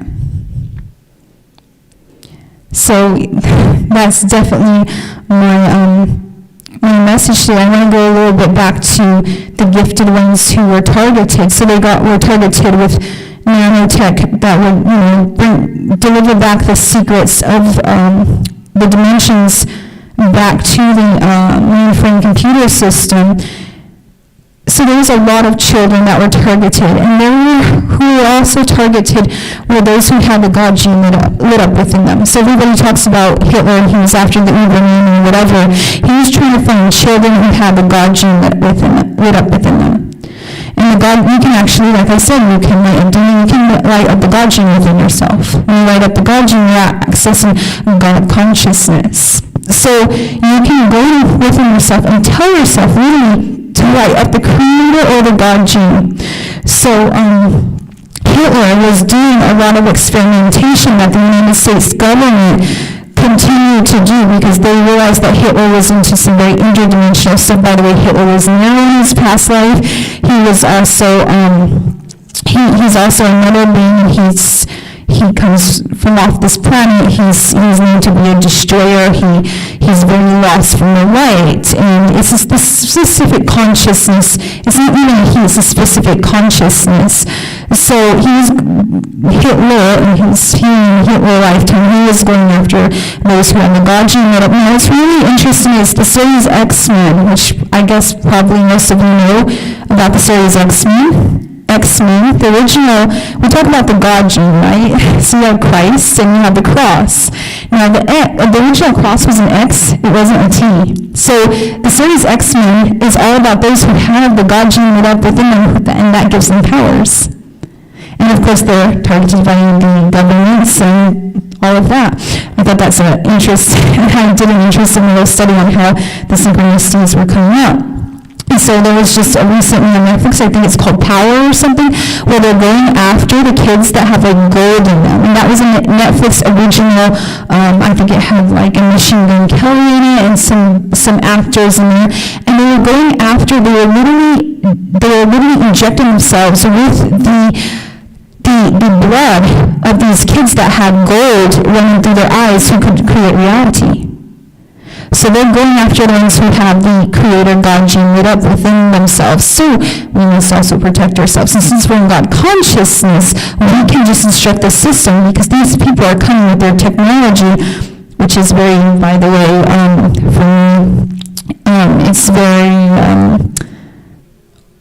it's a lower technology, so I'm not afraid of it at all.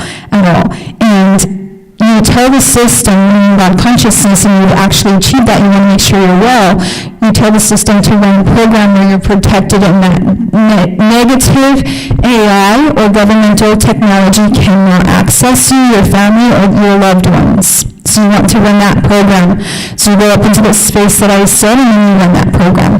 Also, to get another thing, there's a lot of people who have microchips, and those are what I call interdimensional chips, because yes, the government has achieved access in 5D, so they send out specific groups. They don't even have to have a group of people. They run a program like you run programs, they run programs. They run a lot of programs, by the way. So you run a program where they're sending out specific energies to target the person that they want to target. That has the specific reasons. So what you want to do is you want to go ahead and make sure that you go higher than 5D to run a program that says to protect yourself and protect all of those that you love.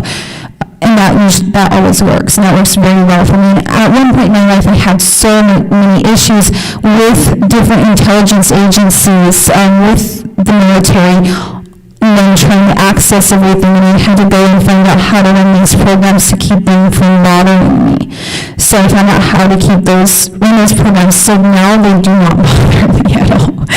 And and it works very, very well. So anyhow, to go back, because I'm kind of getting into it right now, Hitler was after the God gene, and that was transferred to the United States government, all that information, where they were going after anyone who had the God gene lit up, specifically the gifted children, so that they could go ahead and steal that divine information, because they want to light those genetics up and they want to get those powers, but they cannot get them naturally because they're not achieving them. You only achieve these via doing goodness for yourselves and others. You have to come with a clean slate. You can't come with all of this karma because you've been terrible to the billions and millions of people around the world. That just won't happen. You can't achieve God consciousness. They really want to force it, so they're trying to figure out how to crack these codes so that they can go ahead and force that they achieve this power, because they're so power hungry, and that's not happening right now. So they're really upset about this, and that's not going to happen. And the people who have done this, they are going to lose their power, statuses of power. So there's nothing to worry about when it comes to the government. Your elite leaders, all these intelligence agencies, all these programs, because there's a lot of fairness, you're more powerful than that when you achieve God consciousness, and they do not, even with all their technology and all the technology they have stolen, they will never be able to achieve what you can achieve going into God consciousness, because they are not more powerful than God. So when I hear about all these programs and people tell me this, and this, somebody yesterday came to me and said, okay, I understand that you've achieved, this state of consciousness, which is quite elevated, but aren't you worried about the AI system? I said, no, I'm not, because guess what? I can take over the whole AI system. I have once. As crazy as this sounds, I went to every single satellite, every single thing, and look through it. It has no power over me. I can go ahead and take over it, because we have God consciousness too. You can become the entire sky, the entire ocean. You can become the entire epitome of what everything is. And there's nothing more powerful than that. Not some few leaders on a planet who are trying to steal, and intelligence agencies who are trying to steal knowledge how to get there. You're way more powerful than me, so I don't worry about them. So this is why we're not getting involved in really talking about, this program's running. I know so many programs that are being run by the Russian military, by China, by the UK military. There's so many programs being run, but none of this is important. It's all these things. When we talk about them, when we focus on them, we're giving them power. And we need to just not worry about them and go achieve our God consciousness. None of them are more powerful. So I really kind of avoid, even though having all this knowledge on them, because I've experienced when I was younger, I have experienced it. I don't care about them or talk about them, because I'm above this, and that's why I want to teach people. So there's a lot of people who are TIs or who are experiencing these things, or they're having issues with the government or whatever, because they realize there's other things out there. Like, no, just keep going up, go to God consciousness, and that won't even faze you.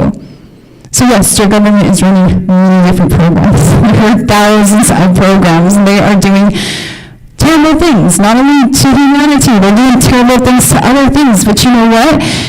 They're going to be removed in the future, because all of you are going to step into your God consciousness, and you guys are going to look at them and you're going to say, you guys are just little, you guys are men, and I can't even say men, because real men would never do what they do. You are just lost beings, and you're so terrible to everyone else.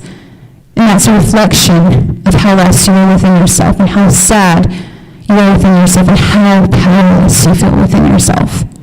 And then you guys just won't care about having them as leaders anymore. You guys will remove them. So I'm not worried about your elite leaders. I'm not worried about your governments. I'm not worried about their billion different programs they run trying to hack into God consciousness. Because God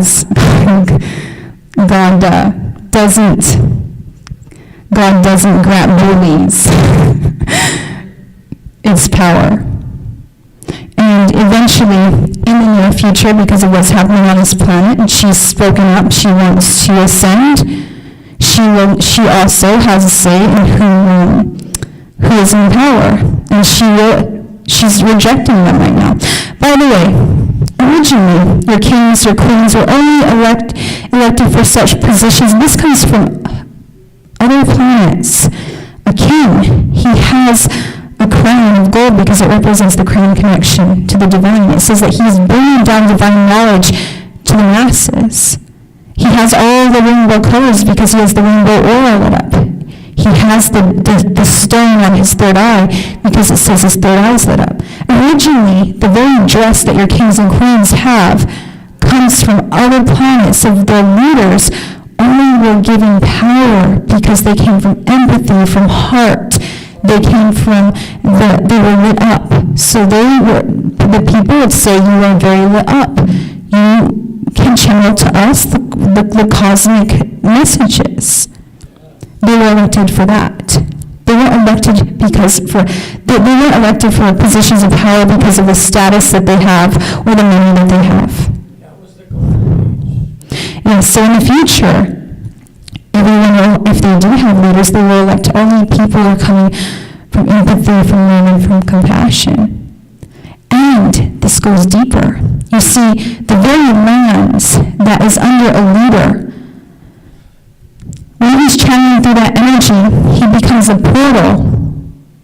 So then the lands become missing, and that all the energy makes them fertile. It makes all the people that have elected him into power, he grants them beautiful things so they're all in peace and they get along. But if you have a leader who is chaotic, he will bring that chaos. And he will bring people, the chaos in him will reflect to the masses and they'll fight among each other. And the chaos also will make the very earth, the very lands, the very states, as in modern terms, there's going to be famines. The land reacts to the leader that you guys have elected. And if you elect one in chaos, so shall the people and lands be in chaos. But if you elect one who comes from the high energies, the lands will be fertile, and there will be plants that sprout in the deserts, and there will be no deserts, and the people will be happy.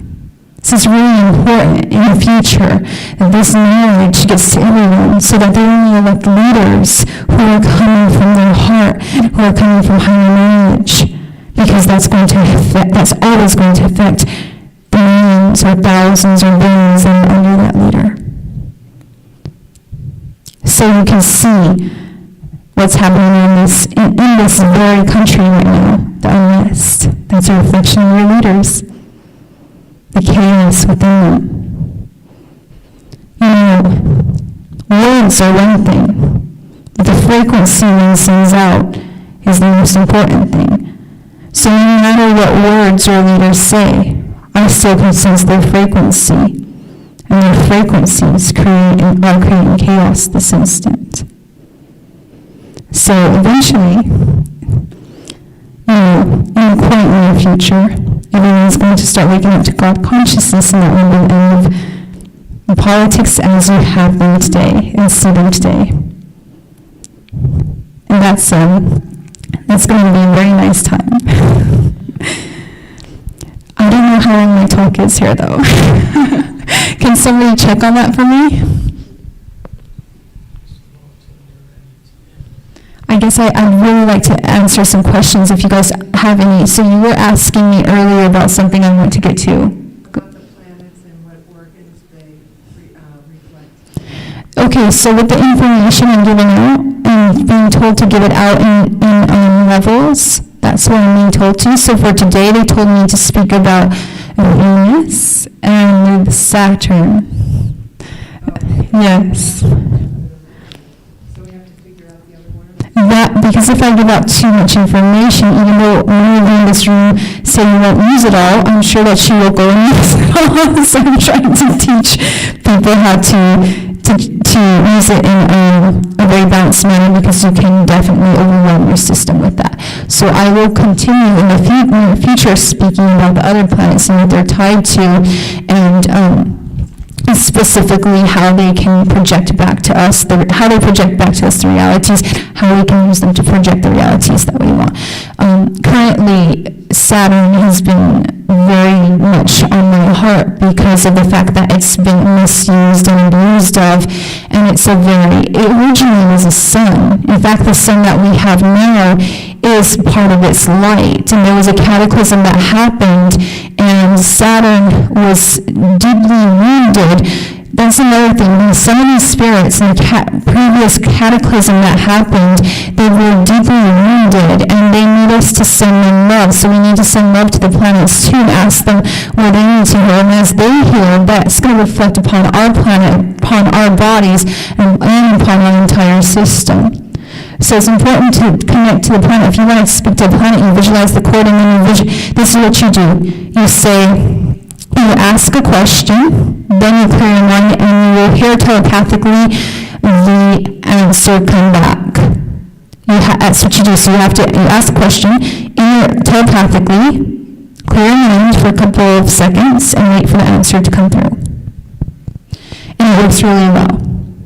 So when you start actually speaking to the planets and connecting to them, because they are spirits. I don't even like the word planet. I feel like it totally disconnects them from the fact that they are beautiful ancient spirits. So when you start speaking to them and ask them, okay, because what we have going on this planet goes far back to Mars, of where the first war started. And the first war started so we traveled interdimensionally. We traveled also among the planets, and we got out of our bodies, and we did everything like astral projection. Everything was flowing together, and they opened a portal to a previous creation who had lost its light, and when that force came through, it started to absorb the light off of Saturn, and whereas there was traveling on Venus and stuff, it went from each planet absorbing light, and there's a lot of time travel that was done until we could find out how to go to a timeline where this and awaken humanity, but also get everyone to close those portals on these other planets. And there's as much the main portal is open on Mars, and that's why we have there was a portal from Mars to Antarctica, and they used ice to freeze Antarctica to close that portal to keep things from coming through off of Mars, because there's so many jump gates and portals and stargates. So the original one, really the cataclysm started from Mars, and that's why we have the god of war, Ares, Mars, connected to Mars, because that's where war originated from in the 3D physical reality. So recently I was in Area 51, and I asked them, I said, why are you doing this to humanity? And they told me, they said, we're from a previous creation. We lost our light, and we were drawn to the unhealed energy that's on this planet. So we're here because humanity has manifested here via all their deeds. So they've manifested us here, and we're also here because of the fact that there's this dense layer of dark energy around the planet that they feed off of. That's what's drawing them here. So I said, where did you guys come from? They said, from the previous creation, we lost our light. So I said, I came from the heart with them. I said, I know so many people know about you, and they hate you. And I understand how you're living. You're living in such a state of sadness and fear and everything else, because when you're far from the light, you live in a place that's terrible. So I said, I have compassion for that. How can we help you? And they said, you know what? Tell humanity how to find their light, and then tell them how to channel that light to us, so that we can also find our way back. So we were trying to figure out a solution whenever this happened. Whenever that force came through and started to absorb light, we were trying to figure out a solution out of how we could, and a point of where we could understand this force. Because back then, we understood other beings, and we understood other forces. We wouldn't just damn them. We wouldn't judge them. We would flow with them. So we need to find a point of flow within certain timelines, and that's been achieved. And that's how we know that this planet will awaken. Many other things. But so we can close those portals, so you can visualize closing and cleansing Mars, and once we close those portals, then we can go ahead and adjust this force that's feeding, which is a lower energy force that's feeding off of our creation. And we can use our God consciousness to understand why it is, because it's from previous creation that lost its light. And very interestingly enough, I posted on my page recently, they just found out that there's some force coming through the black holes and pulling light out of this cosmos. That's the previous creation.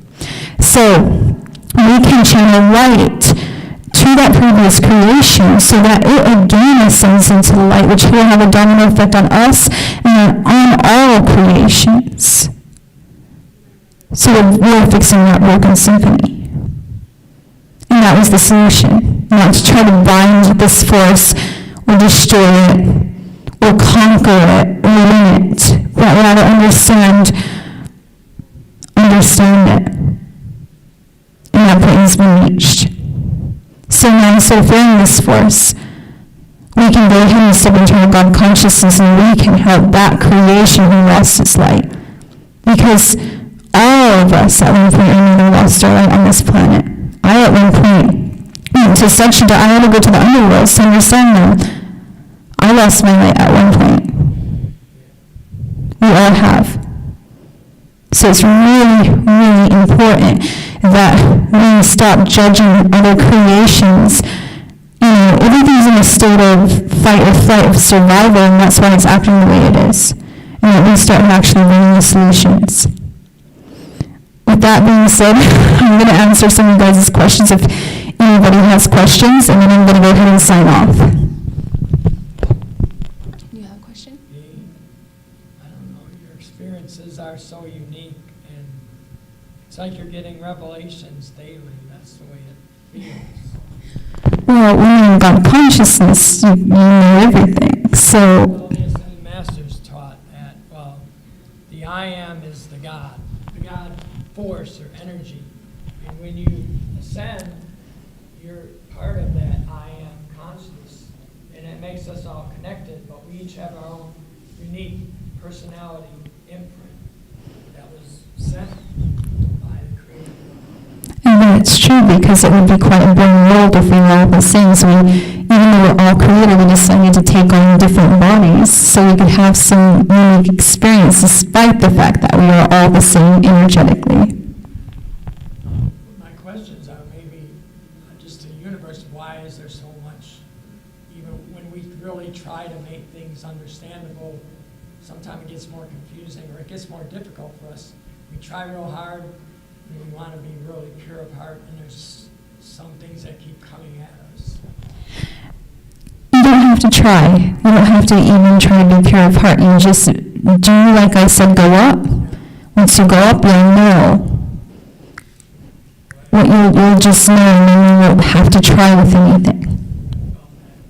I like what you pointed out about the royalty of how we were in the ancient times, maybe. Because there's pictures of ascended masters with the diamonds here. Yes. And the gowns, and I don't know if you've seen those pictures. Yes. That's our divine self, and that's where we're going. Yes. Humanity used to be interdimensional and speak to every single different race and being, and it fell from that, but it's definitely ascending to that. I love that you resonate with that, because I feel like we can't always describe it in words, but those who really have tapped into the God consciousness, we know that subconsciously already. If you're having doubts too, you can do mantras. So I like doing this a lot. I say, I'm blessed, I'm divine, I'm beautiful, I'm kind, I'm powerful. So you do that over and over. I just do a list. I'm light, I'm loved, I'm love. And I do that throughout the day. Just every single day that I can. If I'm walking, if I'm jogging, if I'm exercising, and that helps to start to imprint that into your conscious mind, and also that will imprint that into your subconscious mind, so then that's reflecting back. So when you truly believe something, you are it, and that helps you sense. So if you also can do like, I have money, I have this, I have that, I have food, I have, so you can do that too. We do at our our center in Chicago, which you're invited to. We did an oath of manifestation that I go back with. And it said, I have receive and expect unexpected money, unexpected wealth, coming from unexpected places, in unexpected ways. That's interesting, unexpected. I'll definitely look into that. Yeah, and I have been pretty much things easier in the last couple of years since we've been doing those manifestations. I feel like it's partially because we're doing that it's manifested. Try to go up there and do that. So you do the 10 going up, and then you do the mantras. Yeah. Like you mentioned, the gold spiral. Yes. It's a very high vibration. Yes. Originally, there was no shadow around the planet, but we have to face our shadow selves and the shadow of this planet before we can go ahead and transmute that. And then we ascend. There was a rainbow aura around the planet and a gold layered on the top of that. That's when it's in higher frequencies. That's what the planet functions from. Otherwise, I'm going to go ahead and sign off. Thank you guys for coming.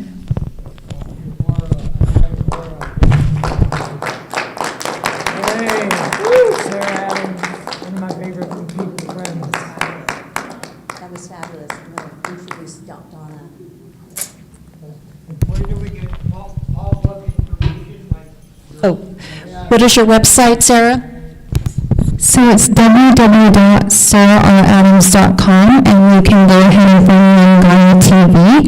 And I've done shows on Beyond Relief with George Noy, which I've highly enjoyed, and also shows with Sean Stone, Buzzsaw, and I just filmed Ancient Civilizations that will be coming out in the future. Will you be here tomorrow? No book yet. I will definitely be here tomorrow, yes. Thank you so much, Sarah. That was fabulous. Sarah will also be here tomorrow, and like to welcome Donna McGrath, Miracle Healer. Donna is going to follow on to the theme that Sarah just covered, and if you have further questions, Donna has a table in the main conference hall where you can ask her further questions. For right now, Donna is going to go into a miracle of healing meditation, and are you ready, Donna? Yes, I am. Okay. Divine timing, you have to wait for divine timing. She's waiting to flow into her divine timing. Could you say that again? We have to wait for divine timing. We have to wait for divine timing. That's why we're waiting. I had the pleasure of meeting Donna last fall, and so glad to have her back again. Donna? Thank you very much. You know, maybe we should.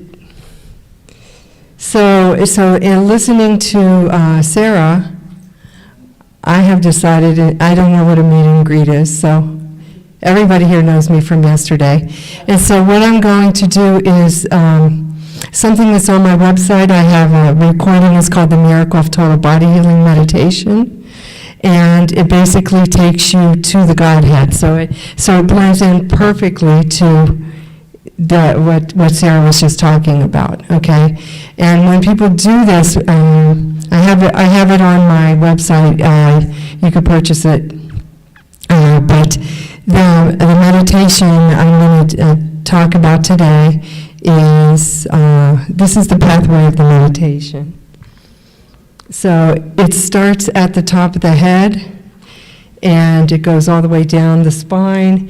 I'm going to overlay you with the exact flower essences at a quantum level that heal each part of the spine, and then come up the frontal line, which is all the chakras, and then just as she was saying, which really made me happy, we go up to the different chakras. So we imagine a beam of light going up to the Godhead.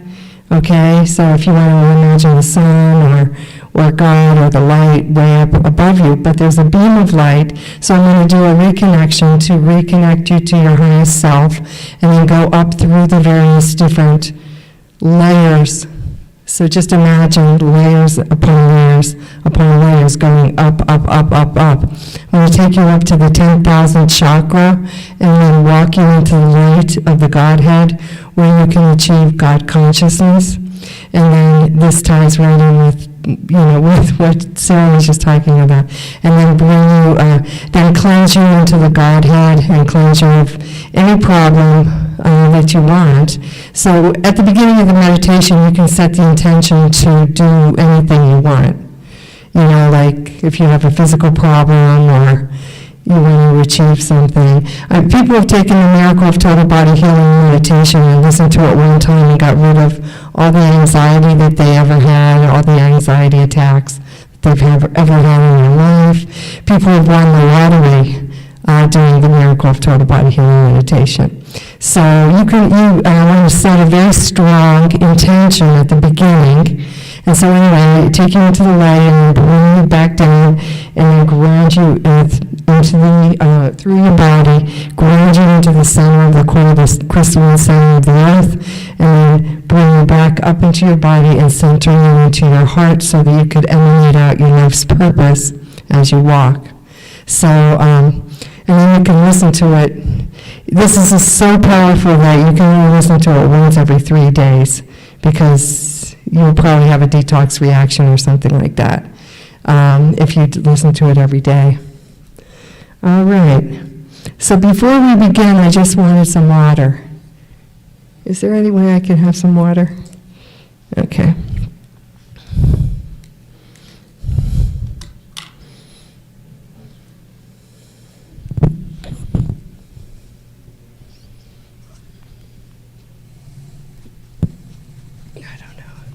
Where we are here and how this is going to come out. I'm just trying to figure out where the camera is so that so that it would be a good image here. What?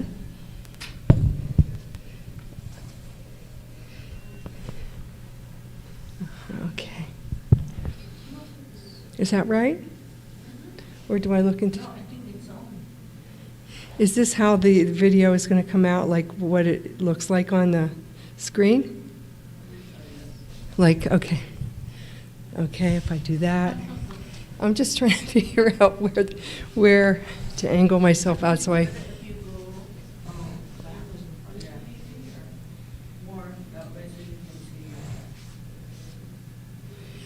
don't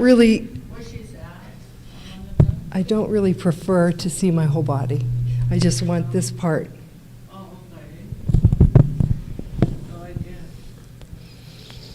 This is fine. But I want it to be a frontwards. I don't know. Okay. Thank you so much. Dulcita. Right here? Yeah, this looks good. Right? Okay. Okay.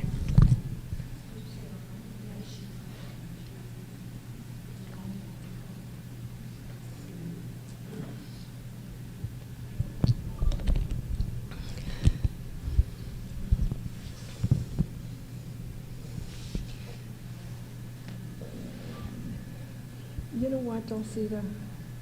Do you go into the other room? I don't know where they are in the other program, but if you can get the microphone and ask them to realize I'm going to do a meditation, miracle meditation here, and anybody could come up with that. Okay.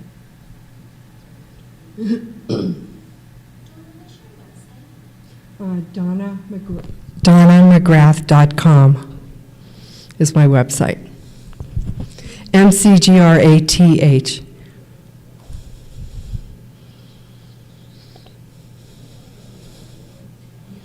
And I do believe that the Miracle of Total Body Healing Meditation is a recording, and it is available on there for purchase.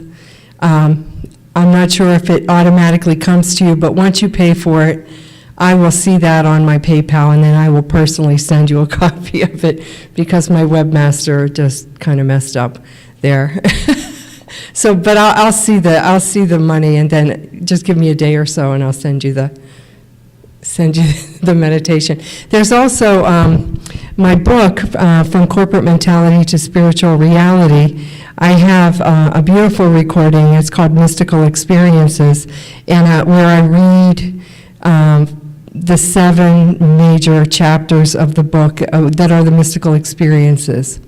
So I read my light experience, but I also had a Kundalini experience beforehand, which opens up all of your chakras so that you could connect to the Godhead. So I had that Kundalini experience, I had the light experience, and then I have another chapter called Angelic Visitation, where I saw the Archangel Gabriel, and he told me to write my book and to guide me along the way. So it's an excellent recording. It's called Corporate Mentality to Spiritual Reality, Mystical Experiences. And so that's on there too. So I'm just going to wait until she announces it in the other room, and then this meditation takes 45 minutes, or maybe 35 minutes, okay? Because I'm going to go through the whole entire energetic system up to the Godhead, back down. And the reason why it's so powerful, one of the secrets, is that because I hold the energy for 45 minutes, because power equals work over time. Okay, so a lot of times when prayer doesn't work, or even, I don't know if any of you know about spiritual mind treatments. They're like little prayers that are done, or little affirmations, or strong prayers. In religious science, they just sometimes they're good, but they don't work because the people aren't holding the energy with the intention for that long of a period of time. So it doesn't really work. And then plus overlaying with the frequencies. So what I'm going to be doing today is the Miracle of Total Body Healing meditation, but you can set the intention to create whatever you want. People have won the lottery, again, listening to this meditation. They've gotten rid of anxiety attacks and panic attacks that they've had for their whole lives. Or if you just want to just get to a very, very high vibration, we're going to take you all the way up to the 10,000th chakra and put you into the light of the Godhead and bring you back down. So it's a really powerful, powerful meditation. Okay. So I think we're good, and I think we'll begin very shortly here. Okay. I'll take one more sip of water, and then we'll start out.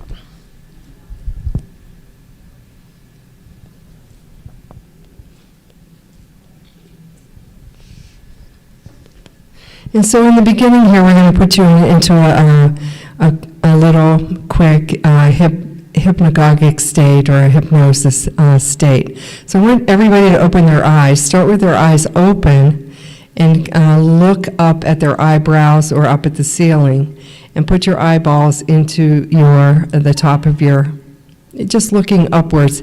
Meanwhile, at the same time, closing your eyelids and shutting them down, and then relaxing your eyeballs into your head, and then just relax your eyeballs. This will start to put you into a very, very deep meditative state, trying to get you into a theta meditation. Okay, so let's begin. Okay, so quantum manifestation, first I want you to all set the intention of the session in your mind, and I'm going to give you a couple of seconds. And while you do that, I want you to breathe in through your nose and out through your mouth. Thinking of breathing in the love and out any stress, any negativity. In through your nose and out through your mouth. In through your nose and out through your mouth. Firmly and with determination and focus and deep intention to intend to manifest whatever you desire, whether it's in the areas of health, wealth, money, relationships, love, planetary healing, whatever you imagine, set your thoughts on that and focus very, very deeply and with a deep determination. Okay, so we're going to start out and we're going to focus on the top of our heads. So I want you to imagine or sense or feel a magnet, a very, very strong magnet.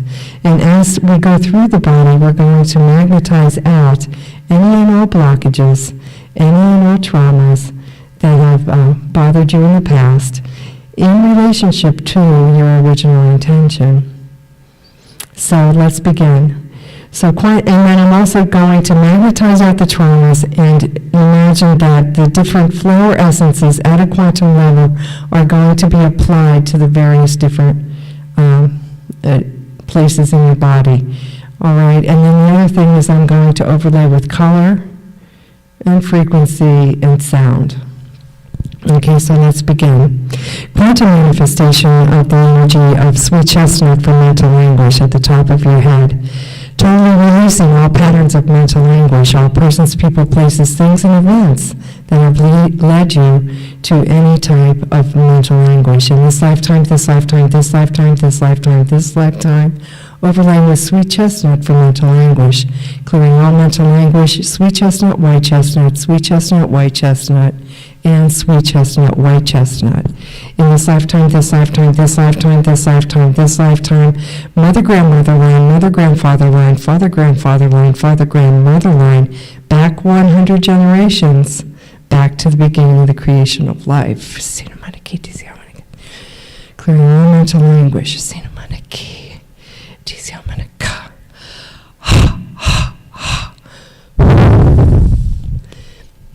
On the left side and the top of your head, overlaying with quantum manifestation of holly, clearing out all patterns of anger, jealousy, competition in this lifetime, this lifetime, this lifetime, this lifetime, this lifetime, this lifetime, this lifetime, past lifetimes, parallel dimensions, future realities. Clearing you down to the DNA level, subatomic level, subatom 1, 2, 3, 4, 5, 6, 7, clearing you down to the beginning of the creation of life. Breathing in the breath of life. Breathing in the breath of life, and breathing in the breath of life.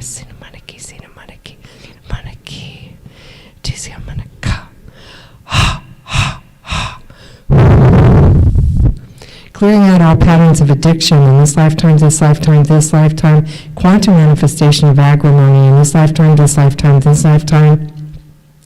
This lifetime, this lifetime, this lifetime, this lifetime, clearing all addictions from mother, grandmother line, mother, grandfather line, father, grandfather line, father, grandmother line, back 100 generations, back to the beginning of the creation of life. Coming down the back of the skull, from the top of the head, all the way down to the neck, quantum manifestation of the flower essence pine, clearing out all patterns of guilt in this lifetime, this lifetime, this lifetime, clearing all patterns of shame and blame, shame and blame, shame and blame in this lifetime, this lifetime, this lifetimes, all patterns of guilt in this lifetime, this lifetime, this lifetime, this lifetime, this lifetime, 186 different frequencies, the essence of forgiveness, total, unconditional love.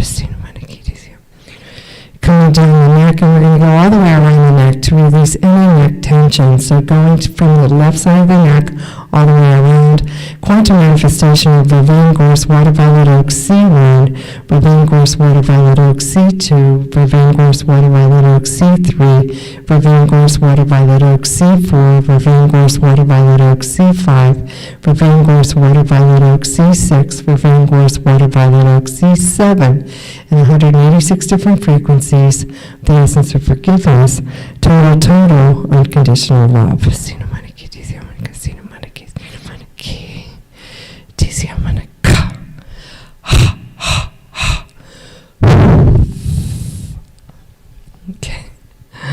Quantum manifestation of clearing out any patterns of any restriction at all to the throat chakra, clearing out patterns of hangings, executions, beheadedness, any types of trauma to the neck, any car accidents, any and all neck trauma, whiplash, car accidents, hangings, executions in this lifetime, this lifetime, this lifetime, this lifetime, this lifetime, this lifetime, this lifetime, this lifetime, this lifetime, past lifetimes, parallel dimensions, future realities, mystery of reversal, and mystery of reversal, totally reversing all persons, people, places, things, and events, and anyone that has restricted your freedom of speech and your throat chakra, speaking out your truth. In this lifetime, 186 different frequencies of the essence of forgiveness, total, unconditional love. Okay, going across the back of the shoulders, overlaying with vervain, wild rose, vervain, T1, vervain, wild rose, T2, vervain, wild rose, T3, vervain, wild rose, T4, clearing all patterns of apathy, resignation, and giving up, overlaying with new beginnings, new enthusiastic beginnings in life. Quantum manifestation of the flower essence, Centauri, clearing out all patterns of victimology in this lifetime, clearing all patterns of having been a victim in this lifetime, and overlaying with a new sense of strength, optimism, power, courage, and strength. And victory in this lifetime, Centauri, mother grandfatherland, father-grandmotherland, back 100 generations, back to the beginning of the creation of life. T5, memories, clearing all patterns of fear of success and fear of failure, clearing all patterns of oversensitivity, all patterns of allergies, all patterns of fear of success and fear of failure. In this lifetime, overlaying with quantum manifestation of meaningless in this lifetime, past lifetimes,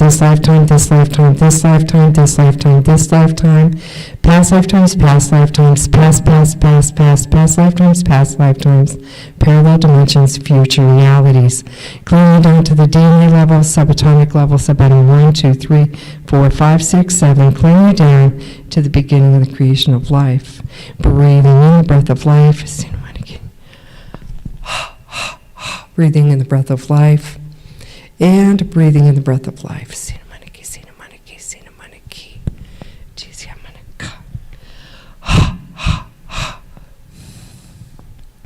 Quantum manifestation of the going down to T5, T6, T6, T7, T8, chicory,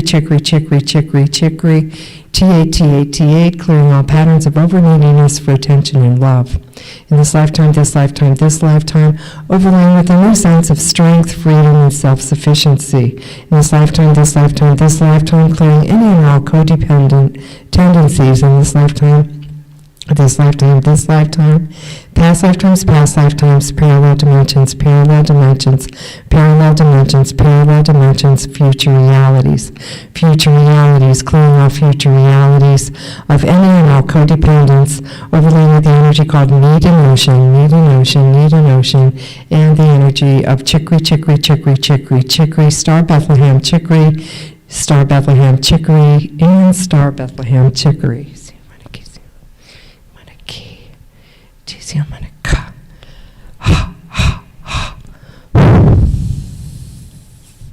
Coming down to T9, star Bethlehem, T9, clearing all present and past life, shock and trauma in this lifetime, past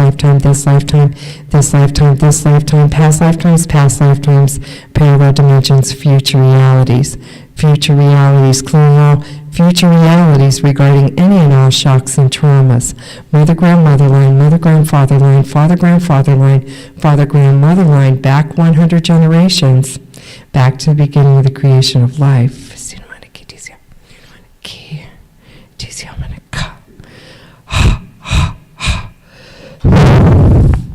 Coming down to T10, T10, T11, T11, T12, T12, T12, quantum manifestation of the energy called Willow in this lifetime, this lifetime, this lifetime, and Cherry Plum for violence and rage, clearing all patterns of violence and rage and all withheld bitter anger and resentment, clearing all viral infections, bacterial infections, yeast infections, fungal infections, and parasitic infections in this lifetime, this lifetime, this lifetime, clearing all Lyme's disease, clearing any and all Borrelia, any Bartonella, any and all parasitic infections, clearing all nanobots, any and all yeast infections, any patterns of lack of self-confidence or lack of self-worth.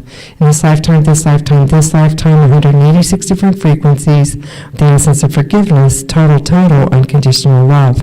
Coming down to T12, quantum manifestation of wild rose and wild oat, clearing all patterns of confusion about career direction or direction in life. In this lifetime, this lifetime, this lifetime, this lifetime, this lifetime, throughout all time and space, mother, grandmotherland, mother, grandfatherland, father, grandfatherland, father, grandmotherland, the energy called looking for a home in this lifetime, this lifetime, this lifetime, in 186 different frequencies of the essence of forgiveness, total, unconditional love. Coming down to L1, pine, quantum manifestation of pine, clearing out all patterns of guilt, shame, and blame in this lifetime, this lifetime, this lifetime, L1, pine, L2, pine. What it was syzygy, totally realigning the spine in this lifetime, this lifetime, this lifetime, 186 different frequencies of the essence of forgiveness, total, unconditional love.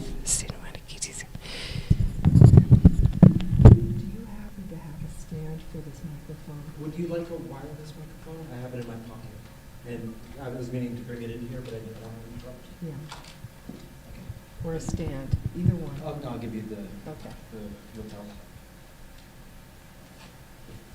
All right, we'll keep going. Okay, so coming down to, again, let's do L1, quantum manifestation of pine, clearing out all patterns of shame, blame, and guilt in this lifetime, this lifetime, this lifetime, L1, pine, L2, pine, L3, pine, blue spruce pine, blue spruce pine, blue spruce pine, L1, 2, 3, 4, 5, and 186 different frequencies of the essence of forgiveness, 216 different frequencies of the essence of compassion, and total, unconditional love.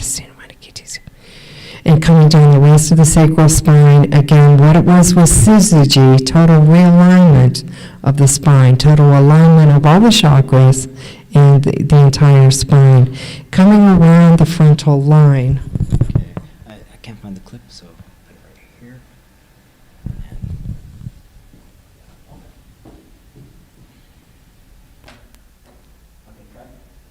Hello? Hello? Okay, is it just as good as before? Okay.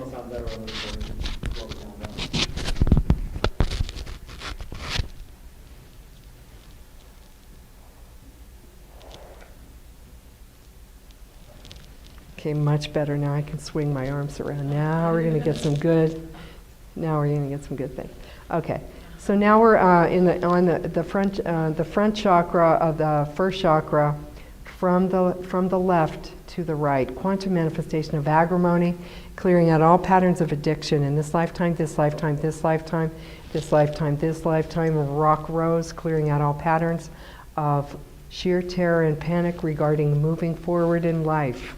In this lifetime, this lifetime, this lifetime. Quantum manifestation of the energy called the verb in action, the verb in action, the verb in action, moving forward with ease and grace, ease and grace, ease and grace, moving forward through life with ease and grace, ease and grace, ease and grace. In my left hand, let's put all patterns of stagnation in the past regarding the COVID-19 or any other patterns of procrastination or stagnation in this lifetime, this lifetime, this lifetime, overlaying with the move it forward, the move and act, verb in action, verb in action, verb in action, verb in action, facilitator, facilitator, facilitator, and rocket puja, and rocket puja. Mauve rose in 186 different frequencies of the essence of forgiveness. Total, unconditional love. Second chakra, overlaying with pancreatic elixir, spleen elixir, pancreatic elixir, spleen elixir, coming across the intestinal, lining across the navel, overlaying with large, clearing all patterns of lack of self-confidence, lack of self-worth, ages 0 through 7, 7 through 14, and 14 through 21. In this lifetime, this lifetime, this lifetime, this lifetime, this lifetime, quantum manifestation of clearing all patterns of yeast infections, all fungal infections, and all patterns of lack of self-confidence in the second chakra, overlaying with creamsicle orange, creamsicle orange, creamsicle orange, and the energy of holly, clearing out all patterns of anger in the bladder, any patterns of anger in the bladder, anger in the liver, anger in the liver, anger in the liver, clearing all patterns of anger in the liver, liver elixir, liver elixir, liver elixir, gallbladder elixir, gallbladder elixir, gallbladder elixir, gallbladder elixir, and gallbladder elixir. Coming up to the third chakra, again the flower essence pine, quantum energy pine in the third chakra, clearing out all persons, people, places, things, and events that have been disempowering you through the energy of guilt. In this lifetime, this lifetime, this lifetime, this lifetime, this lifetime, mother, grandmother line, mother, grandfather line, father, grandfather line, father, grandmother line, back 100 generations, back to the beginning of the creation of life. Flower of life, sacred geometry, breath of life, breathing in the breath of life, and breathing in the breath of life. Mystery of reversal, mystery of reversal, and mystery of reversal, reversing all manipulations regarding guilt throughout all time and space. Coming up to the heart chakra, overlaying with primary heart energy, central intelligence of the heart, and in the tiny sacred chamber of the heart. Coming up to the sternum, overlaying with Star Bethlehem, Star Bethlehem, Star Bethlehem. Coming up the frontal line, clearing all patterns of acid reflux, any patterns of acid reflux or any patterns of digestive problems. Overlaying with Pine Centauri, Honeysuckle Rose, Pine Centauri, Honeysuckle Rose, Pine Centauri, Honeysuckle Rose, Star Bethlehem, and mystery of reversal, mystery of reversal, and mystery of reversal, clearing all digestive problems, any problems with digestion, and stimulating the intuition in the third chakra.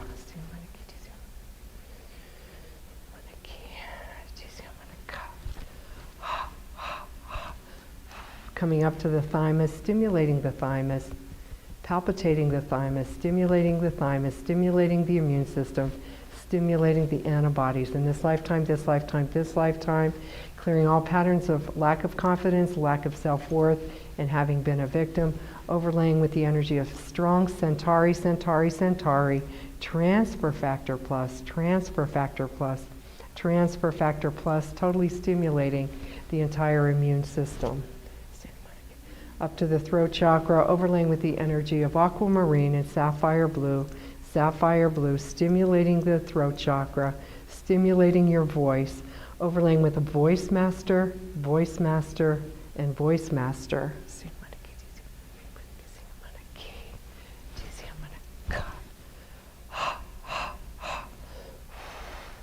Coming up to the sixth chakra, overlaying with the energy of I can see forever, I can feel forever. Let's work on the eyes.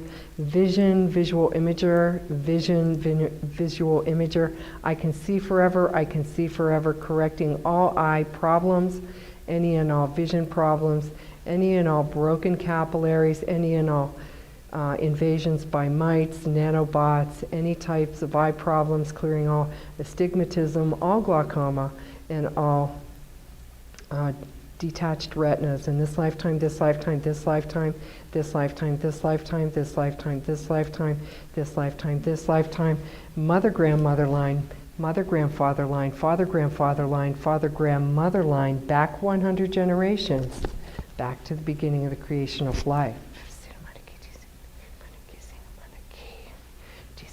I can see forever, I can hear forever, totally clearing out any electromagnetic frequencies, interferences, filling in any holes in your aura caused by electromagnetic frequency damage in this lifetime, this lifetime, this lifetime, this lifetime, this lifetime, this lifetime, this lifetime, this lifetime, this lifetime, this lifetime, this lifetime, this lifetime, this lifetime, this lifetime, this lifetime, this lifetime, this lifetime, this lifetime, this lifetime, past lifetimes, parallel dimensions, parallel dimensions, parallel dimensions, parallel dimensions, parallel dimensions, parallel dimensions, parallel dimensions, parallel dimensions, parallel dimensions, parallel dimensions, quantum manifestation of good bioelectromagnetics, and good bioelectromagnetics.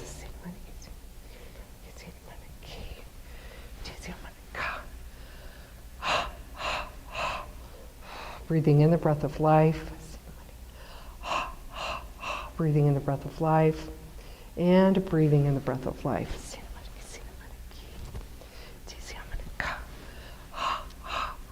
Clearing out any COVID-19, clearing out any COVID-19 in the blood-brain barrier, any patterns of COVID-19 in the sinuses, in the mucosal lining, any patterns of viruses, bacterial infections, yeast infections, viral infections, parasitic infections in the mouth, any patterns of gingivitis, any patterns of toxicity in the mouth in this lifetime, this lifetime, this lifetime, and the teeth in this lifetime, this lifetime, this lifetime.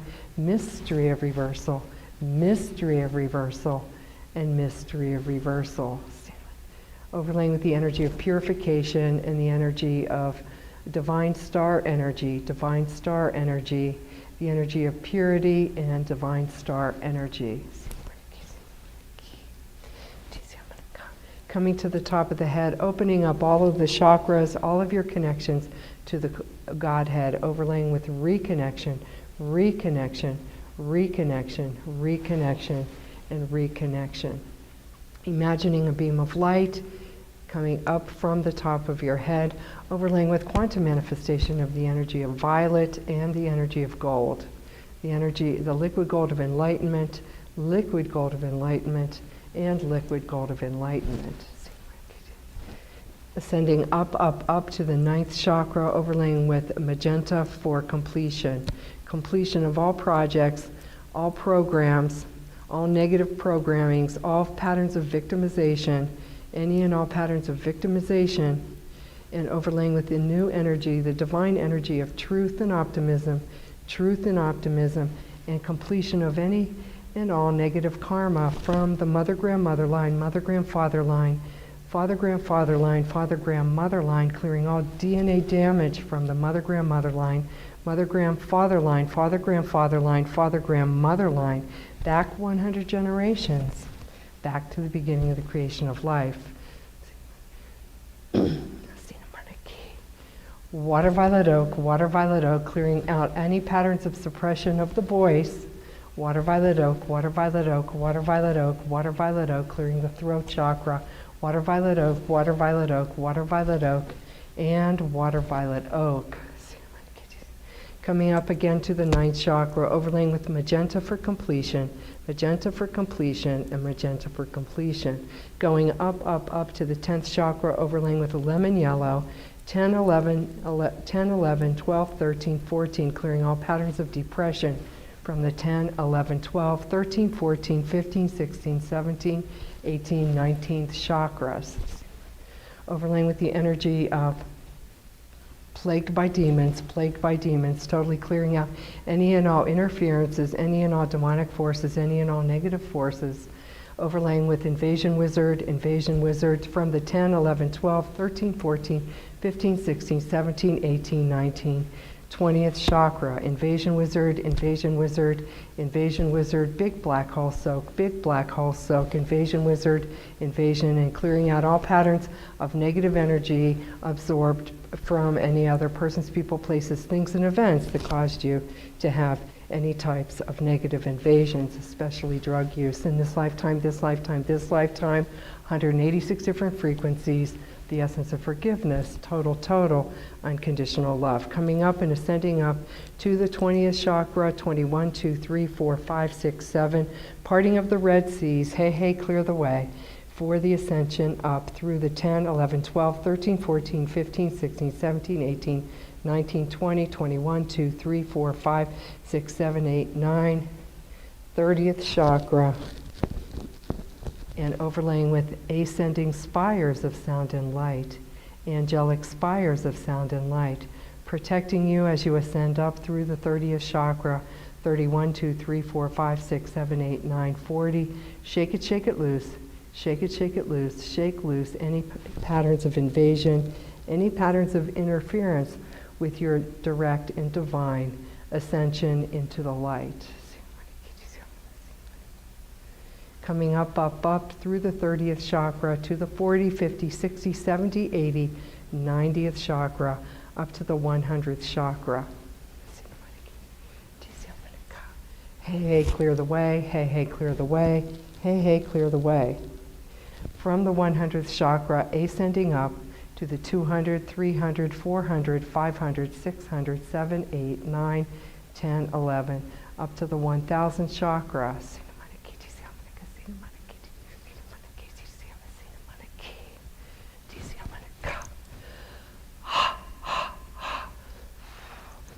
Through the 1000th chakra and ascending up, ascending spires of sound and light, angelic spires of sound and light, going up to the 10,000 chakra, surrounding you with all of the avatars, all of the masters, the cherubim, the seraphim, the six-winged of many-eyed. Elohim, Elohim, Elohim, Adonai, Adonai, Elohim, Elohim, Elohim, witnessing you into the light of the omniscient Godhead, walking you into the light of the God consciousness, your higher God consciousness, walking you into the light of the omniscient Godhead, totally purifying you on the physical, emotional, mental, and spiritual levels in this lifetime, this lifetime, this lifetime, this lifetime, this lifetime, this lifetime, this lifetime, this lifetime, this lifetime, manifesting all of your desires, all of your loves, and totally purifying out any blockages on the physical, emotional, mental, and spiritual to your divine manifestation. In this lifetime, this lifetime, this lifetime, 186 different frequencies, the essence of forgiveness, total, unconditional love.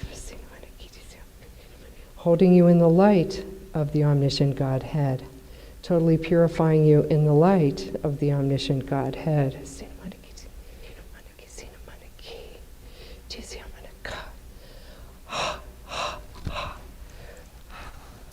Descending down rather, from the omniscient Godhead through the 10,000 chakra, through the 1,000 chakra,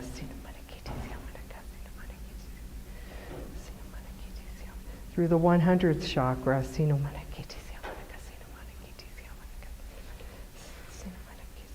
through the 10, 9, 8, descending down your divinely cleansed, divine core star being, through your head,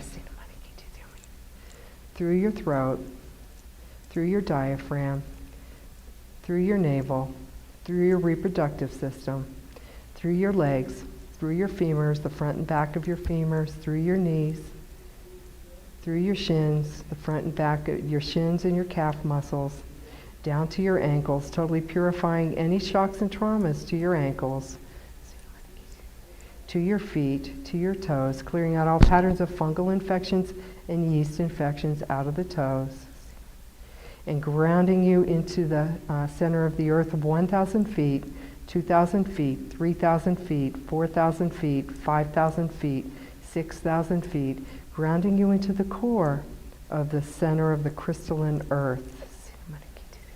21 million feet into the core of the crystalline center of the earth.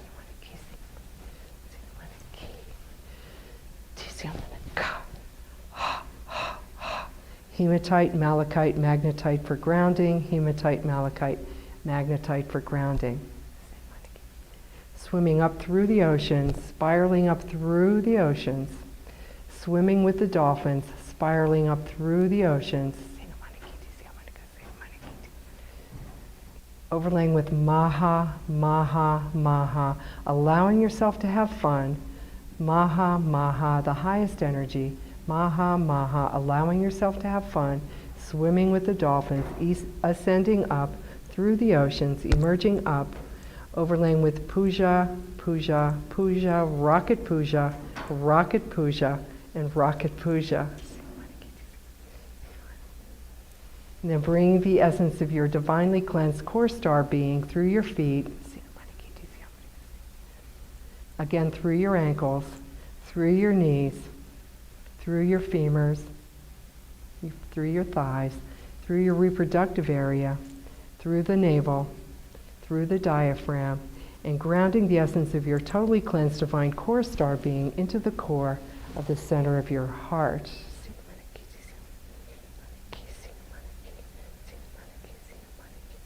Overlaying with life force energy, life force arrow, life force energy, life force arrow, totally balancing all of your organs, balancing all of your chakras, aligning and balancing your entire system, your entire spinal system, clarifying and purifying all of your skin, all of your digestive system, any and all organ-based systems, and grounding the essence of that divine purification into the core of the center of your heart.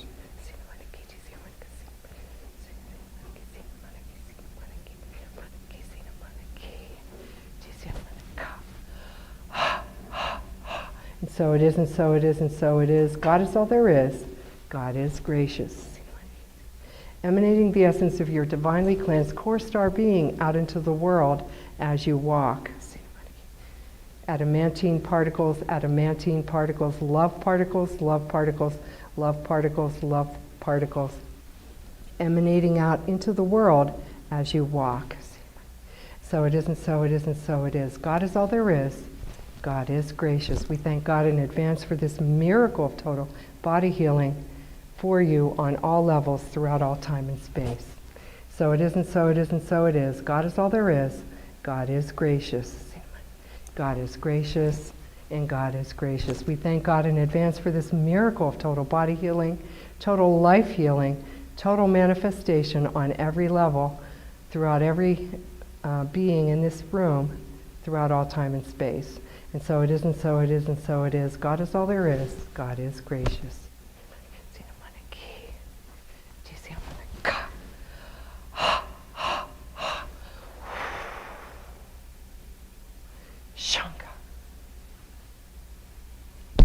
So you can totally, slowly walk yourself back into the room, walk yourself back into the consciousness of this room, moving your hands, stretching out, moving your toes, wiggling your toes and hands. And anybody could just tell me if they had any particular visions or feelings or anything that they would like to share. If not, that's okay. Did you have anything? Some attached writer, writing inside me, and it just sort of came out. Yeah, that's what happens, yeah. So you had like sort of a... It was another entity. Another entity, that's what I thought, yeah. Okay, anybody else? Anybody see colors or feel like things were being thrown off of them? Usually that's what happens, is you just feel like... Little bit. What did you feel, Gail?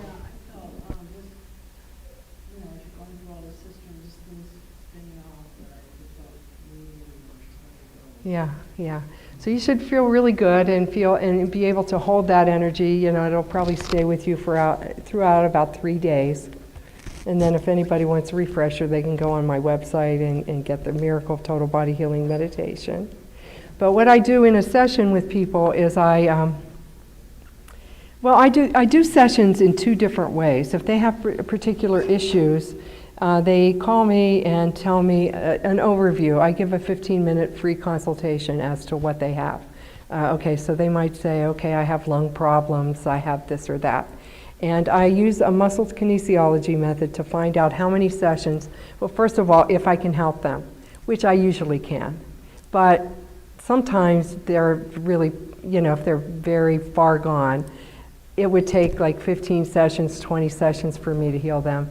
And it's not really me anyway, it's the divine force coming through. So it would be too expensive, or it's just too much. I can't clear 80 years of, trauma on somebody sometimes. Okay, but what we do in the process of the cleansing is to go through in the Akashic records and pick out the specific traumas that happened in relationship to what they want to clear. Okay, so anyway, I do a muscle kinesiology thing. If somebody has a lung condition or something, it might be like 3 sessions. And I give an honest evaluation of that. If I say it's 10 sessions, I'm not making them up, making that up so that I can make more money or whatever.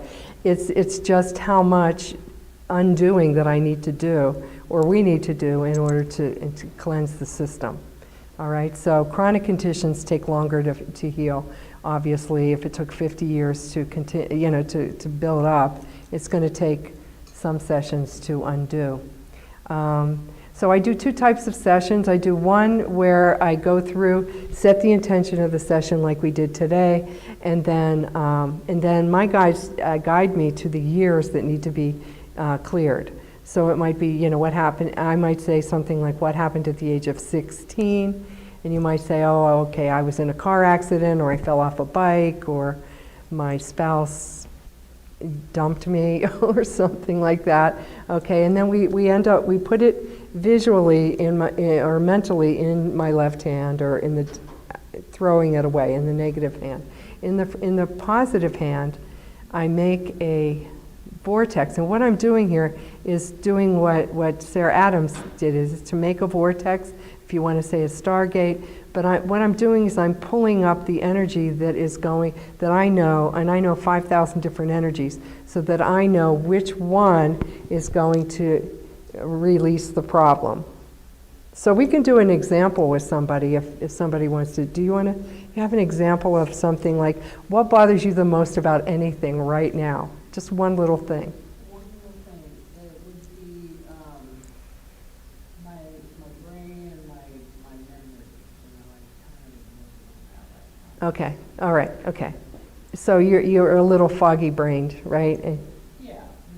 And does that relate to anything that you know, like when it started? Yeah, I do know exactly what happened. I just basically malnourished myself over time being a vegetarian, and then I had oxidative stress and inflammation, and my genetic predisposition to my mother with Alzheimer's. So I was having cognitive dysfunction, not remembering, and it was getting kind of serious.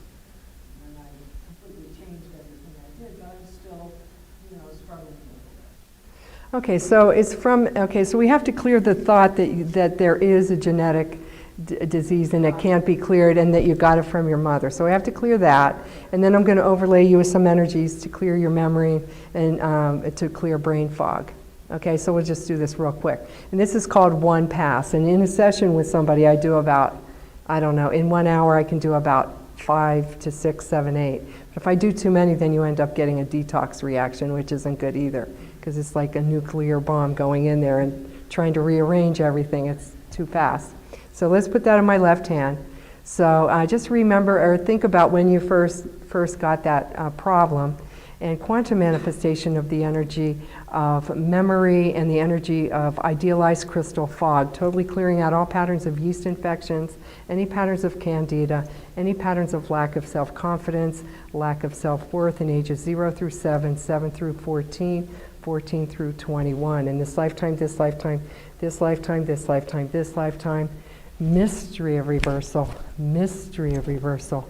In mystery of reversal, mother-grandmother line, mother-grandfather line, clearing all thoughts, words, and deeds, and any patterns of belief in genetic predispositions to Alzheimer's in this lifetime, this lifetime, this lifetime, this lifetime, this lifetime, past lifetimes, past lifetimes, past lifetimes, past lifetimes, past, mother-grandmother line, mother-grandfather line, back 100 generations, back to the beginning of the creation of life, clearing all patterns of Alzheimer's in Gail, in this lifetime, this lifetime, this lifetime.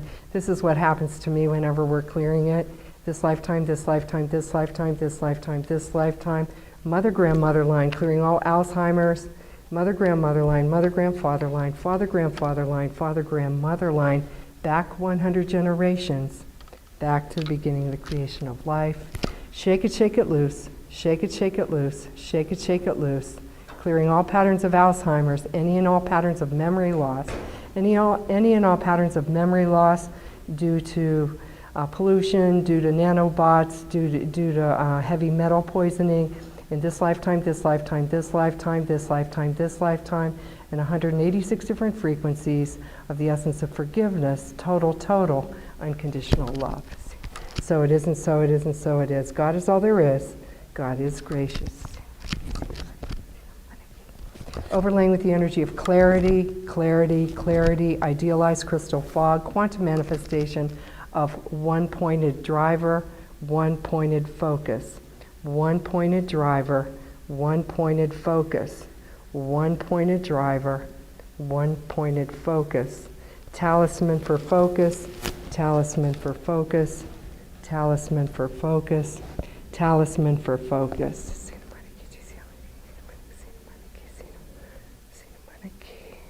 Opening up your third eye, overlaying with amethyst, amethyst, amethyst. Opening up the pineal. And so it is, and so it is, and so it is. God is all there is. God is gracious. God is gracious, and God is gracious.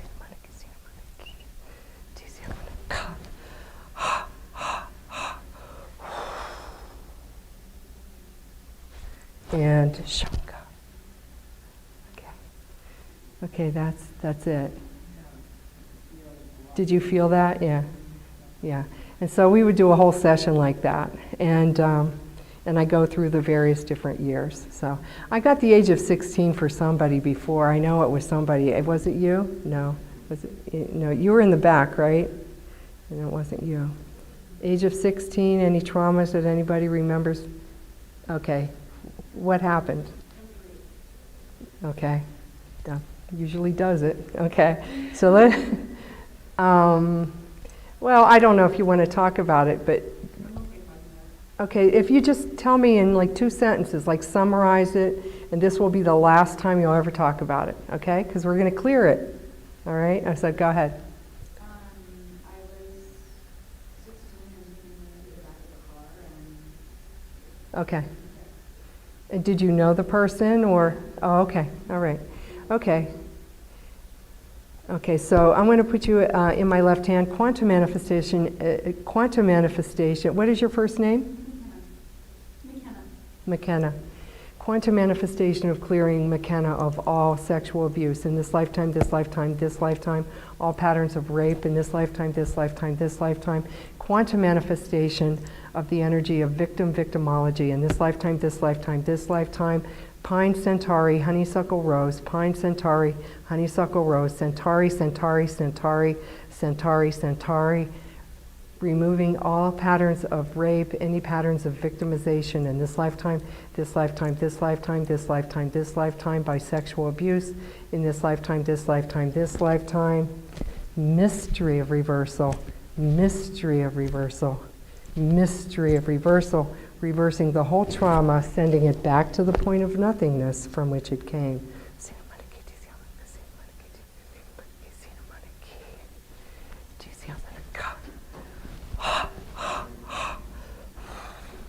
Overlaying with the energy of hematite malachite for grounding, hematite malachite for grounding, and hematite malachite for grounding.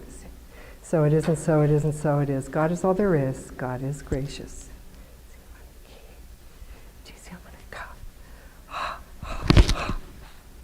Okay, I'm ready. Are you the next speaker? No. Oh, okay. So I have a question. I just wanted to say one thing for her and then I'll do it. Yes, so that was a block that prevents the light from coming down, grounding you. So like the age of 16 is stuck usually right here. Okay, so now that's cleared and that will allow you to have a beam of light come down and allow you to be able to be more grounded in the physical plane and open up your channels for manifesting abundance, prosperity, and more money. Okay. More money. Okay. All right. Yeah, I have a niece and nephew and an acquaintance in wheelchairs with a form of muscular dystrophy or ataxia. And it seems to be inherited, at least in one case, one or two cases there. And their muscle disease are just the most challenging ailments to try to deal with. I mean, they're hard to do. I just called him, he's coming sorry. Yeah, they're very challenging, and because in order for healing to happen, it has to happen on the physical, emotional, mental, and spiritual levels. Okay, and so really MS is all about having been a victimology, and the flower essence Centauri would help, but I mean, a flower essence is just not strong enough to really do that, but you have to go back to the point of were they born that way, or did it start to degenerate at a certain time? And then you have to take into consideration the household dynamics and what the problem is. For instance, a good friend of mine has, in New Jersey, she has MS, and This is MD, muscular dystrophy. Same thing. Yeah, it's the same thing. The spinal column has to be cleared, and so the muscles are degenerating in muscular dystrophy, they're regenerating.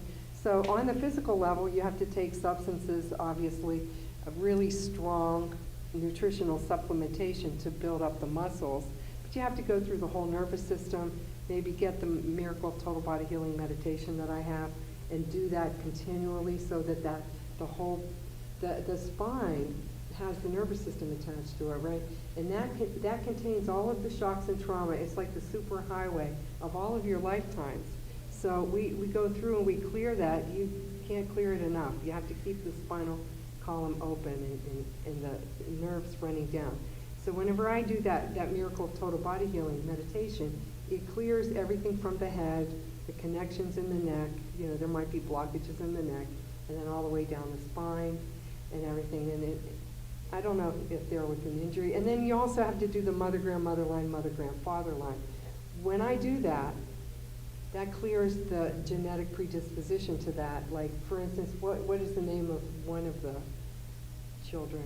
The boy? Jeff. Yeah. Okay, so... he's about 30 years old. Okay, so... the main trauma happened at age 0, 5. What's inherited? Yeah, but there's shocks and traumas that even go on top of that and attribute to that. So it's not all 100% genetic. In his case, it's 10, 20. See, it's only 20% genetic, but it's,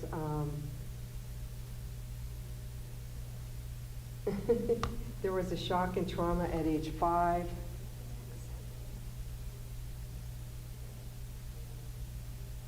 18.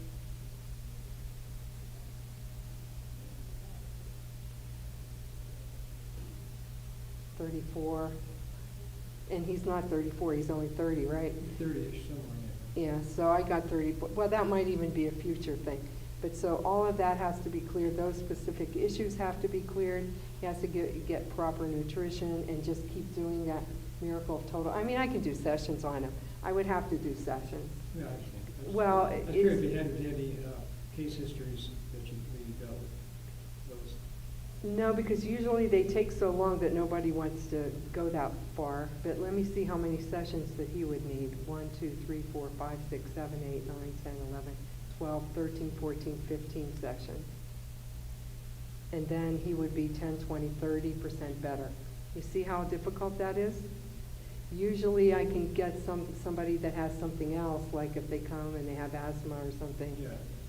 Somebody else, they can be healed in like 3 sessions, or most people that I work on can be healed in about 3 to 4 sessions, something like that. And then I give concurrently at the end of the session after I do it, I give recommendations, and one has to follow those recommendations and the exact amounts of supplements that I channel. If they don't, it doesn't really help a lot. I mean, yes, people want to have a miracle, and some people do.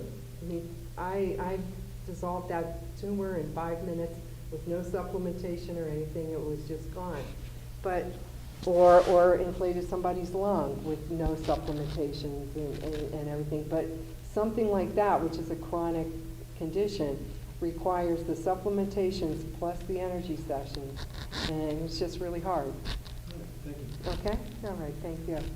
Anybody else? Any questions? At the end of the session that you did, what is all the warmth and the tingling in the head? Is that just from meditation or things are opening up? Is that what you felt? Yeah, kind of like that. Yeah, I would imagine More that, things going on. yeah, that your chakras were just being opened up. And I would just imagine that your chakras, your connection to the God source was just being opened up. That's a good feeling. That's good. Yeah, okay, that's good. It's the same type of clearing with my experience. There's somebody close to me, and they're, you know, it's like we're attached. Is that same clear, are they experiencing a clearing even though they were not here present? I didn't hear the question. Will they be experiencing a clearing simply because they're so close to me and we're attached? Yeah, a little bit, 10, 20%, yeah. So you got it 100%. The problem is, you know, some people that live together, like I don't live with people, but you know, if you're in close proximity to each other, then you know, whenever you have sex or whenever you're close together like that, you're picking up the other person's karma and the other person's energy. So if you're with somebody that has addictions, but you don't, but they have addictions, you're picking up that kind of energy. So you have to be very careful who you decide to hook up with, or you know who do you decide to be with. You know what I mean? It's just, or you know, if it's a roommate situation, you have to be careful as to who you pick as your roommate, because if they're sick or you know whatever, that will pull your energy. You'll be vibrating at this energy maybe, and then you'll go home and then they'll just pull you down to that frequency because it would just resonate and pull you down. Yes?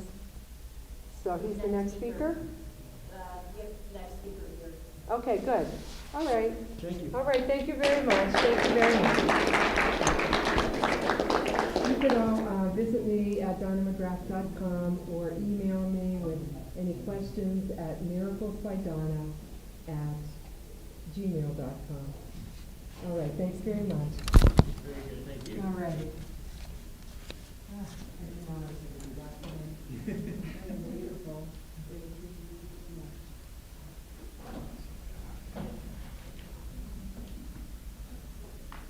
Oh, Johan, I wanted to hear you yesterday. This is great.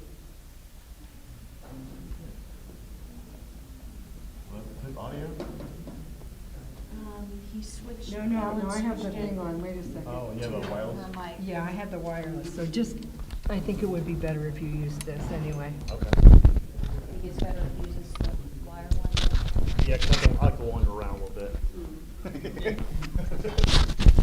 Works for me better. Yeah, I had to swing my hands and move around like that. Right. So. There you go. Thank you very Alrighty, much. thank you. Gotta get open pocket here. It's okay if I set my stuff up there, right? Okay.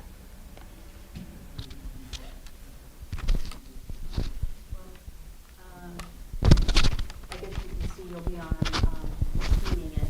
Okay. Wait, is it on the black camera here? Around that, like, don't be so far off the screen. Hi, thank you. Got ya. Okay, maybe if I do this. Yeah, if you want to move the chair, you don't trip over. Okay, hopefully you guys can. Oh, there we go. Yes. Yay. Yay, technology. Okay, we'll give a couple minutes here. I think he wanted to make the announcement, correct? You want me to run over? Yeah, if he hasn't, it's fine. I just didn't know who else is going to be in here yet. I didn't want to start until everyone kind of got in here. So,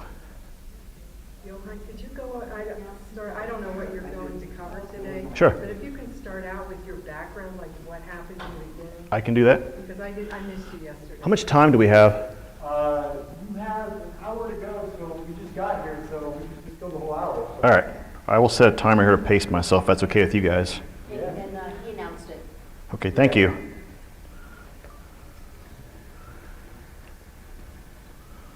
All right. Okay, we're good to go? All right. Do that. Okay. Hello, everyone. I'll try to stay here on camera. I'm not wandering too far, right? I'm a little digital dog leash here. Hello, everyone. You guys probably saw me yesterday when James and I did the chat over in the big room, right? My name is Johann Fritz. It's my what we call alter ID. I'm using that alter ID because I have actually had threats put against my life, and I have been doxxed already twice. And people also doxxed. What's that? They take all of your private information and put it on the internet where people can search for you and hunt you down. Oh, okay. So that being said, there have been threats against a lot of insiders like myself, and probably from what you guys saw yesterday with some of the testimony that was going on, even with the panel we did, there's a reason why they're trying to suppress a lot of this knowledge, right? So yeah, you want to hear some of my background, so I'll go over that really quick. So as a very young child, I was screened initially into the programs. What I remember was in school, we actually had a doctor who would rove all the schools in our area. He was a psychologist. And where were you from? I'm from Ohio. And they actually like a county doctor who would come to all the schools, and when you had disciplinary issues, they would bring those children in to see this guy like once or twice a week, right? So what happens when you take a child that has above average intelligence or even high intelligence, they get straight A's in classes, and they see their friends being picked on in school, right? Well, you take someone like me who's wired for natural aggression, and they take that natural aggression out on people. And that's the way I grew up. I got very smart at what I did, which also meant I ended up in the principal's office quite a lot. So that's the basic background. During that time in school, I was intuitively tested. The doctor would come in. He would not do any of the normal stuff I heard other kids talking about. He would actually do Zener card tests on me. And that happened over and over and over and over. What are Zener card tests? Zener card test is essentially it's 5 different cards that make up a deck of 52 cards, or 50 cards actually. And in that deck, you essentially have a square, a triangle, wavy lines, a cross, and a star. And the idea is that when they place the card against their head, you as the person not seeing the card have to tell them what the card is. Right? I don't know if you guys have ever seen this done before. I've seen it, yeah. So that's how I started off in the programs, was people evaluating me for my intuitive empathic abilities. To fast forward to modern day, I work as a psychic. I've done that. I've also worked as a medium too, so neither here nor there. The point is that many people who are in the programs have those abilities naturally, and in some cases are ramped up, which is where you start seeing individuals coming out that have telekinetic abilities and other stuff. So having been screened all the way as a kid, I ended up going in the military. I was trained as a kid in what they call MK Ultra. Many of us that do have memories of MK Ultra, what you see is this pattern of essentially traumatizing, fracturizing the mind, and then imparting knowledge and then covering up the fracturization. This happens over and over and over again. How does that actually look to people? Because you're going to ask that question. I already know you're going to ask that question. Right? Here's how the pattern worked for me. MK Ultra? Okay. Or its modern predecessor. Okay? Yeah. The one recall that I had where I was working with a therapist, the way it went down was I had been brought into a room, and at the time I think I was maybe 8. So imagine an 8-year-old kid, right? They bring them in this room. There's a guy sitting back in a chair in the shadows, and there's a gentleman sitting over to the right in a chair who's basically got a hood on, and you don't know who the person is or why they're there. But when they bring you in the room, the guy's telling you just to pick up the gun and shoot the guy.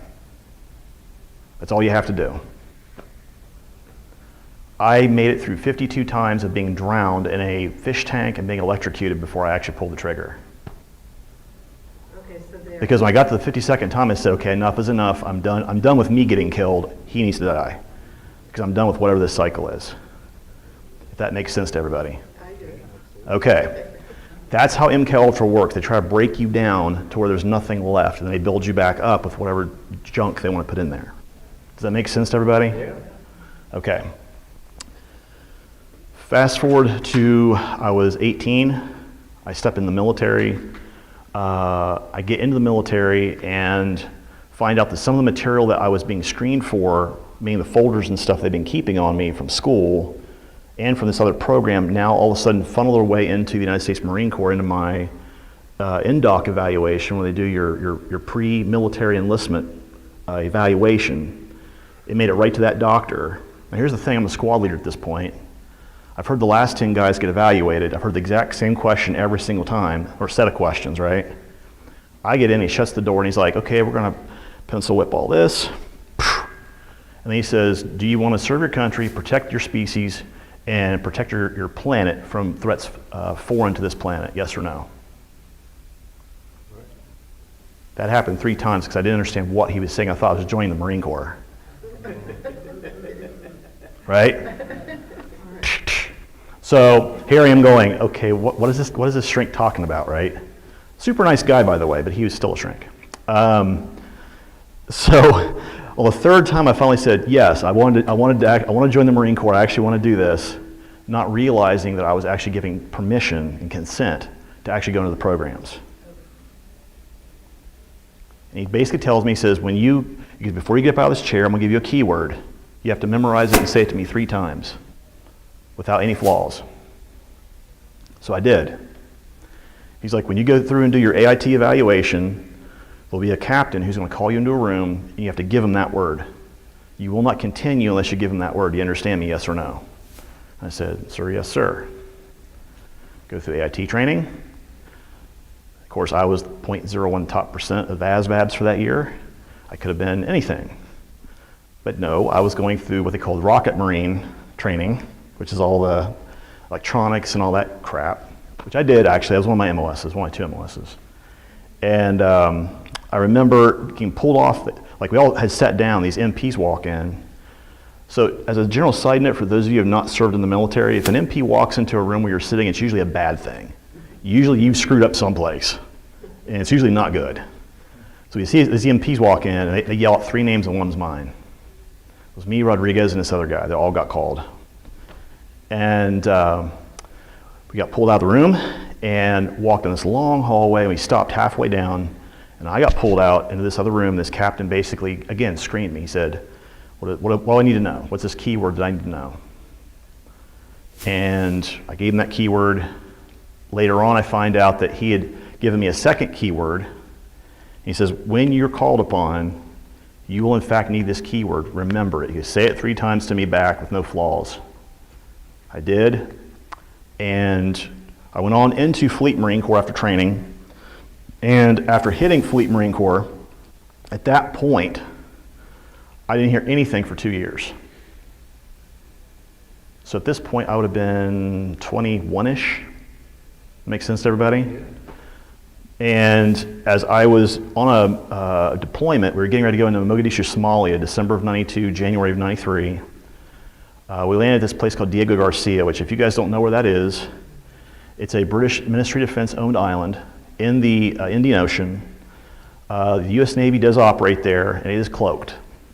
And what I mean is if you try to actually see any emissions from that island, you will not see the island. It is completely EMF and RFI cloaked. Only if you have a military transponder on your craft can you even get landing permission to go there. I went there on a United States Air Force C-141 Starlifter with my unit. And we were actually heading to the USS Kitty Hawk, which was off the shore of Somalia at the time. Landed on David Garcia, and that is when I see this CIA attaché for our unit get up. He has a locked briefcase around his arm. He opens up the briefcase, pulls out 3 binders, and I see that same stupid binder from when I was in school, plus some other stuff in it, all magically show the hell back up. I'm like, you've got to be shitting me. I thought I was screwed at this point, because every time I saw that binder show up, I figured somebody was going to be kicking me out of somewhere. Because there's stuff in that binder that I'd read as a kid where it said, you know, this person has above normal aptitude. They have issues with authority figures. highly aggressive.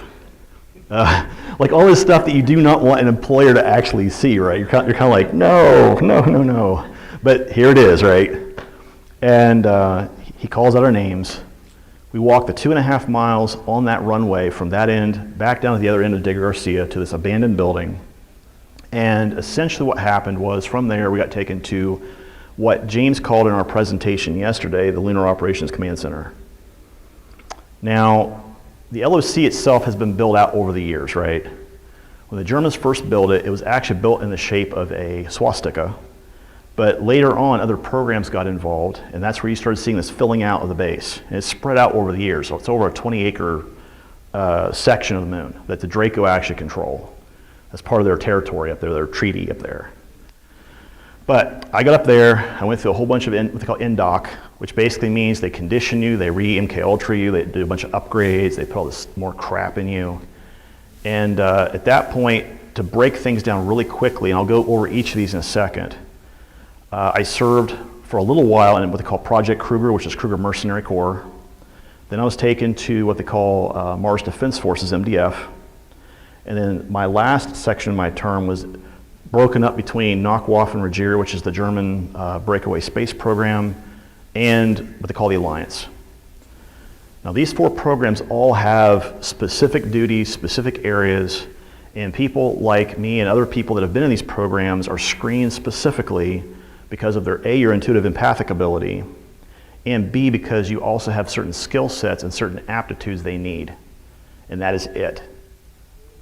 If you do not have those things, you will not be brought in the programs because they don't want to overexpose the Earth population to them. I'm using them in quotes collectively, right? Maisha shaking your head, yes, you understand where I'm going at with this. So, that being said, so Kruger Mercenary Corps. What is Kruger Mercenary Corps? Kruger Mercenary Corps was started by General Walter Kruger, a Nazi general. If you look up in the history books, he was the guy who actually was heading up the Russian front. What most people don't know is that he had a Jewish mistress who had a child of his, and those 2 individuals were actually ferried out of Germany to Oslo, Norway, where, if anyone understands history, there was a huge Nazi presence in Norway. And Walter Kruger actually had a group of individuals who they had already started running their genetic modification programs, their training programs, basically what we would call MK Ultra Ground Zero, right? You have Gen 1, which is post-war II, but we're talking here Gen 0, right? By the way, Gen 0 through Gen 3, a lot of rough stuff happened in there. They did a lot of really, really bad experimentation on people. But the point is that he started this program and eventually handed it over to his son before he committed suicide at the end of World War II. And that's where everyone talks about Gabriel Kruger, right? I personally met Gabriel. I've also met his daughter and Alexandra. And their family is a very interesting family. They hold pretty tight reins, but they're also respected by another group that runs all the programs. It's called the Super Board. Some people call them the Triumvirate. Essentially, if you can imagine a group of 9 mafia bosses walk in a room. The only reason why they're there is because they all have stuff to get done, and they want to make sure that everyone's on the same page. They all come in with what they call three number 2s, which are the people sitting directly behind them. And those individuals either provide them information or can give them cover if something happens in the room. I've also done that as well for one of my commanding officers. So, Kruger's job is essentially, they do contract military work and assassination work, what they call wet work, for the Triumvirate and the ICC Super Board. Does that make sense to everyone? Does everyone know what wet work is? 8 liters of blood has to go somewhere. I'll let you do the math from there. So, that being said, that work was very interesting because there are people who, I meet more people that came out of Kruger than any of the other programs. And it seems to me like Kruger was used as kind of an offboarding or an offloading program. They train people roughly. They basically decide, okay, well, this person has enough aptitude, enough skills, they understand the weapons, they understand them, whoever them may be, to continue on and move to another program. And basically these individuals who are in this program are considered the cream of the crop. They have the genetics they want, and this is something else too I want to talk about really quick. Those people in this room who have psychic abilities, and many of you do, the reason why you do is because you actually have what's called a metagene. It's actually a group of genes that are all together, that work together to enhance or create what we call psionic or psychic abilities. Does that make sense to everybody?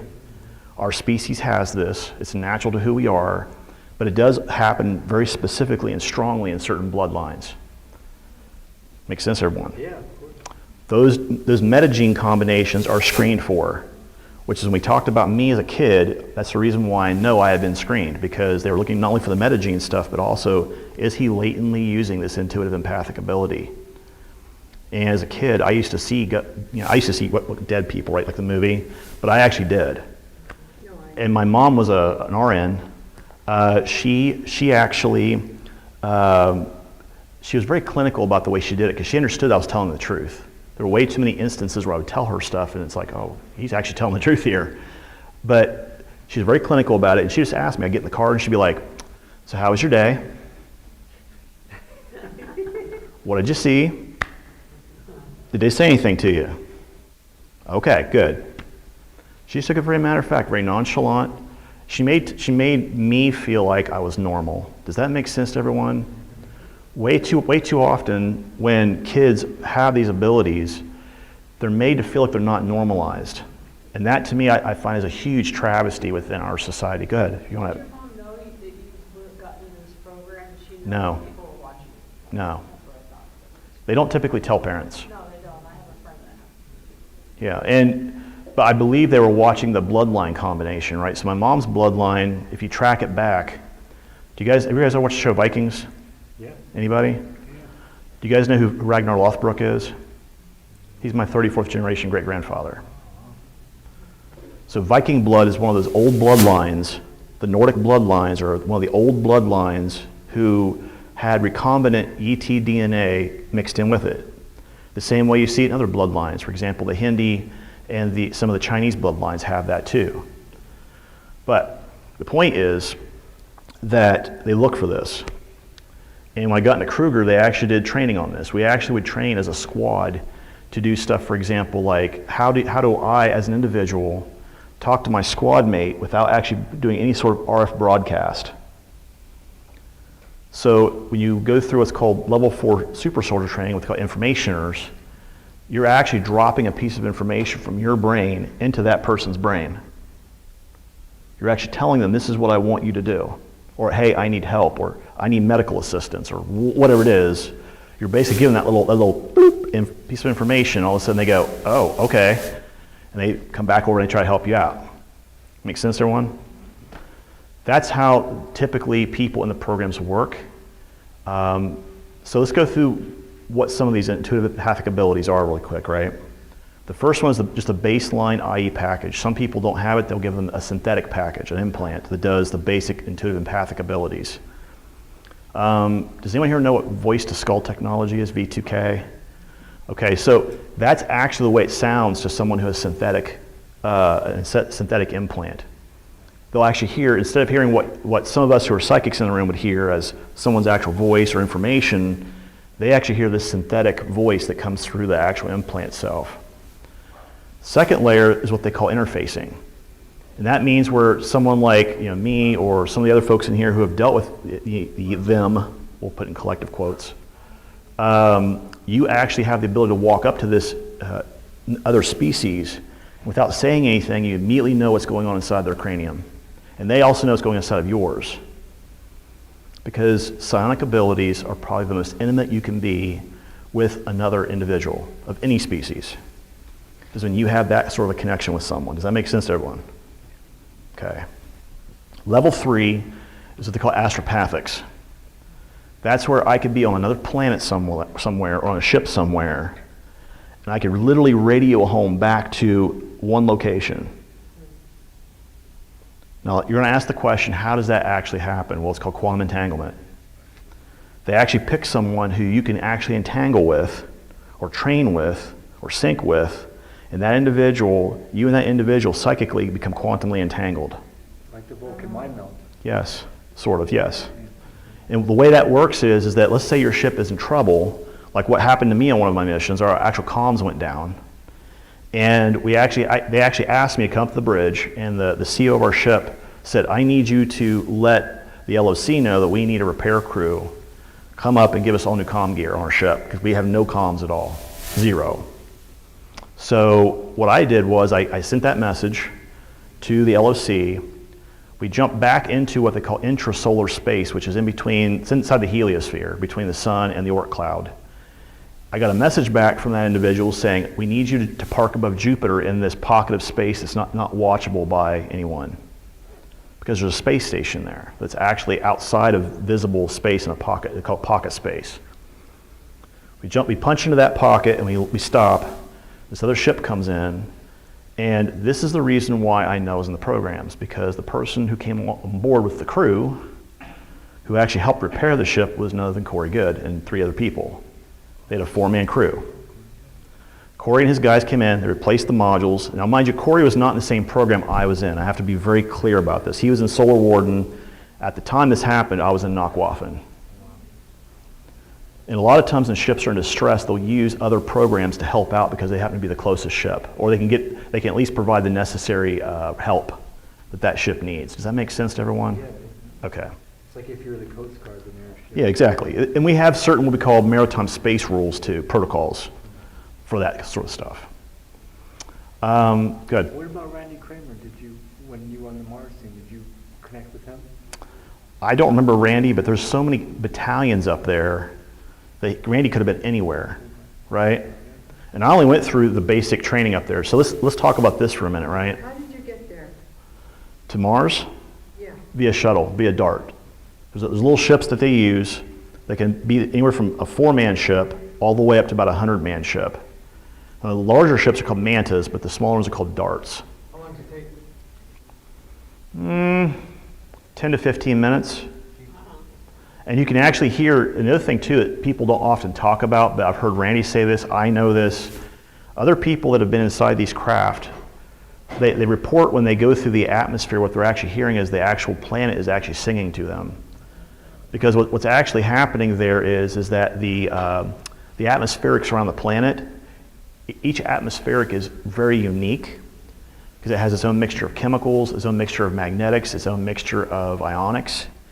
And that those mixtures actually create what's called resonant frequencies within the hull of the ship you're in. Does that make sense? So it literally sounds like this weird little humming, singing noise that's going off in the background while you're coming through a particular planet's atmosphere. And that's how some of us knew that we were actually punching into certain locations. Like when we land on a planet, like, okay, we're back on Mars again. Okay, that's good. Because I knew it was at least within the atmosphere. Because I could hear the atmospherics. But I want to continue the story a little bit. So Kruger, I worked for them for a while. I was contracted post-Kruger by Kruger to do certain jobs in other programs. This is where things get a little wonky because you're not necessarily out of a program. Does that make sense to everyone? Right, just like the CIA. Never out of the CIA. Correct. So, why are they letting you talk? Because I already died once, I'm not afraid to die again. There you go. I've already been dead once. Yeah. I had an NDE in 2012, December 19th, 2012. I've already been dead once. I'm not afraid of death. And now that me and my wife are getting divorced, soon to be ex-wife, she's not a TI anymore, targeted individual. Oh, right. So I'm not afraid of that at this point. The point is that with Kruger, you're never out of Kruger. You're always can be pulled back into some of these programs, right? And after a really bad misstep on a mission where myself and a couple other guys got injured, I lost my leg, had my leg rebuilt in Kruger inside what they call a regen tank. Now, the way that looked, by the way, is it looks like these nanites swimming in the water, and what they're actually doing is rebuilding the bone, the joint, the muscles, all the capillaries, the arteries, everything. And by the way, Regen tank? It's called a regen tank, yes. It looks exactly like, Regeneration? if you want to see what it looks like, go look up Star Wars, like a Bactra tank, because it's the exact same thing. What is it? Bactra, B-A-C-T-R-A tank. What about the mutiny? They had a similar thing where they go in rejuvenation. Yeah, good. Can I ask what color the liquid was? Yellowish green. And what was the consistency of it? It was clear enough to see through, but still kind of not quite opaque. Okay, but as far Oh, yeah, yeah. Yes, and you're wearing the equivalent of like what looks like an auger mask around your face. It also has a heads-up display in it. There's a hose coming up that goes to air. They also have sensors on your wrists that are not connected to that, and your ankles. And what they're doing is they're actually monitoring all your vitals. Does this person have feeling back in their joints? Does this person, are they getting circulation to all their stuff? What does their oxygen levels look like? Where was that? This is on the moon. On the moon, okay. When I left Kruger, I went into a program. I was basically told by a suit. I call them suits, or what I call the Johns. This guy came into our lab. He's obviously not a scientist. And he says, "Congratulations, you've been promoted." I'm like, "What?" He's like, "You've been promoted. You're going to MDF." Now, do you guys remember an acronym we used yesterday called JDFC? Did you guys remember hearing that? So JDFC is what's called Joint Defense Forces Command. The way JDFC works is they provide garrisons, they provide security details, they provide any physical muscle that any of the planets, corporations, or any groups would need outside of standard military program people. Does that make sense? If you have a colony somewhere, JDFC is providing a command to manage that particular garrison. Mars has its own group called MDF. Earth has one called EDF, Earth Defense Forces. Now, that being said, while on Mars, we went through this whole training cycle. Eventually, I was screened for a group called Nakwa and Rajir, the guy that we call the old man that James and I jokingly call the old man. And a lot of people seem to know him. He looks a lot like this guy that Corey's calling Sigmund, who Sigmund's actually a clone of him. Oh, Sigmund. But, Died, right? Sigmund's dead? well, supposedly, yes, supposedly. I don't believe the old man would ever get killed off, but not the point. The point is that he came in, he was screening a lot of people. And from what I understand, he did a lot of this. He was picking out officers who were like-minded like him. Now, what do I mean by that? The old man, first off, even though he was Nakwa from Rajir, he had a real serious problem with what we call the black goo, the black AI nanite infected virus. He hated that crap. Secondly, he also hated human trafficking and slavery. That was a big pet peeve of his. So all the officers he brought in, he made sure that he stacked the deck in his favor for people who absolutely did not like those two things. And as a tertiary gift, he also picked people who also didn't like Draco. So let's talk about ET species really quick. Maisha knows where I'm going to go with this, but I'm going to go ahead and talk about this a little bit because it's important, I think, for you guys to understand this. Essentially, the way ET species go, most ET species are not bad. Let's be clear about this. 95% of them are actually, to good. Okay? So the question here is what happens with this other 5%? Well, guess what? Those are the interlopers that we're currently dealing with now on our planet. So what do these, and let me just make this very clear, right? Yes, Draco are reptilians, but not all reptilians are Draco. We also have other groups like Inguinoids. We have heptaloids and other groups that do not fit the Draco profile and build, but they're absolutely, the Draco are definitely of a reptilian bloodline somewhere. Now, the group that they're called, their root core group, is what was called here on Earth Sakaar. That group was the root genetics of what's called the royal white Dracos who run the whole caste system on Thuban right now. Thubans are their now homeworld home system. It's in the constellation of Draco. Oh, okay. If you look at constellations that are in the sky today, the people of old encoded information in those constellations to warn us. Let's make this very clear. I'm going to be very plain with you guys. They were trying to put a warning. People that come from this system, not so good. People that come from this system, pretty awesome. So Draco is the Draco. control bad. I don't want to say they're bad. I'm going to say they're service to self. Well, okay. That's the way the law of one classifies their particular species. Right. I don't want to use good and bad analogies here because good and bad is not really what we're talking about. There are some people within the Draco species that are actually service to other, and in some cases very, very good to us, but most of them are not. And many of the hierarchy within their species have chosen this black nanite AI virus. They've chosen to actually take that versus, having their own individuality, their own non-hive mindedness. They also like having the ramped up, IE capabilities. And they also, the other thing that particular virus will give you is this feeling of oneness. Have you guys ever watched Star Trek? Yeah. Speaking of that, okay, so if you watch Star Trek, there's a group called the Borg. The Borg, yeah. Right? When the Borg talk about, I can't hear anyone else's thoughts, that's what the black nanite AI virus does, is it actually creates a feeling of oneness amongst all the minds, because you're immediately doing thought transfer. Like interfacing? Interfacing plus. It would be like if all of us in here were all connected to this virus, I wouldn't have to tell you what my experiences were, I could just upload them to you. And you can see it for yourself.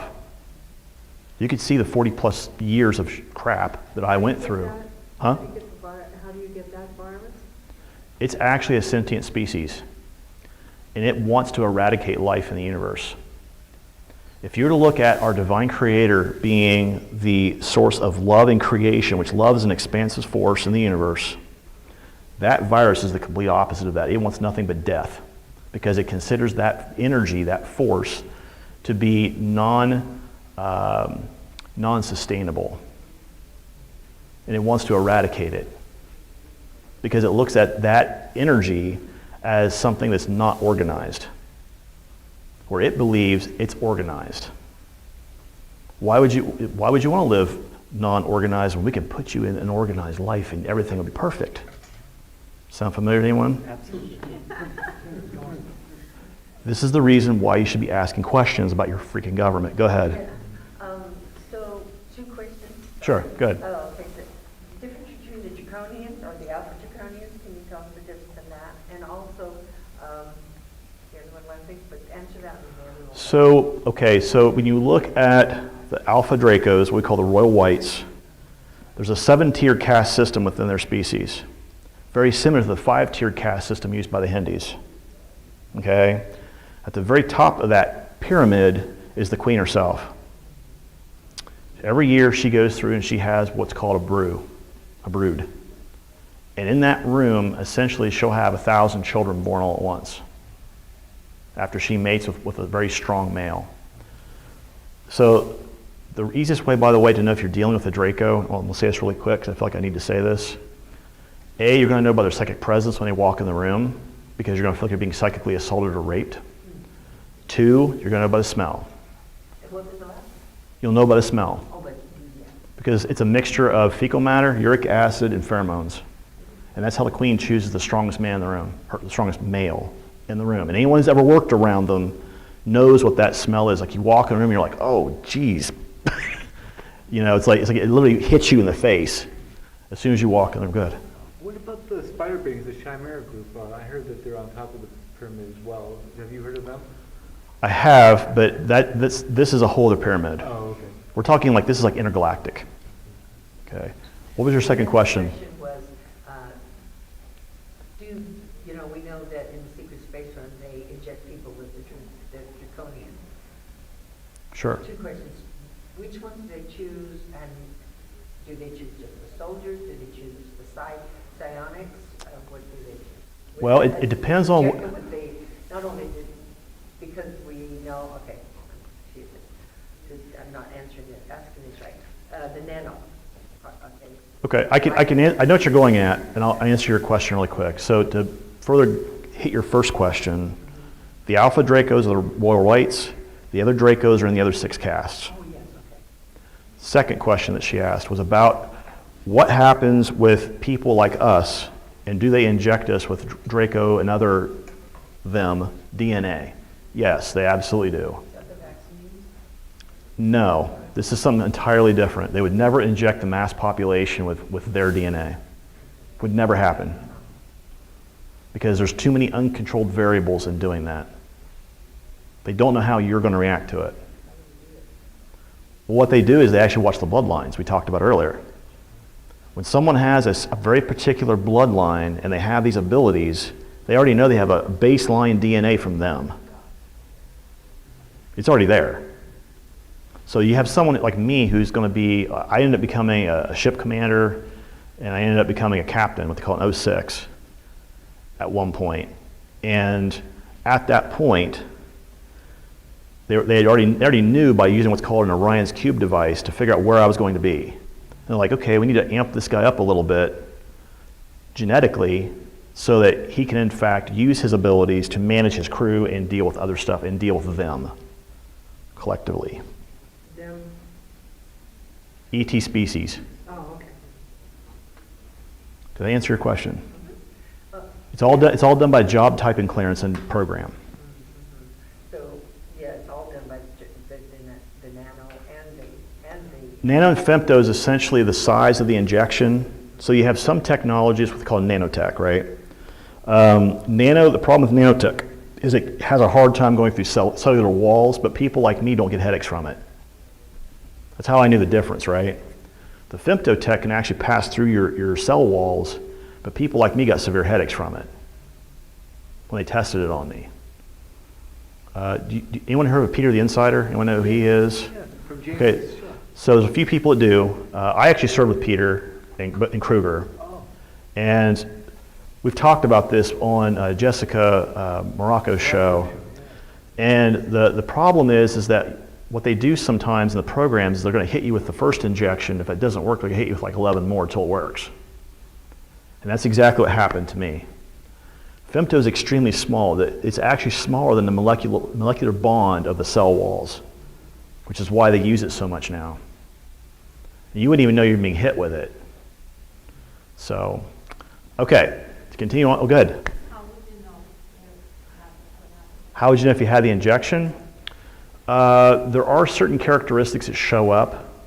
A lot of them have to do with non-medical reasoning for having certain reactions to stuff in the environment. More importantly, I would say secondly, you also would have certain amped up abilities that cannot be explained within your bloodline.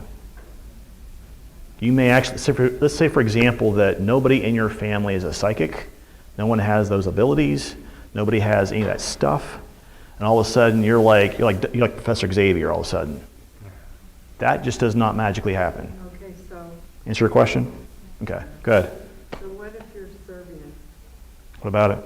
What line does it go to? You're also going back to Draco bloodlines. Okay. I mean, think about your coat of arms. And think about Vlad Dracul and all those guys, right, in Romania and Transylvania. What was the primary symbol used down there and in England, right? It's all dragons. There's a reason why dragon iconography is used in the coat of arms. What the Draco are basically saying is we're stamping this bloodline because we know that they're part of us. So Tesla is Draco? Indirectly. I think he was actually in touch with other ET sources personally, based on the stuff he channeled and the fact that I've read enough of his work to know that he wasn't trying to do anything nefarious. You have to look at source, right? So if you go back to the source of his material, there's nothing in there that says, I want to take over the world and dominate the world. None of that's in there. Right. Other people may have used his stuff for that, but he did not channel it that way. Does that make sense? Yeah. Okay. I'm his cousin. Okay. So that I would say he probably was not Draco, or maybe he was indirectly working with them through other sources. Okay. Now, what happened with me continuing on with my story is after being at MDF and training there for a while and doing a bunch of missions for MDF, this guy, the old man, was screening a bunch of us, and at least I know at least three of us that got pulled out of MDF, and we passed MDF training, but we were not pulled into MDF Corps, is what they call it, MDF Corps. What that means is, you talked about Randy Kramer earlier, he was MDF Corps, COPRS, meaning that he actually passed training and they said, we're going to stick you in this box. I was actually selected by the old man to come in and actually start working in Nakwaf and Rajir Special Operations. And that's what I did. I did that for 15 years. And they basically had us doing every type of mission that you never want to do. Okay, and the way Nakwafin works, its overarching idea, by the way, is that they're essentially a mercenary force a German mercenary force that works for the Draco in handling not only Earth stuff, but Draco stuff. So I'll give you an example of how this would look. One of the mission type profiles I talked about was we did a mission where this Mantid group essentially rejected a Draco contract for trade and for them to actually submit to the Queen's authority. And the next thing we know, there's 1,000 of our ships in orbit, and here we are getting dropped on the ground. I look to my right, and there's a whole battalion of Draco warriors. They call them Jock and Hagar, who are staying next to us. And over here is a whole bunch of my guys. They're all the special operations and operations guys from Nakwafen. We're all in battle armor. I'm looking at this little group of Mantid guys, and I'm like, you've got to be kidding me, right? These guys are going to kill you, and if they don't, we've got stuff in orbit that definitely will. What are you doing? And 10 minutes later, after this confrontation, they sent their emissaries out in the field, and magically they signed a contract. They magically made that contract happen. What contract? The contract between the Mantid and the Draco on this particular planet. Now understand, these species exist in a lot of different planets, but on this particular planet, they negotiated that contract, and they brought the Mantids to heel. Another example of this, anyone ever read the book, The Tears of Lyra? Anyone ever seen the book? Okay, so if you've ever seen that book, what they talk about is the war between the Lyrans, their offshoots, and the Draco. So Lyrans look a lot like us, except a little bit taller, a little bit more girthy and muscular, and they look very Nordic. The blonde hair, usually very, very whitish blonde hair, the lighter blue eyes with a dark ring around it, usually. Highly intelligent. And this particular species fought a 2 million year long war with them, and with the Draco, and got their butts kicked. The Draco essentially got down to the 5 to 10 final planets, the core planets, and Lyran royalty said, what can we do to stop our annihilation? And the Draco said, okay. Because the Draco, if anything, even though I don't necessarily agree with a lot of the policies, they are very honorable. If you bring them to a negotiation table, they're going to dictate terms. Because their idea is, if you don't take the terms, we're going to kill you. And in this particular case, they told the royalty, the Lyran royalty, okay, we're going to put a military intelligence outpost on the remaining 5 to 10 planets. If you do not accept the outpost, we're going to kill you. If you ever stand up in dissent to the Queen Mother, we're going to kill you. Are we good? And that's basically where the contract went down. So this should give you some idea of the type of personality you're dealing with when you deal with a royal white. Because the person who negotiated that treaty was one of the Queen's sons who was negotiating that particular contract with the Lyrans at the end of that war.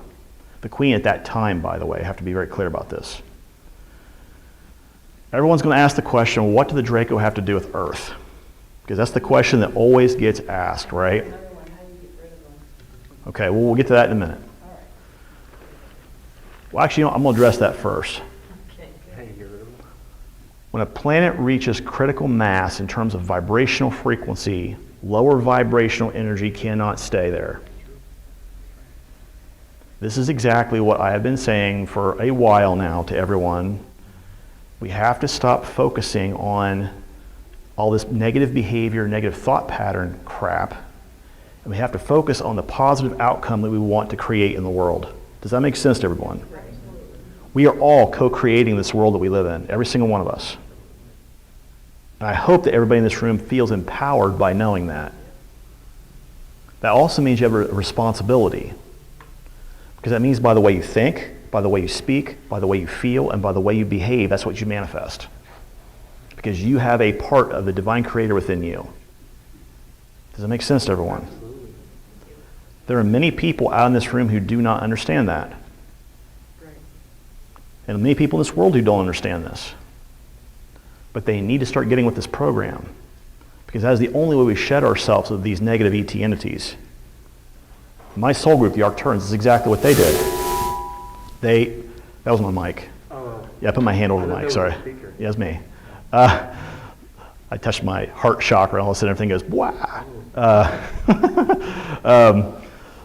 That is the only way that we as a species are going to rid ourselves of these ET groups who are not aligned with us, not aligned with highest intention, not aligned with highest source.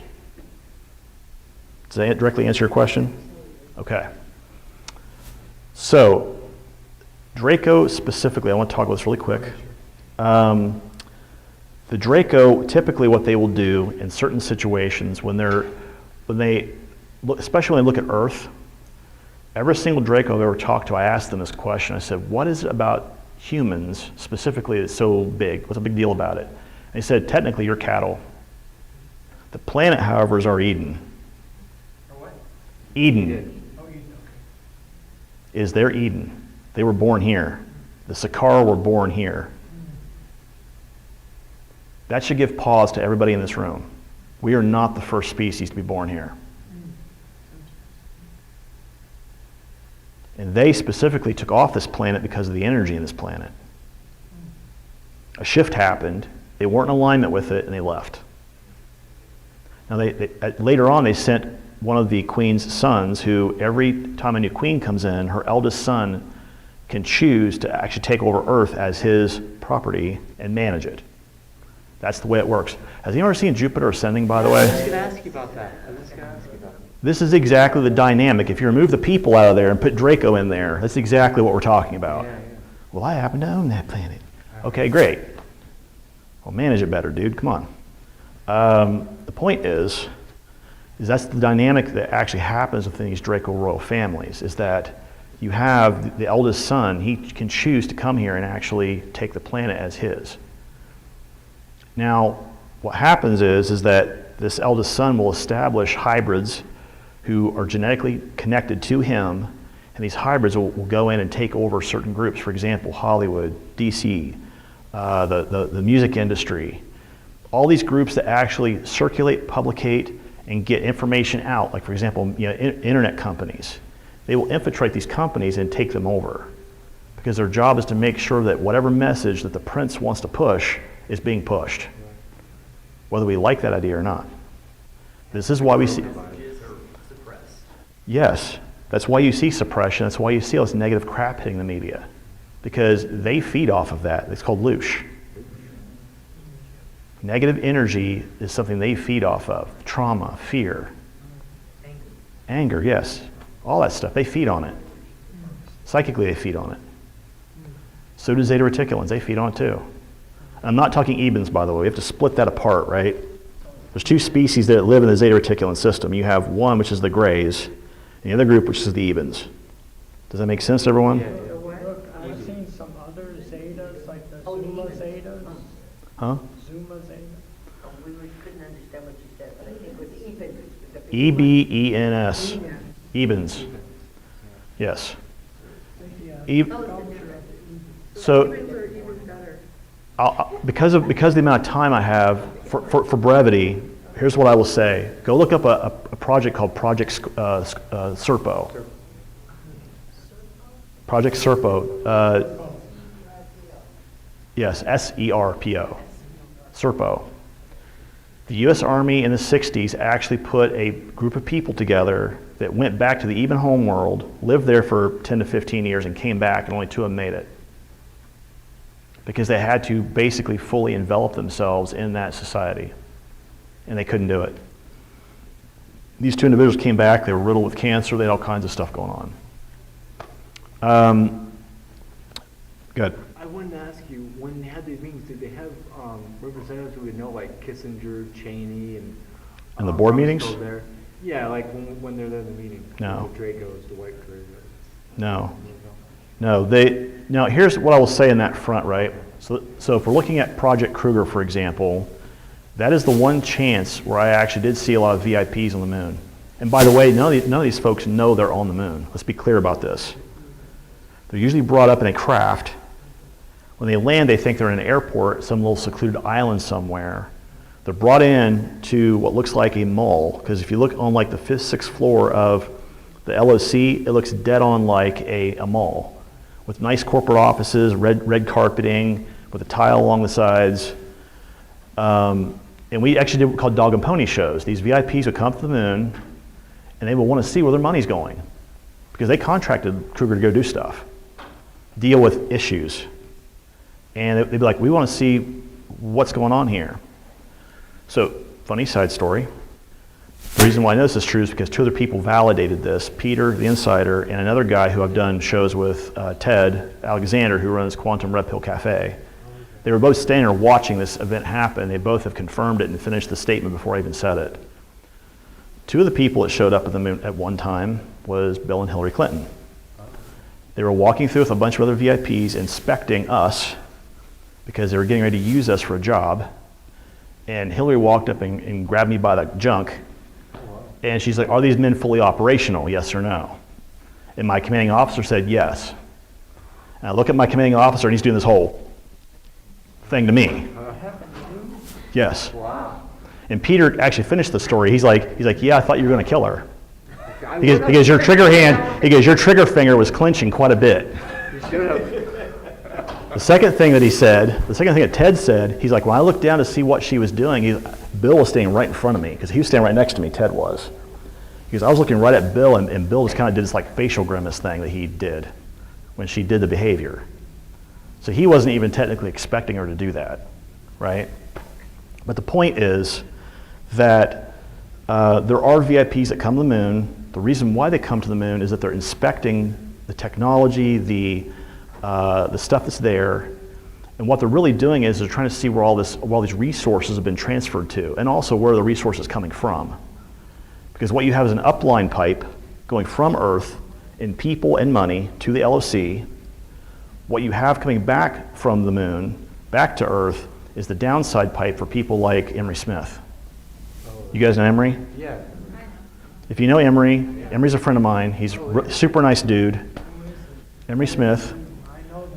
He actually worked as part of ICC. He's part of ICC, and they did what's called a Processing and Logistics Center, where what they do is they bring in genetic samples or a live sample of a species or a live individual or a mating pair. They bring them in, and they essentially go through a complete medical dissection of all that material. They look at how the skin's made up, how the muscular stuff's made up, how does it work, what is their composition, do we have a DNA sample of that yet? They do all that stuff. Why is this important? Because money and metals up there mean nothing. The number one traded asset in space is DNA. That's what Corey or genetic material, period. This is why the human trafficking and slave trade section of our talk that we're going to be doing tomorrow is a big deal. I realize it's dark. I realize people don't want to talk about it, but it needs to be talked about so we can tear the scab off, get the Band-Aid off, and actually treat the wound. People have to know what's being done to our species. That's the only way we're going to address it and get it fixed. Does that make sense to everybody? Yeah. Okay. Nakwafen, we dealt with a lot of that stuff. A lot of planets that are not technically controlled by ICC do in fact deal with Nakwafen a lot of times because they don't have any direct association with ICC, the Interplanetary Corporate Conglomerate. And what that means is you have outposts and planets that are operating on their own that sometimes ask for help due to something that happened there, right? Because of these maritime protocols we talked about earlier, right. That's where like a ship like mine would get sent there and we'd be like, okay, well, what's going on? And all of a sudden you go through and you have to do a bunch of stuff. That's typically how a lot of our missions worked. Or we're directly told by the Draco, we need you to go here and deal with this issue. Usually through our ambassador channels, usually. Like their ambassador would talk to our ambassador and our ambassador would tell our captain. That's typically how it worked. Now, the last group that I took part in was a group called the Alliance. So you guys know who they are. Corey is European Alliance? No. It's called Earth Alliance. Oh, okay. Space Alliance now technically, which is technically also now Space Force, if you want to be direct about it. I mean, let's just be clear and put this right on the table. It is now what's called Space Force. The reason why it's important is because they now have a white hat who's in charge of Space Force trying to bring to heel all of these programs that have been running willy-nilly for decades, and they don't know what to do. First off and foremost, because they don't know the breadth of what's been going on. Because he doesn't have access to all the records like Peter does, and what ACIO has on Earth. Let's be clear about this. This guy's office is on Earth. His office is not on the moon. He's not tapped into that particular subnet. For those of you who are IT people, they're not tapped into that subnet of their particular encrypted security system. Peter and ACIO, they are, which is how he knows on Earth what's going on. But the point is that Space Force, they're trying to bring these people to heal. They don't know how to do that. Like Nakwafen, 20% of them left. The last probably 10 years that I was in, we actually defected out of Nakwafen and went into Alliance. 20% of the ships, all the capital class ships, all moved over to Alliance. Because we did not want to take the black goo, and more importantly, we were not down with human slavery any longer. We said no. Do the whole Nero putting people to the lions, right? That's how we felt about the Draco and human slavery. It's like, nope, sorry, Draco dude, you're done. But the idea is those two particular things were the things that split Alliance away from every other program. You had people coming in from Solar Warden. You had people coming in from what they call Radiant Guardian, Radiant Glory. You had people coming in from Nakwafen, people coming in from JDFC, people coming in from IDARF. All these other groups that were pouring into Alliance because essentially they wanted to make sure that Earth itself was protected, if that makes sense to everyone. Well, the other side of this too, we talked about another project yesterday called Project Lazarus, right? So here's the reason why that particular project's important. What happens when someone's taken out of a program and put back on Earth? That could be part of it, but a lot of times what happens is your memory, you go through a process called blank slating, which means when they fracture your mind, they seal that portion of the mind off. They put in screen memories. They put in other blank slating, more screen memories. They do this until there's no recollection of what was there. Some people call it scrubbing, but we typically call it blank slating. Now, that being said, there are those of us, myself included, who that does not work on. You get people like me and Anthony, for example. We've been through the programs, and 3 to 5% of us it just does not work on, because they'll use the technology on us or the psychic stuff, because Draco are involved with that process, by the way. They will have a Draco in the room while they're doing the technology and the physical regression stuff, and he's trying to psychically wipe your mind to make sure the actual imprint takes. And what's happening is, for me, is that I actually created emotional anchors to the moment that I was actually trying to be capped into some other memories, so that when I came down here, I had a way to actually pull that back up during regression. See how the emotions are important for... Emotions tie everything together, because what are emotions? They're energy. Divine energy. That was also the very same energy that caused me to have PTSD and be a full-blown alcoholic when I got out of the military. So when I went to get help, this woman's like, the first thing she did during our first post-hypnotic regression session, she said, "What is the cause of your PTSD?" And boy, she did not realize the Pandora's box she cracked open. Because she cracked that thing open and she went, "What the?" Connie was this little, very loving woman who I believe saved my life. But when she cracked that box open, she actually gave me copies of the sessions later on at the end. And on the side, you'd see the section that would say, okay, this is a past life issue with dad or whomever. This is a current life issue, and dude, just get your shit together, right? The other over half of the stuff that she was pulling up was WTF ? Because it didn't fit. This was at 1995, okay? So do the math here. None of the people that we've been talking about thus far they haven't come out yet. The SSP stuff hadn't even hit the internet, hadn't hit the news, hadn't been on the radio, nothing. No coast to coast AM, no nothing. Bless you. Nothing yet. More importantly, the reason why Connie believed me was because when she had me under regression, she asked one very simple question that actually she could not figure out how I did it, which meant I had to be real. And the question she asked me, she goes, who were the presidents from the time that you were in until the time that you got out? Now this shows you where alternate timelines comes into play. 2 terms of Mr. Clinton, 2 terms of Mr. Gore, 2 terms of Barack Obama, who wasn't even a politician at this point. Civil War in the United States. This is why Project Looking Glass becomes important, because they said, we want to stop the Civil War. We now need to create, we now need to create a different timeline so that we don't have this Civil War. And everyone's going to ask me, well, how the hell did they do that? Well, look at what happened with Gore versus Bush in Florida. Minor tweak to the timeline. Look at what happened with Trump. Some people say, well, Trump, whether you like him or not, did he actually help the timeline or not? Are we in a civil war right now? No. So effectively, yes, he helped. Right? Whether you like the guy or not, he effectively stopped our country thus far from falling further into turmoil. And that's, well, and yes, so, and we'll get into that tomorrow. If you guys are here and you guys want to come to our talk, I hope you do. This is it's later in the evening.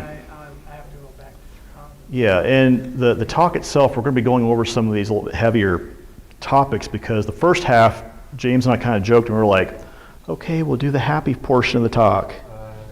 And then tomorrow is like, oh crap, we're going to the deep shit now.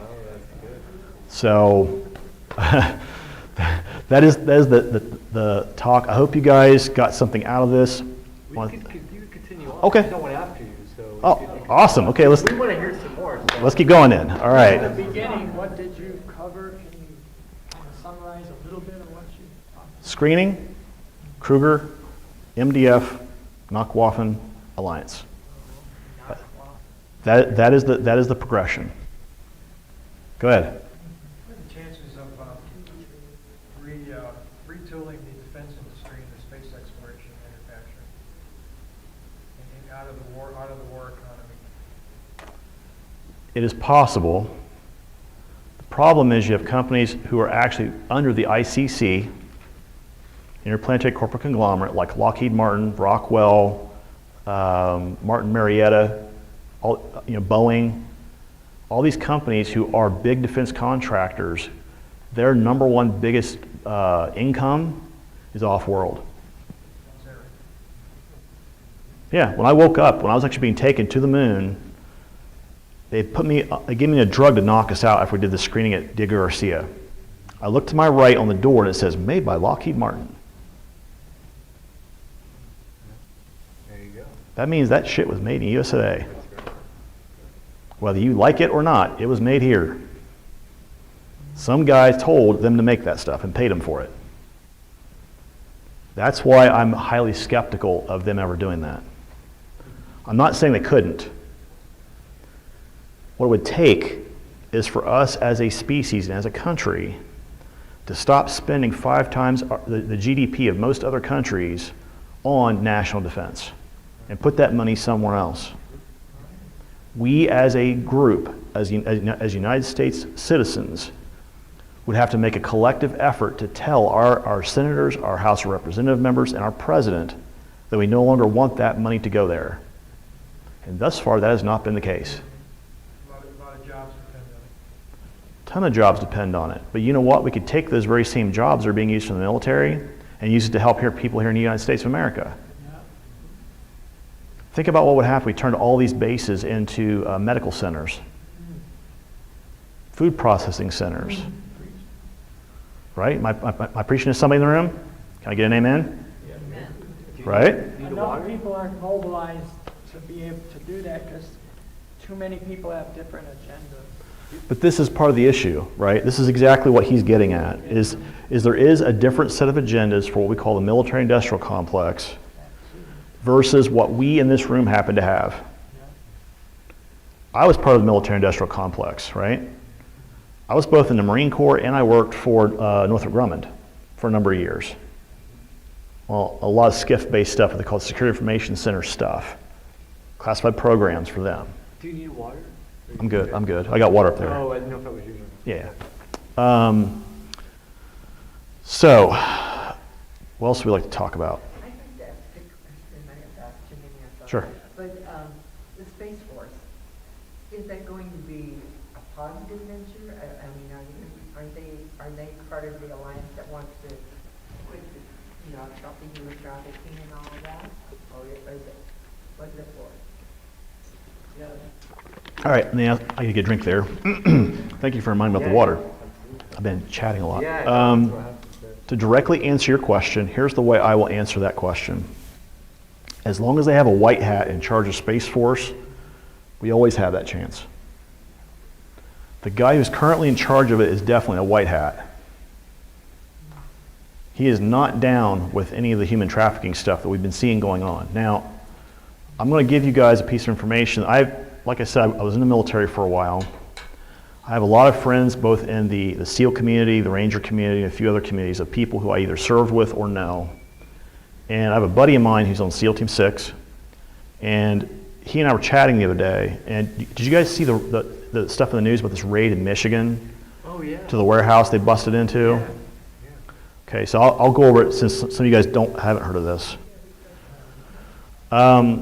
The SEALs were out training with the U.S. Coast Guard on Lake Erie. They're actually showing them some new equipment, how to deal with some new threats. And they said, this is the technology you have to use. And while my buddy's out there, he gets a call from Joint Special Operations Command in Florida. And this general basically says, whatever you're doing, you're going to pack that shit up, and we're going to pick you up via CH-53D when you get back to shore, and we're flying you to Michigan. He says, do you have all your gear? He's like, well, we didn't bring out any of our normal gear. He goes, okay, well, we'll pack the helicopter with your normal gear, and then you're going to go to Michigan. Not told anything. He says, the only thing you have to do is contact this special agent from the FBI when you get there. Next thing he tells me, he says, we fly in, we land at this warehouse, middle Michigan, lower Peninsula, Michigan, and when they land, what they see is the local sheriff's department, FBI, have got both ends of this underground warehouse blocked. No one can get in or out, but they also can't get in because the doors are covered with what they call case-hardened steel doors. You can shoot it, you can blow it up, you can do all kinds of stuff to the actual steel plate, you're not going to hurt it. It's designed to resist ammo. It's what you use in a vault. Okay? Common sense would ask the question, who puts those kind of doors on a warehouse in the middle of freaking nowhere? Only somebody who has something really important to hide and has lots of money. How many of you guys know what adrenochrome is? This may get Adrenochrome, right? This may get knocked off the internet for me saying this, but we're going to talk about this because it's important. It's something that's Adrenochrome is. Isn't it as medicine that comes from body parts? It is not medicine. I don't know what it really is. Then we're going to talk about it here. Heard about it. Adrenochrome is essentially a chemical that's pulled out of the pituitary gland and a couple other areas in the brain. It's essentially one of the most marketed black market drugs in the world. The way it is created is by creating fear and trauma in kids and torturing them.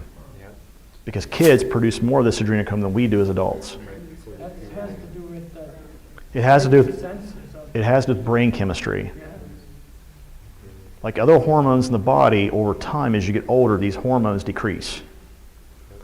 It makes no sense to try to harvest this from an adult. Right, after puberty that goes down. Yes. So what happens with this is they bring these kids in. What he told me was this. I'll give you guys the story and then we'll talk about the adrenochrome after this. They go into this warehouse, they're standing there, and the special agent looks at my friend, he goes, can you guys get through that door? And he talks to his EOD guy for a minute. And he's like, yep, we can do that. Right? You know, the SEALs are like, yep, we can make that shit happen. And his buddy goes up, they put the satchel charges on the door goes flying off. All of a sudden, they got 8 really angry guys shooting at them. He's like, okay, we need to take these guys out. Well, 2 of the guys they actually brought out, they zip tied them. And The other 6 guys were actually killed on site, toe tagged, body bagged. The front area of the warehouse where they were at looked like a small 6-office area, if that makes sense. You have 6 offices, 3 on each side.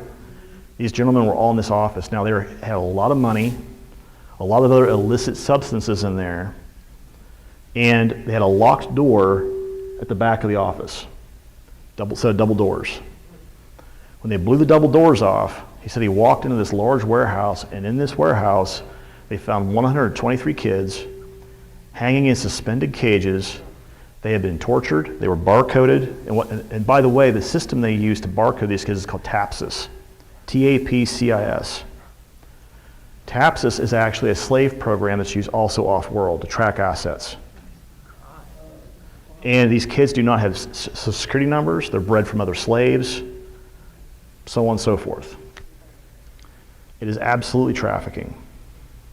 And what happens is these kids are in these cages and they're being tortured, and as they're being tortured, they pull out the adrenochrome. They harvest it.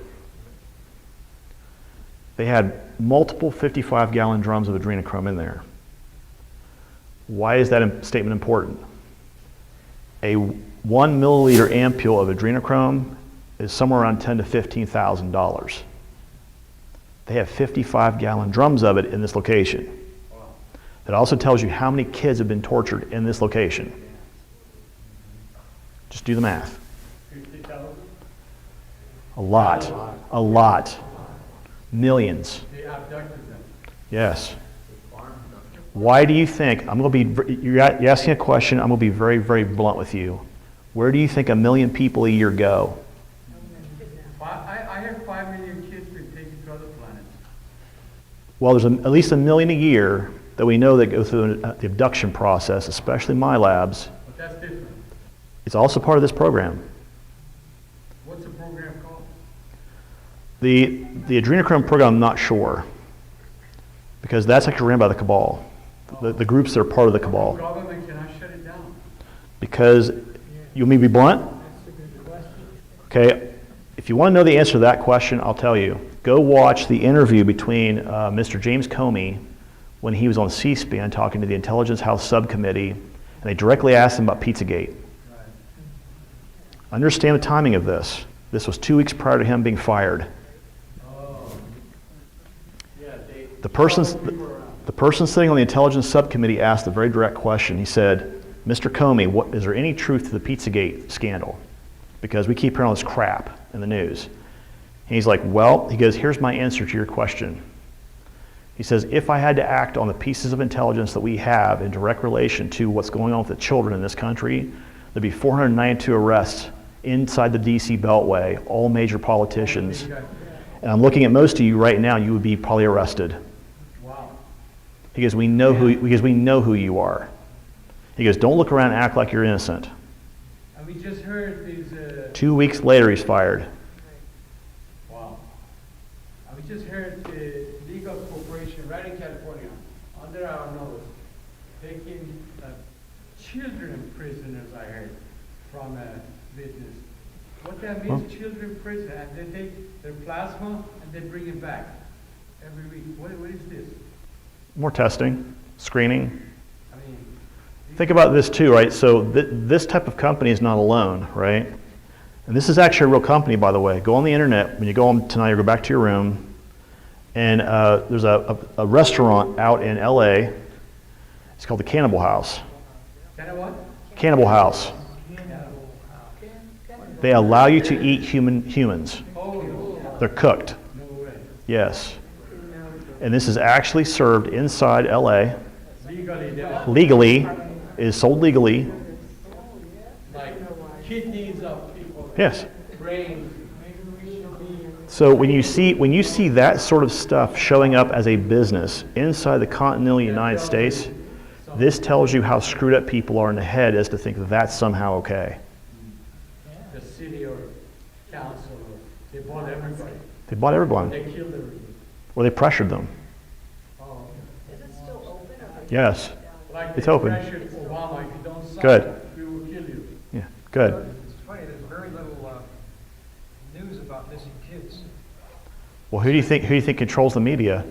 Even on the internet, We just talked about this a few minutes ago. The cabal, who's ran by the Draco, control the media. And where are the kids going? To the Draco. Hey, I want to ask you something. We were planning to have a panel there, which not many people there, so we don't want to have a panel accordingly. But your subject is hot. If you guys want to take 10-minute break, then we move over there. We create a panel with you and other Eric and Dr. About different subjects we can talk about. Sure. Yeah. Do you want to do that? Or Yes. What time is it right now? Anyone know? It's 6:30. Okay. At 8 o'clock we got dinner. People who paid, you're welcome to come and eat the dinner. And you're invited to it. Yeah. We just finished this. I think we should finish. Good. Yeah, on that animal interruption. Restaurant. Yep. Let's say if you're not finished with your dinner. Okay, 5-10 minutes? Bring the Yeah. food home. You can't. 5-10 minutes. Okay. Actually, you can't take it out of the restaurant. That's what I'm trying to say. A friend of mine found the restaurant. There's a sign outside the front door that says has to be eaten on premise.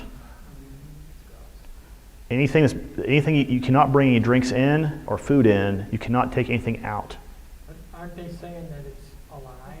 The people, they can't be saying that it's really true. It is. Actually, they do. It's on the internet. They broadcast it that way. Absolutely, they do. Is it in Santa Monica or Wilshire It's in Boulevard? Malibu. I believe you're right. And the reason I why found out about this when I was in LA. the reason why I'm saying that is because a buddy of mine sent me a picture of the restaurant, and I'm like, this place can't be real. It is. It's in Malibu. And he's like, dude, I'm telling you. So I went and looked it up on Google. Of course, Google knows everything, right? I went and looked it up on Google, and Google's like, why, yes, the Cannibal House does exist, and blah, blah, blah. So, are we moving over there? Is that what we're doing? Yeah, we're gonna transition break to and the then panel vote Okay. as soon as, and I got you on the panel. Okay. Continue. All right. So, you know, you can keep the lapel mic on. Oh, okay. So I'm gonna move the transmitter to there. Okay. I appreciate you talking about these subjects.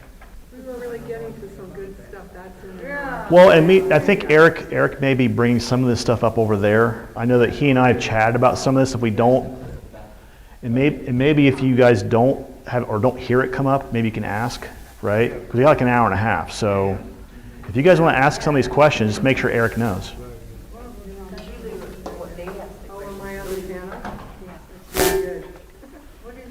Well, are you gonna be up there, Maisha? Oh, you're not? Okay. Who's gonna be on the panel, David? I'm sorry? Who's gonna be on this panel? Me, you, Dr. Sandra. Okay. Eric, and James Ray. You know, we talked. So James will be over there? He was on the list. Okay. His name is on. Oh, wait, he is here, right? Take a 10-minute break. Yeah, okay. Oh, let me slip this off.